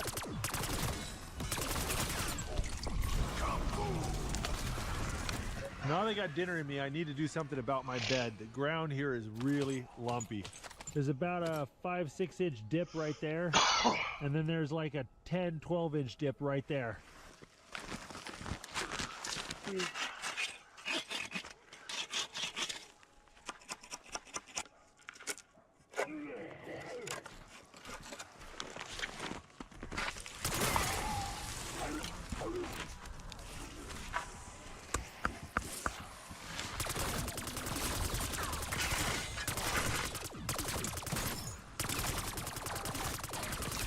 I could do this all day.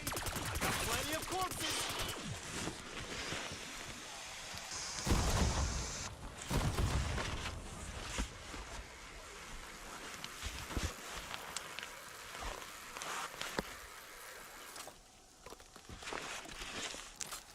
Oh, son of a gun. Oh, that stupid thing popped it.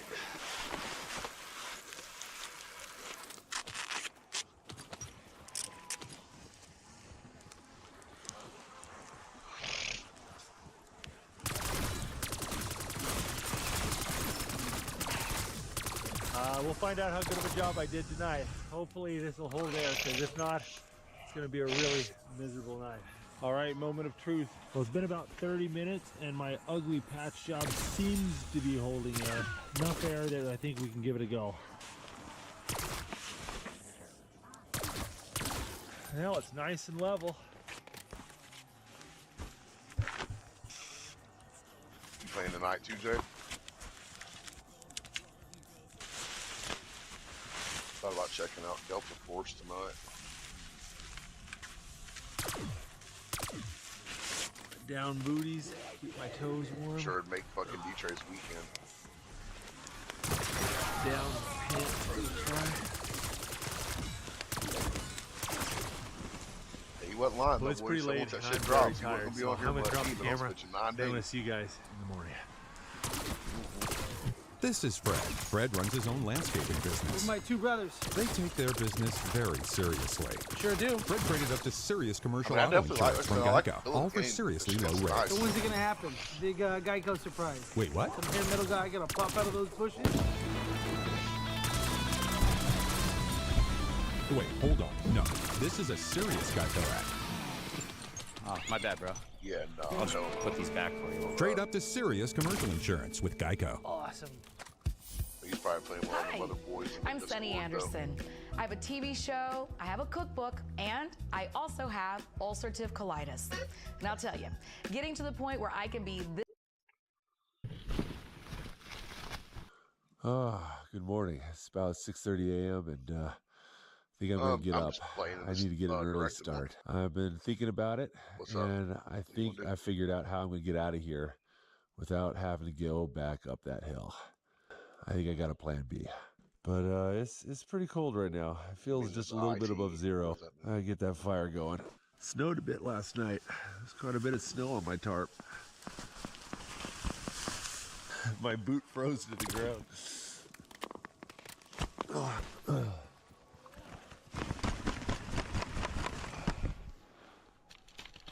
We got about 1 or 2 inches of snow last night. It is really, really cold. I have got to get this fire started.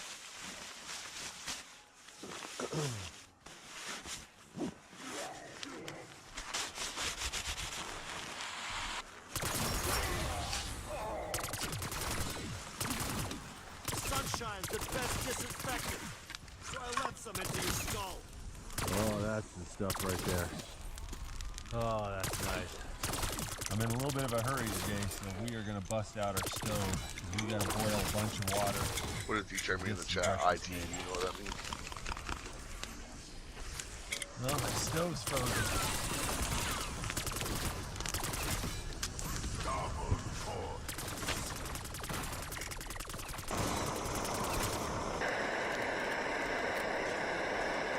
No matter how clean the snow looks, there's always floaties in it.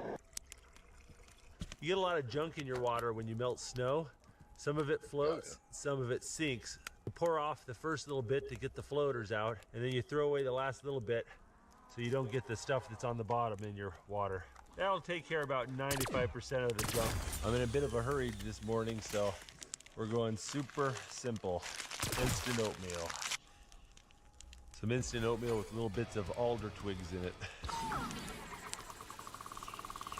Well, it's 8:30 in the morning and I'm just starting to see some color in the sky. I think it's time for me to get out of here.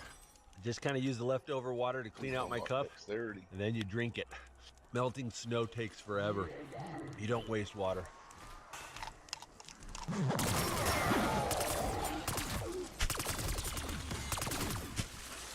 I got to tell you, when that fire was It's the only in, reason it why was I've kind of been toasty getting, I've been trying to warm. get a That little was more good leveled shelter. up before I get ready to play Warzone, because I ain't got shit unlocked. I think it's time for me to make some tracks. I just realized I don't have my glasses. Oh boy. Yeah, I forgot my glasses. Oh boy. And then over here. Can't argue with science. Oh, they are not there. Yeah, they're not there. I could not find them in the shelter, and yeah, looks like I'm doing this trip without my glasses. Mr. Magoo goes camping.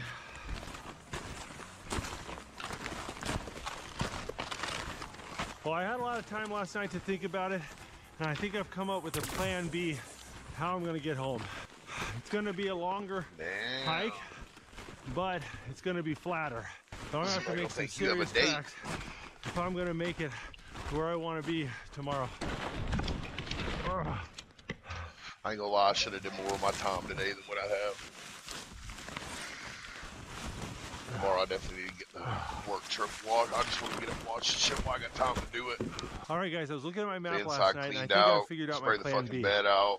I'm gonna follow these railroad tracks, and they're gonna take me the wrong direction I need for my a lot of flow miles. But eventually it's gonna open up to a marshy, frozen river bottom that I can take around this mountain but you're gonna and get to flow where I mats, wanna go. It's much further, but it's flatter, and It's I got won't the have to rubber shit struggle on the against the floor, brush but- as much, which is a big deal. Because this is flat open ground, I'm gonna switch over to my skis. If a man really hated Chanel and ads, her here's what he fat would hooves. do. Day one, he would install She Pi on snuck his out there computer without fucking spending a dime Friday because while I it's was in 100% free. fucking Day two, that side of the truck he out, realizes but how I forgot. clean and clutter-free his browsing experience has been since he got Pi. He doesn't have to...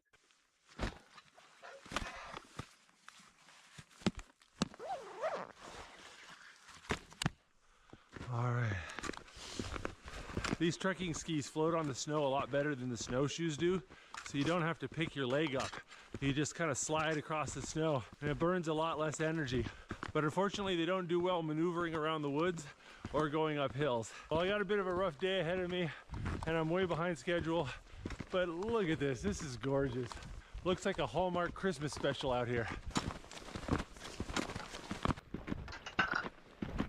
Well, I'm trying to keep an eye out for moose. Without my glasses, if I see a moose, I am definitely too close. So right over there, that's the bench I was trying to get on top of yesterday. And I've got to find a way around that.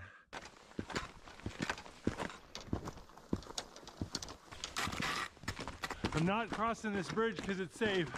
I'm doing it because it's better than crossing that creek.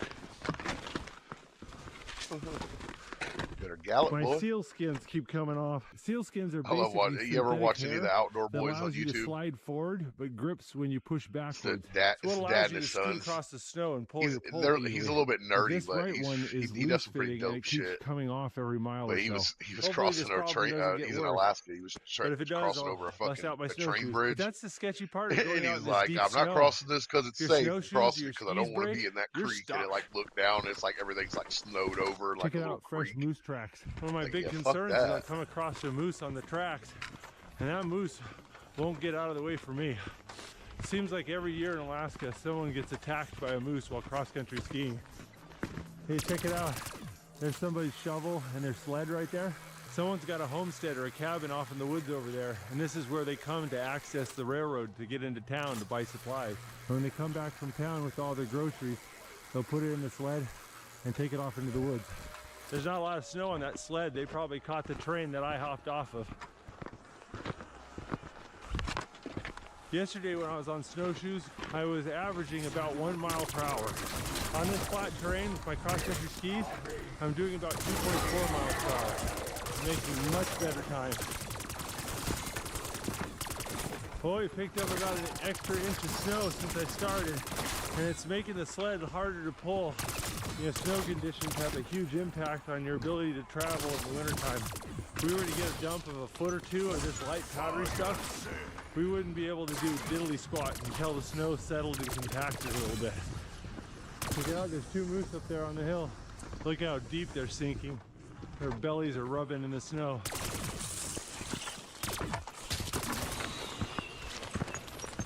All right, I think I'm gonna take a little lunch break. You know, these cookies aren't as good frozen.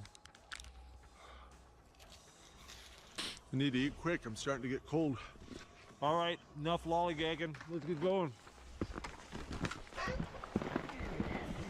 Really happy with my sled.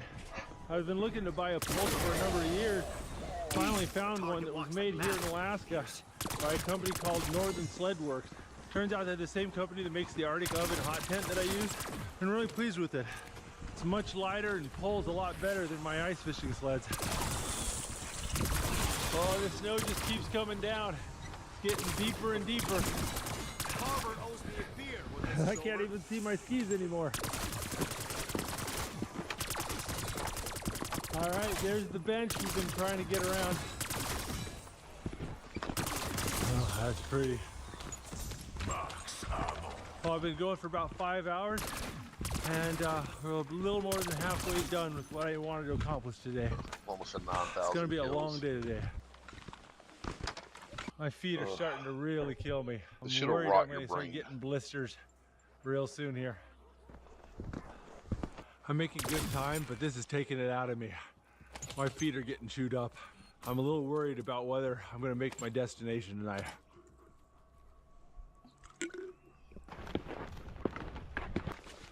Oh, that sure is pretty. I'm tired, really tired.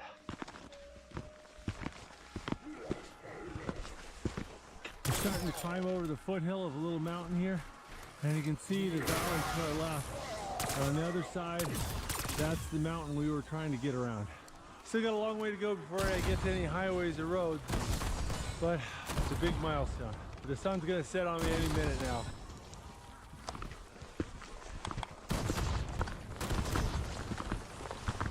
All right, guys, I've been skiing for about 2 hours past sunset, and I am exhausted. It's time to make camp. But I made really good time, and I'm on target, so I'm feeling good about what we did today. Vacation isn't just time, it is quality time. So we rely on Airborne's most complete immune support formula yet. The new and improved deliciously fizzy, effervescent, zesty orange flavor I wish is there was a way packed to with do, 7 like, just powerful boss ingredients, fights so on we there. can plan anything confidently. Sally, your uncle and I miss you. Your gym membership expired. Click to renew. LOL. Oh, that pole tried to pull me off my feet. Hey, let's find a spot. Oh, that's looking pretty good right in there. And pay.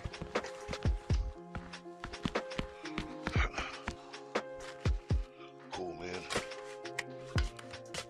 You'll see me surprises everywhere, don't y'all?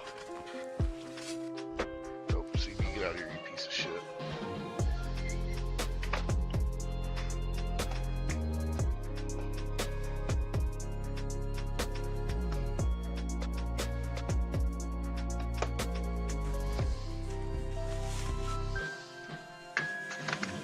Get out of here, bro. You ain't fooling me with your Cubans. Come on, man. Let's go. Come on.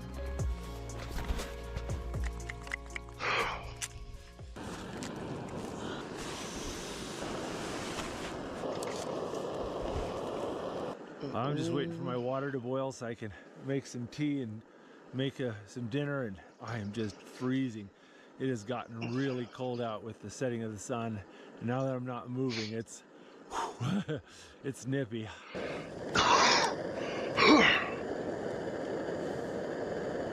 I am so cold and so thirsty.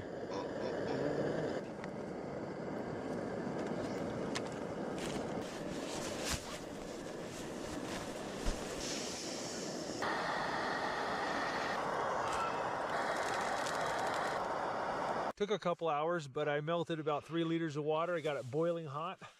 CB, you little my crackhead. sleeping bag. What are you All right, doing? guys, I'm freezing my butt off. I think it's time to go to fucker. bed.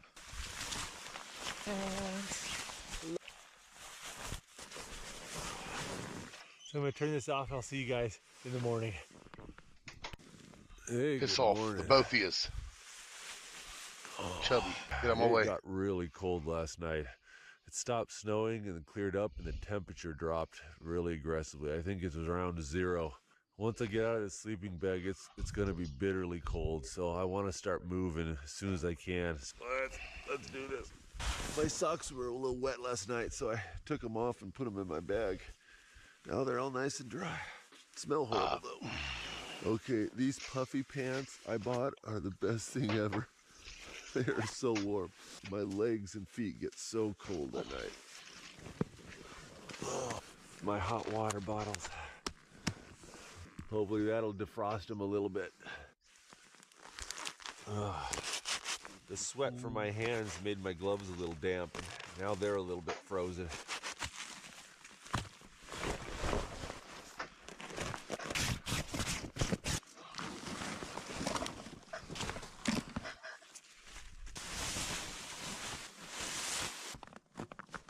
The snow here was so soft yesterday, but after that cold snap last night, it's really firmed up. It's gonna make life a lot better. Just having that snow a little bit more frozen makes all the difference in the world. Well, last night in the darkness, I finally made it around the toe of the mountain, and I set up camp right after leaving the railroad tracks.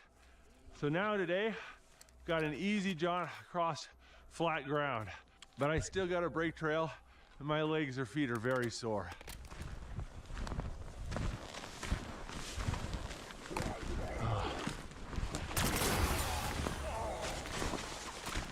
You can't see any landmarks in these forests. I'm navigating completely by GPS right now. Gotta make sure your batteries are charged. You get lost really easy just going through straight forest like this. Going under branches like this will get you soaked. So, going. Then you don't get snow down the back of your shirt.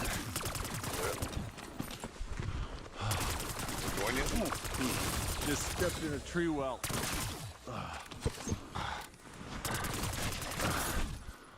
Get off. Some of the little trees get buried in the snow and it creates an air pocket. And if you step on one of them, whoop, you go all the way down. Trips you up. See all those alders right there? You walk in that, you'll hit a lot of tree wells.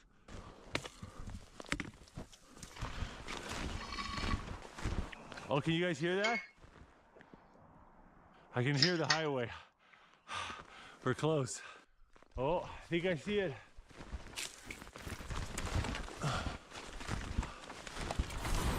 There we go. Ooh. We made it.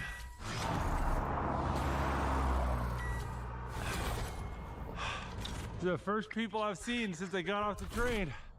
Well guys, I did it. Not the way I was planning, but I did it. I think I broke about 18 miles of trail. That is really intense. Now I just need to wait for my ride to come. I need to get my jacket out too. I'm already freezing. Oh, it is no joke cold today. All right, I think my ride's here. You're a little early, is that okay? Oh, it's wonderful. Oh, it's so nice to be warm.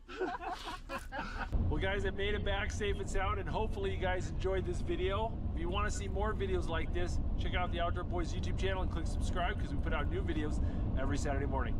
All right guys, I'll see you next Saturday. If you like this video, don't forget to check out the Outdoor Boys YouTube channel where we have hundreds of videos just like this. And don't forget to click subscribe so you can see other great videos every Saturday morning. And hit that bell button and you'll get notifications. Thanks for watching. Are you ready? Give me that ooey gooey, crispy, crunchy, mouth watering. Give me that boldy, pepperoni, extra large topping. Give me that cheesy, saucy, tossy, shakaroni. Better get you some Papa John's. Order now to earn rewards. One of these people brushes with Colgate Total Plaque Pro Release. It dissolves and lifts away plaque for 2 times less gum-harming plaque. As for the other guy, Sarah, good luck. be dentist ready with Colgate Total.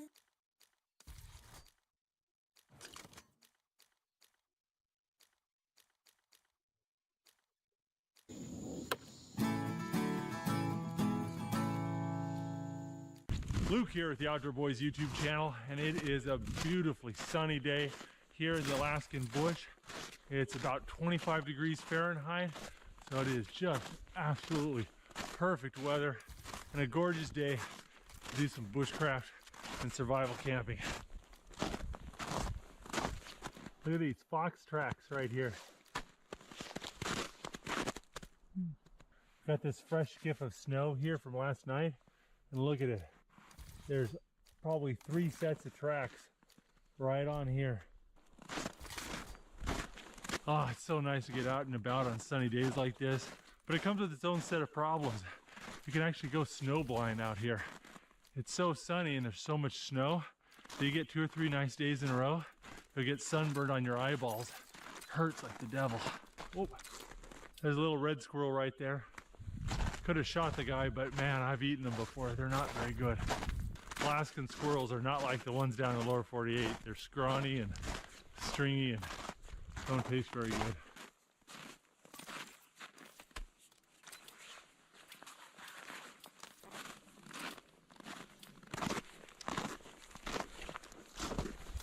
We must be near a frozen river.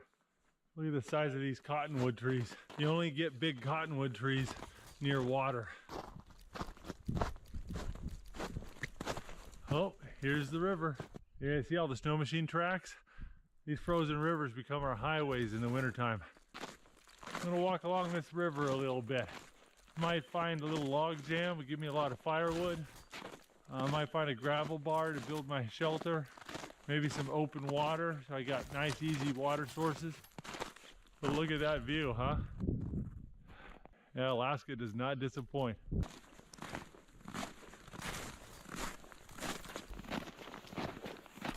Well, check it out. This dark, dry, exposed rock on the side of the riverbank is so much warmer than just a few feet over there in the snowbank. It's early morning, but still, just that little bit of sunlight we've gotten so far has warmed us up a lot. By the end of the day, this is going to be really, really pleasant. I'd really like to find a flat, dry spot to build a shelter for tonight. But I wanted to be near some deadwood so I don't have to hike forever to get my firewood and materials for my shelter. We set up one more. What's your build? Check this out. See all of this? Actually, I think I already got it. See, every one of these willow trees has the bark stripped off it. This inner layer of the bark of the willow tree is edible. And it's one of the only food sources you can find here in the wintertime. So all the animals that don't hibernate or migrate out, they eat these willow trees. And this was all done by moose. You can see how high up the tree it is. But this is what the snowshoe hares eat as well. When you get a big patch of willows like this, you're gonna find moose, and you're gonna find snowshoe hare, and you're gonna find the predators that feed off them. The inner bark of these willow trees also contains aspirin. Especially if you get a nice green shoot, you scrape off all that green, bitter inner bark. You can suck on it if you have a headache, and it's supposed to help a little bit. But it takes a lot of willow bark to equal 1 aspirin tablet. So you got here some moderately old moose prints. Big pile of moose poop. If you ask most Alaskans which animal they're most afraid of, it's not the bears, it's the moose. They can be so nasty, and they're just massive animals. And they don't mind being really close to humans. Grizzly bears usually just run away as soon as they smell or hear you. Moose will sit there and pick a fight with you. Yeah, let's check it out. We got some deadwood here. I think I'm good. Might be able to do something with this. Yeah. Think so. Drive into 2025 with confidence in a vehicle designed to turn heads, inside and out. During Mitsubishi's year-end sales event, drive home a 2024 Outlander with 0.99% APR. Get ready for a new year of adventure. New Chips Ahoy Fresh Stacks just dropped. Here for happy. I'll tell you what, this might not be a bad place to sleep for the night. Got a flat sandy bit right there. Got some water, some deadwood. We're obviously way too close to the river to build a permanent structure, but I think this might be perfect for just a night or two. Looks pretty nice. I'm gonna drop my pack and explore a little bit. Ooh. Now that's a big fresh moose print right there. Yeah. You know, shotguns are a great survival gun because they're so versatile. You can use them for different things depending on which bullets you use. This is a number 6 shot, 2 3/4-inch bullet, great for rabbits and small birds and squirrels. This is a 3-inch, 1-ounce slug. protect you from grizzly bears, moose. You can use it to kill deer. Just gonna throw that in here since we're seeing all this moose sign, just in case.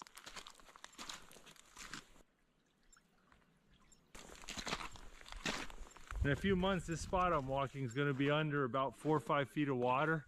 And this is gonna be a fast moving 30-foot wide river. When the water all freezes, a lot of these rivers dry right up. Plenty of fuel. Too, huh? That's There's probably some why you're good tired. dead trees right there as well. I ain't gonna lie, when you said something about them taking a nap, I was like, damn, that don't sound bad. Tell you what, it's so nice to not need my snowshoes. Feel that. Clear days like this, the temperature fluctuations get huge. It's really beautiful in the daytime. I was out Gets for 5 bitterly minutes. cold in the night. So I gotta make sure I build a good shelter while the weather's nice. Some more moose prints. See how deep they are? Moose are like 2,000 pounds, so when they step in the snow, they sink right to the bottom. It makes it so hard for them to walk in this deep snow. They really like walking along those river banks because it's just so much less energy. There's so many willows around. It's a really good chance moose will come wandering up the riverbank at night. Check it out, we're starting to get pussy willow buds on the willow tree.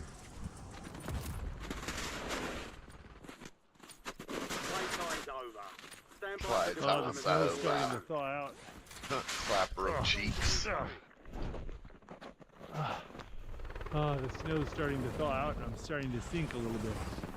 Let's get out of the sun. I haven't shot it yet. Oh. See, you stand on the stuff that's in the shadows, it's solid. Stand on the snow in the sunlight, you sink. Stuck the barrel of my gun in the snow. It's nice about a break action, you can clear it out so easy.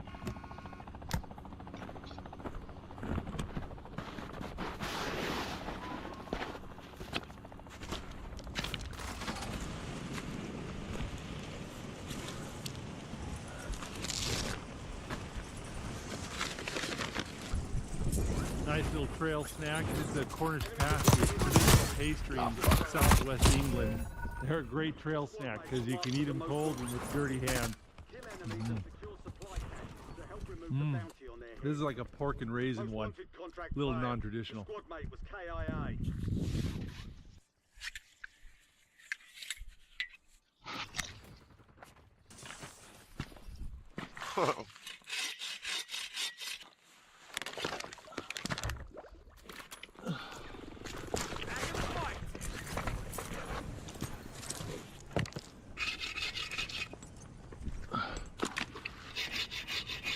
Yeah, that's stupid.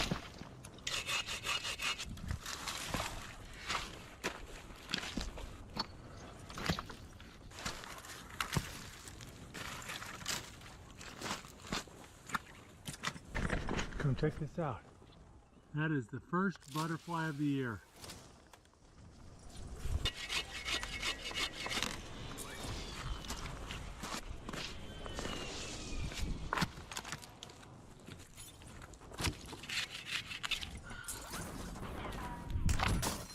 Oh shit, I got snipe. He is northwest.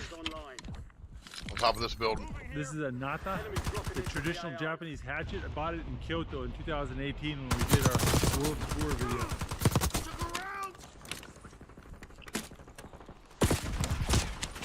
Ah! Killed one, got fucked up by one.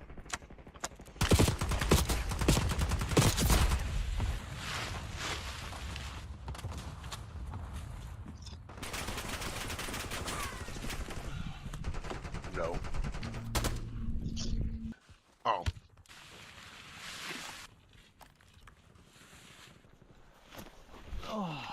Oh, it's like a greenhouse underneath this tarp. It is so warm in here. Man, it feels so good and warm here on this gravel bar.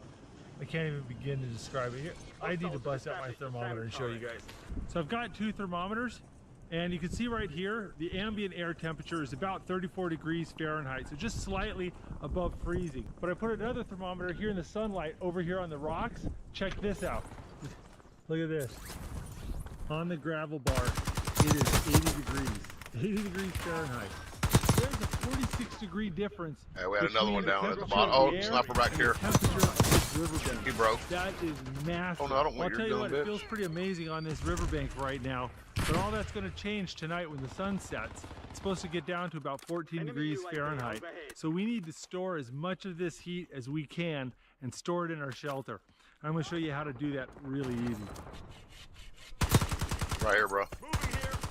I lit him up. Come on, man. Where the fuck are my bullets going? One back here. They've got a SAM turret online.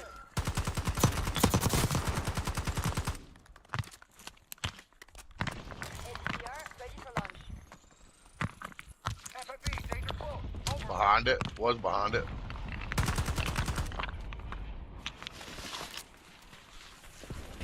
Hostile UAV in the area. Enemy UAV overhead.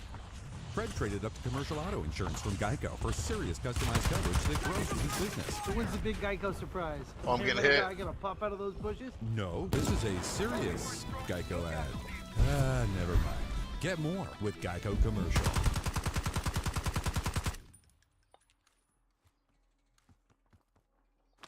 Hostiles have established a SAM turret. Hostile UAV in the area. All right, we need to get a fire started. I'm going to do it with a piece of steel and a flint rock here. Got my char cloth to catch the spark and turn it into an ember. I've got some shredded up jute to turn that ember into a flame.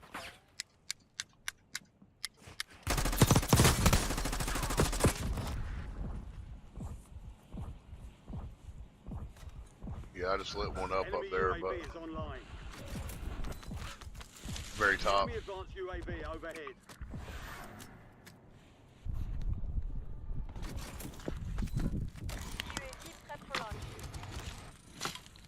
So what I'm going to do is I'm going to build up a nice big bonfire right there where I'm going to sleep.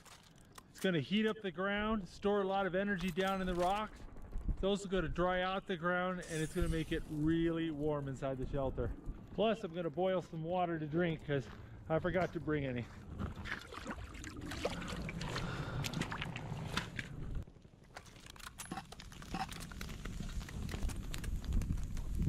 I leaned over, put that pot on the fire, and a gust of wind blew the flames up in my face, and I think I burned some of my bangs. Enemy soldier incoming. Smells like it.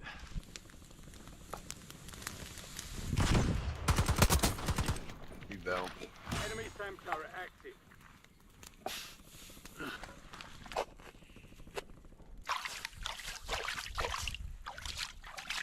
Take some fucking ammo.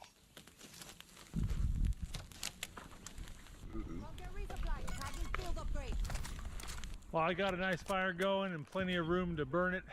I'm going to throw whole logs on there and let the fire cut my logs up for me. Save me some energy.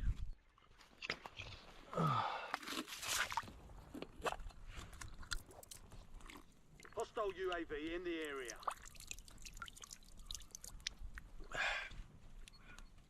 That's good water. Yeah. This is one of the prettiest spots I've camped in a long time. This is a Enemy lovely dropping into weather. the AO. That's burning pretty good. He did.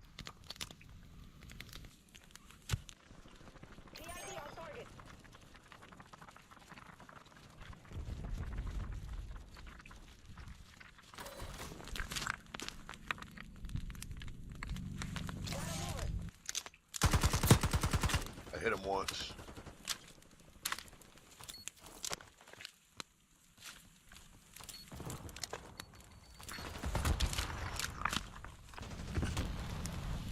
Some people will tell you that if you use river rocks for your campfire ring, the rocks will Enemy explode. UAV overhead.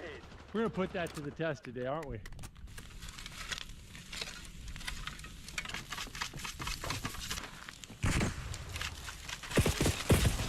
Ah, fuck. I thought he ran past me. Fuck. Hell yeah. There we go. Just move the fire over a little bit, bury the coals with a little bit of dry sand, and we're going to have a really hot foundation to put our shelter on top of. If you guys want to see more about this trick, I did a video where I slept out in the snow with only a wool blanket using this trick.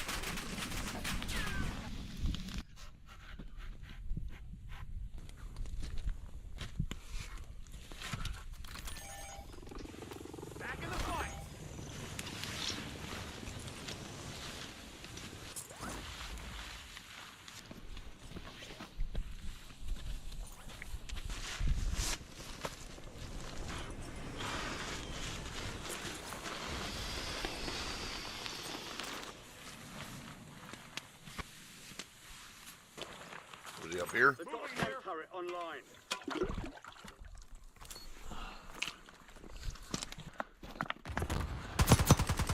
Enemy SAM turret active. Got one. There's still another one up here. Oh, he's fucking bullet, bro.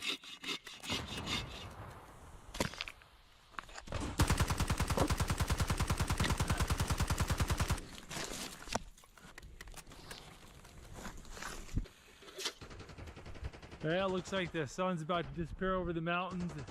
I've got a nice pile of firewood over by the fire. Just need to get a big pile of tinder so I can start my fire in the morning without having to go look for firewood. They've got a SAM But turret I think online. after that, we're ready to get some dinner, and I'm hungry.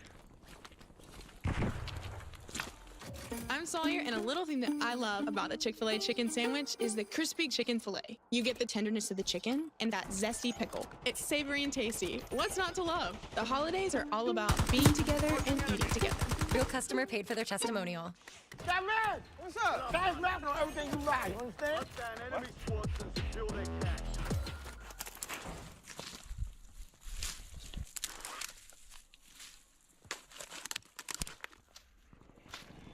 The only thing worse than having to get out of your bed in the morning is having to get out of your bed and go look for firewood in the morning. Oh. Alaska has the best tasting water, I swear. Oh. All right, I think it's time One down for here, dinner. too. I need a steak stick.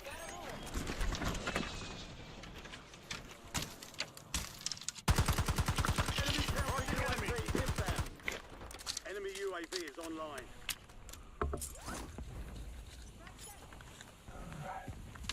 Well, I have brought a ton of food for dinner. I've got a massive seasoned steak, got a sweet potato with marshmallows, brown lit 'em sugar, up. and butter and cinnamon, and it's all wrapped up in tin foil. And I've got a bunch of bread dough here, and I've got some honey butter.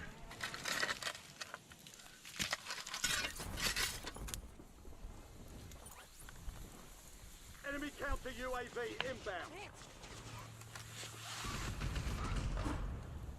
Got some honey butter here.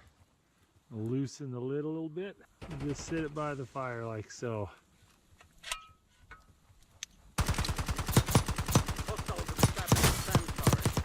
Oh, how, bro? What the fuck? I stopped shooting him, bro. I had him fucking over here. Alrighty.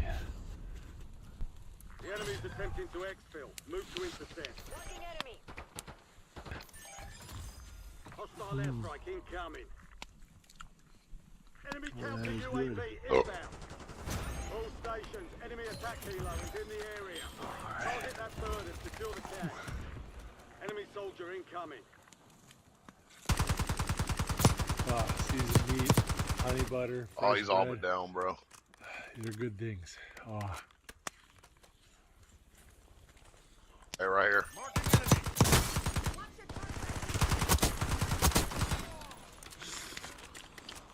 Oh. That was pretty good. I think I might need another piece of bread. Hold on, get off my fucking Keela, get off my foot, bro.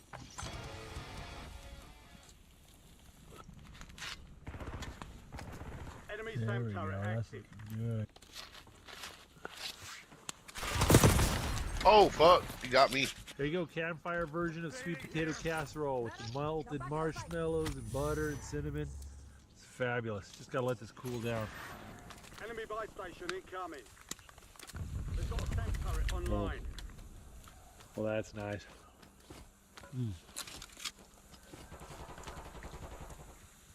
Enemies are dropping into the area. Watch the skies. Bread, steak, and potatoes. I think I need to wash my hands. Hostiles have established a SAM turret. Enemy UAV is online. It's my Japanese hunting knife. It was a gift from a friend when I was in Kyushu. There's real shark skin on the handle. It's like sandpaper. Excellent grip. Love this knife. Tell you what, guys, it is warm in here. My legs are cooking. This sand is just hot with the coals underneath it. And I've got the heat of the fire And then it's just not that cold out here because I'm sitting on this baked sandbar. It's just absolutely great. Ah, I can't believe how light it is. It's 8:30 and I can still see outside. Just changes so quick this time of year. 2 months ago, sun was setting at 4 o'clock. In a couple months, the sun's going to be setting at 11 o'clock. Yeah, he's lighting me up. I am tired. Oh. Enemy deployed and advanced UAV. Yeah, look at you, stupid. Lit both y'all up. No, they're both broke though, right here. We got another one up here.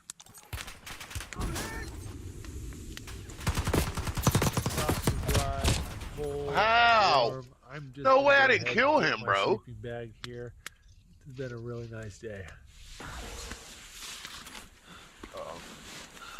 Oh, I'll tell you what, guys. I think I might be getting a little bit of a cold. My nose is stuffy, my throat's scratchy, and I'm just really, really tired. I think I'm just going to hang out here and watch the fire, just